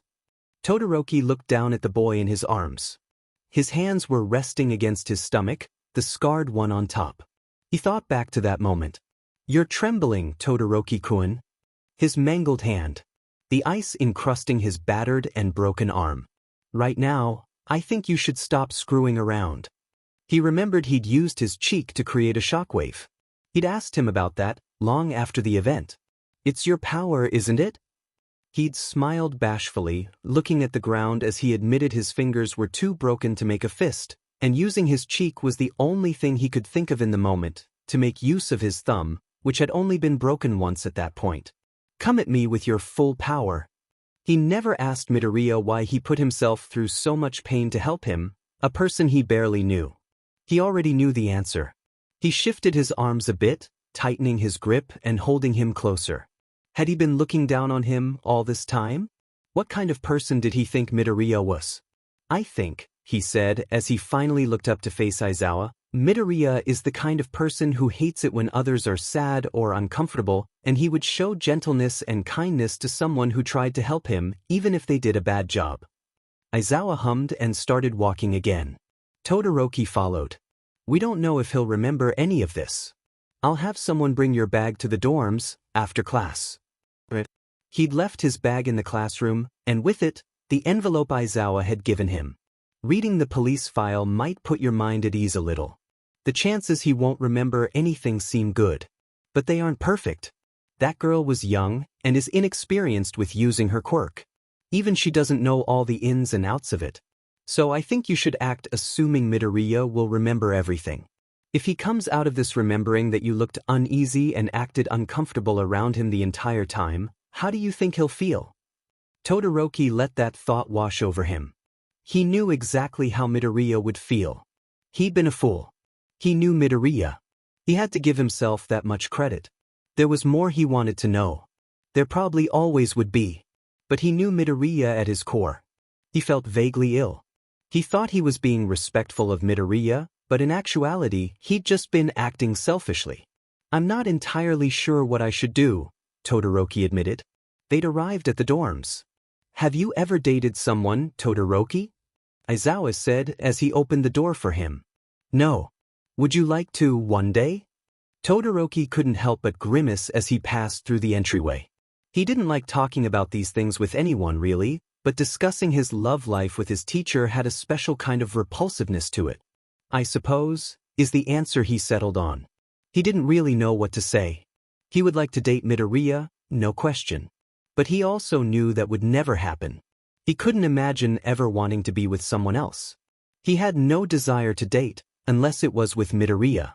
Then my suggestion would be that you treat this like practice. You've never been a boyfriend before. Now's your chance to try it out without worrying about getting broken up with.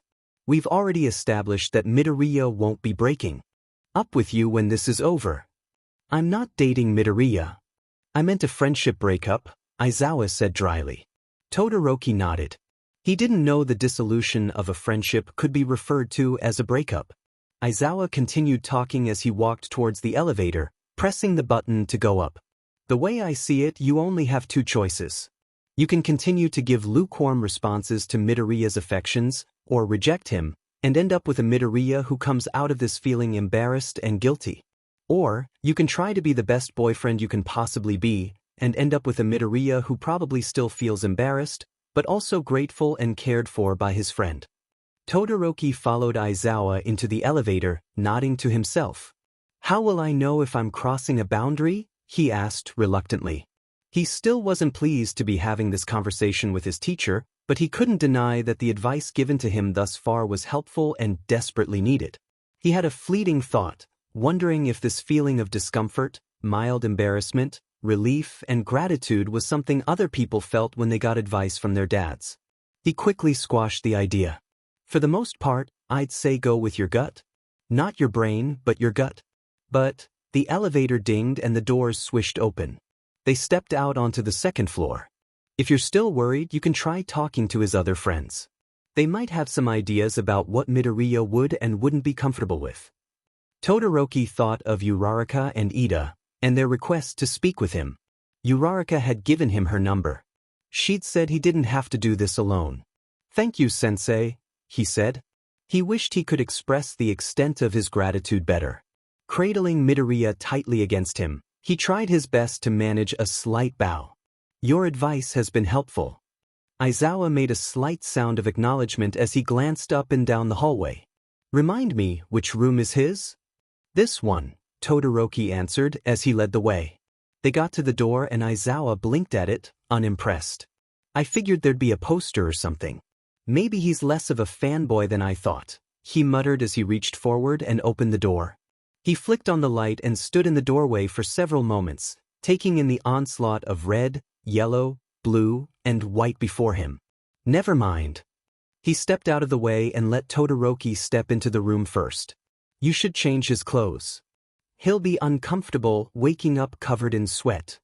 Right? Todoroki agreed. They stared at each other for a brief moment before Aizawa turned on his heels and started to walk out, hand raised in a gesture of farewell. Well, that's all I got. Make sure you both catch up on your afternoon classes. Yes, Sen. Aizawa closed the door behind him before Todoroki could finish speaking. He felt better. A lot better, actually. He felt like he had some sort of an idea of what he needed to do now. It was a vague idea, but a vague idea was better than no idea. He laid Midoriya down on his bed and tried to think of a plan as he went through the other's closet, looking for something comfortable. Part of him wished Aizawa had just led them to his own room. He'd just dress Midoriya in his own clothes, or find something for him in the bag he'd packed.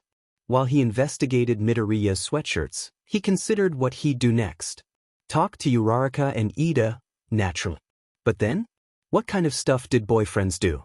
He pulled out a black hoodie with an orangish-yellow hood and matching cuffs at the end of the sleeves. On the front, right in the center of the chest, was a small picture of a bowl of mac and cheese. It was incredibly soft and not too heavy. Todoroki took it off the hanger and folded it over his arm, his lips just faintly upturned. He didn't always understand Midoriya's fashion choices, but he loved them nonetheless. He considered his situation again while he looked for a pair of comfortable pants to match. He didn't know much about being a boyfriend. Natsuo had girlfriends before, he might even have one now. Todoroki didn't keep track, but he usually didn't bring them by the house. When he did, Todoroki didn't pay much attention to how his brother behaved towards them. Although, the fact that none of his girlfriends seemed to stick around for long probably indicated that he wasn't the best model as far as good boyfriends went. He'd always get mopey too after a breakup, so he had a feeling the girls were usually the ones doing the dumping. He picked out a pair of gray sweatpants. He needed to ask Midoriya to be his boyfriend, first of all. That was an obvious step, especially after his brief discussion with Uraraka. She had said Midoriya wanted to be boyfriends, and now Aizawa had basically said the same. Was asking him to be his boyfriend the first step he needed to take though? Todoroki frowned as he made his way back to the bed. Asking Midoriya to be his boyfriend out of the blue didn't seem right. There had to be some kind of lead-up. A date maybe? He paused in front of the bed, struck by his realization. A date? That was so obvious. He felt like an idiot for not thinking of it immediately. He needed to take Midoriya out on a date. After, he could ask him to be his boyfriend. But what did people do on dates?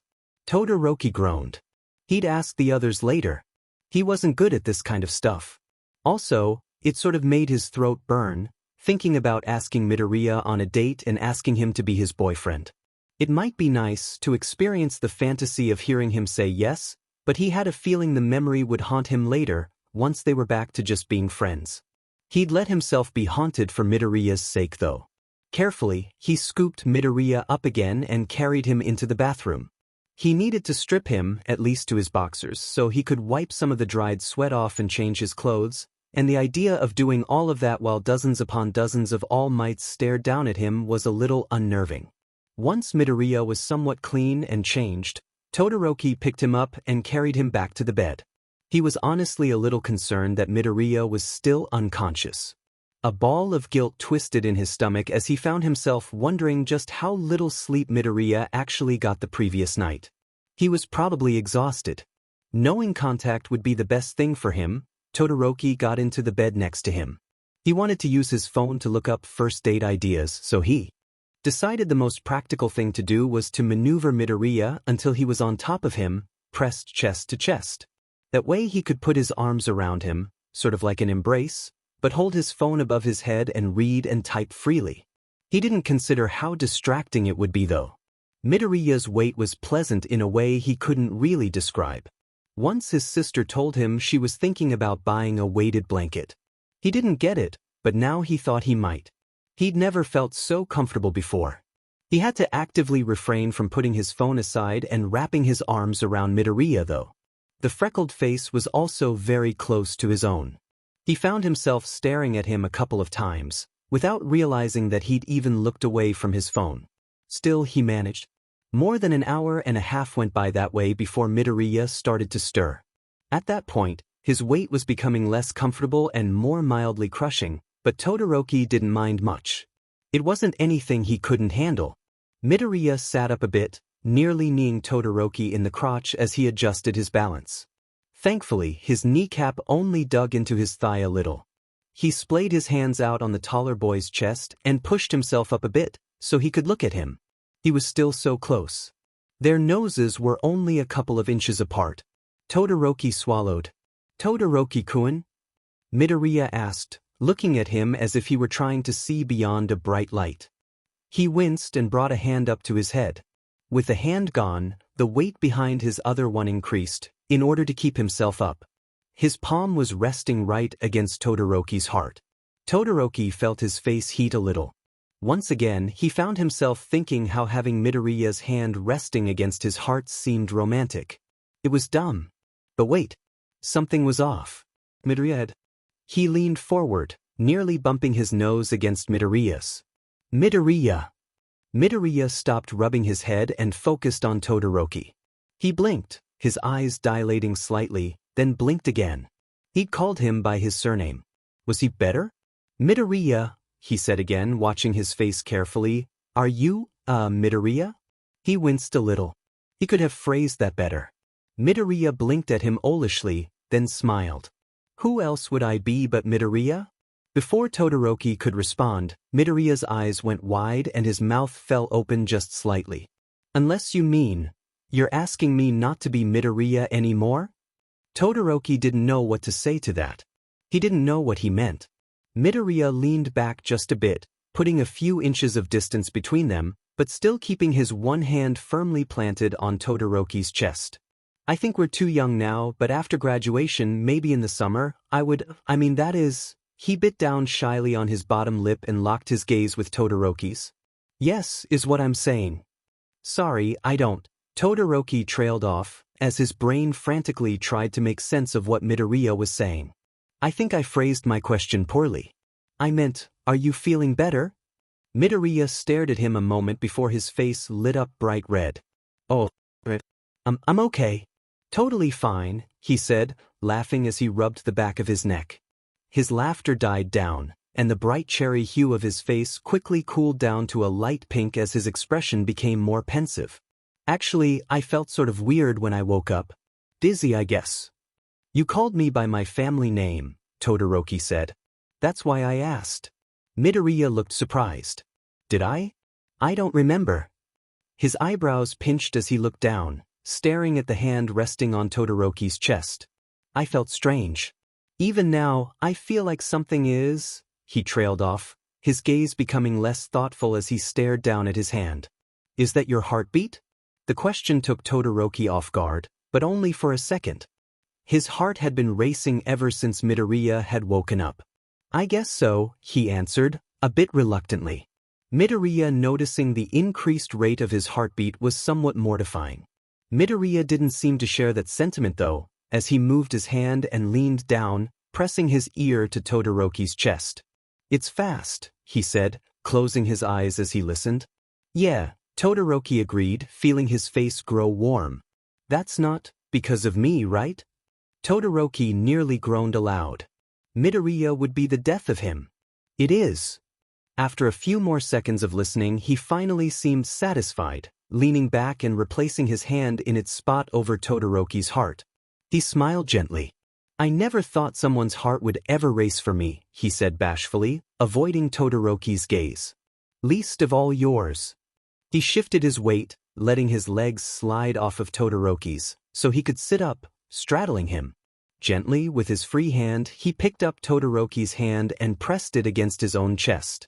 Todoroki could feel his heart pounding just as quickly as his own. Mine too, Midoriya said. He met his gaze, and Todoroki couldn't help but notice how shy and fragile he looked. It's usually like this when I'm near you. What was he supposed to say to that?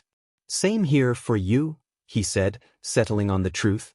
Blunt truths were usually his go-to answers when he didn't know what to say. To his surprise, Midoriya's expression took on a melancholy air. Even now? He asked quietly.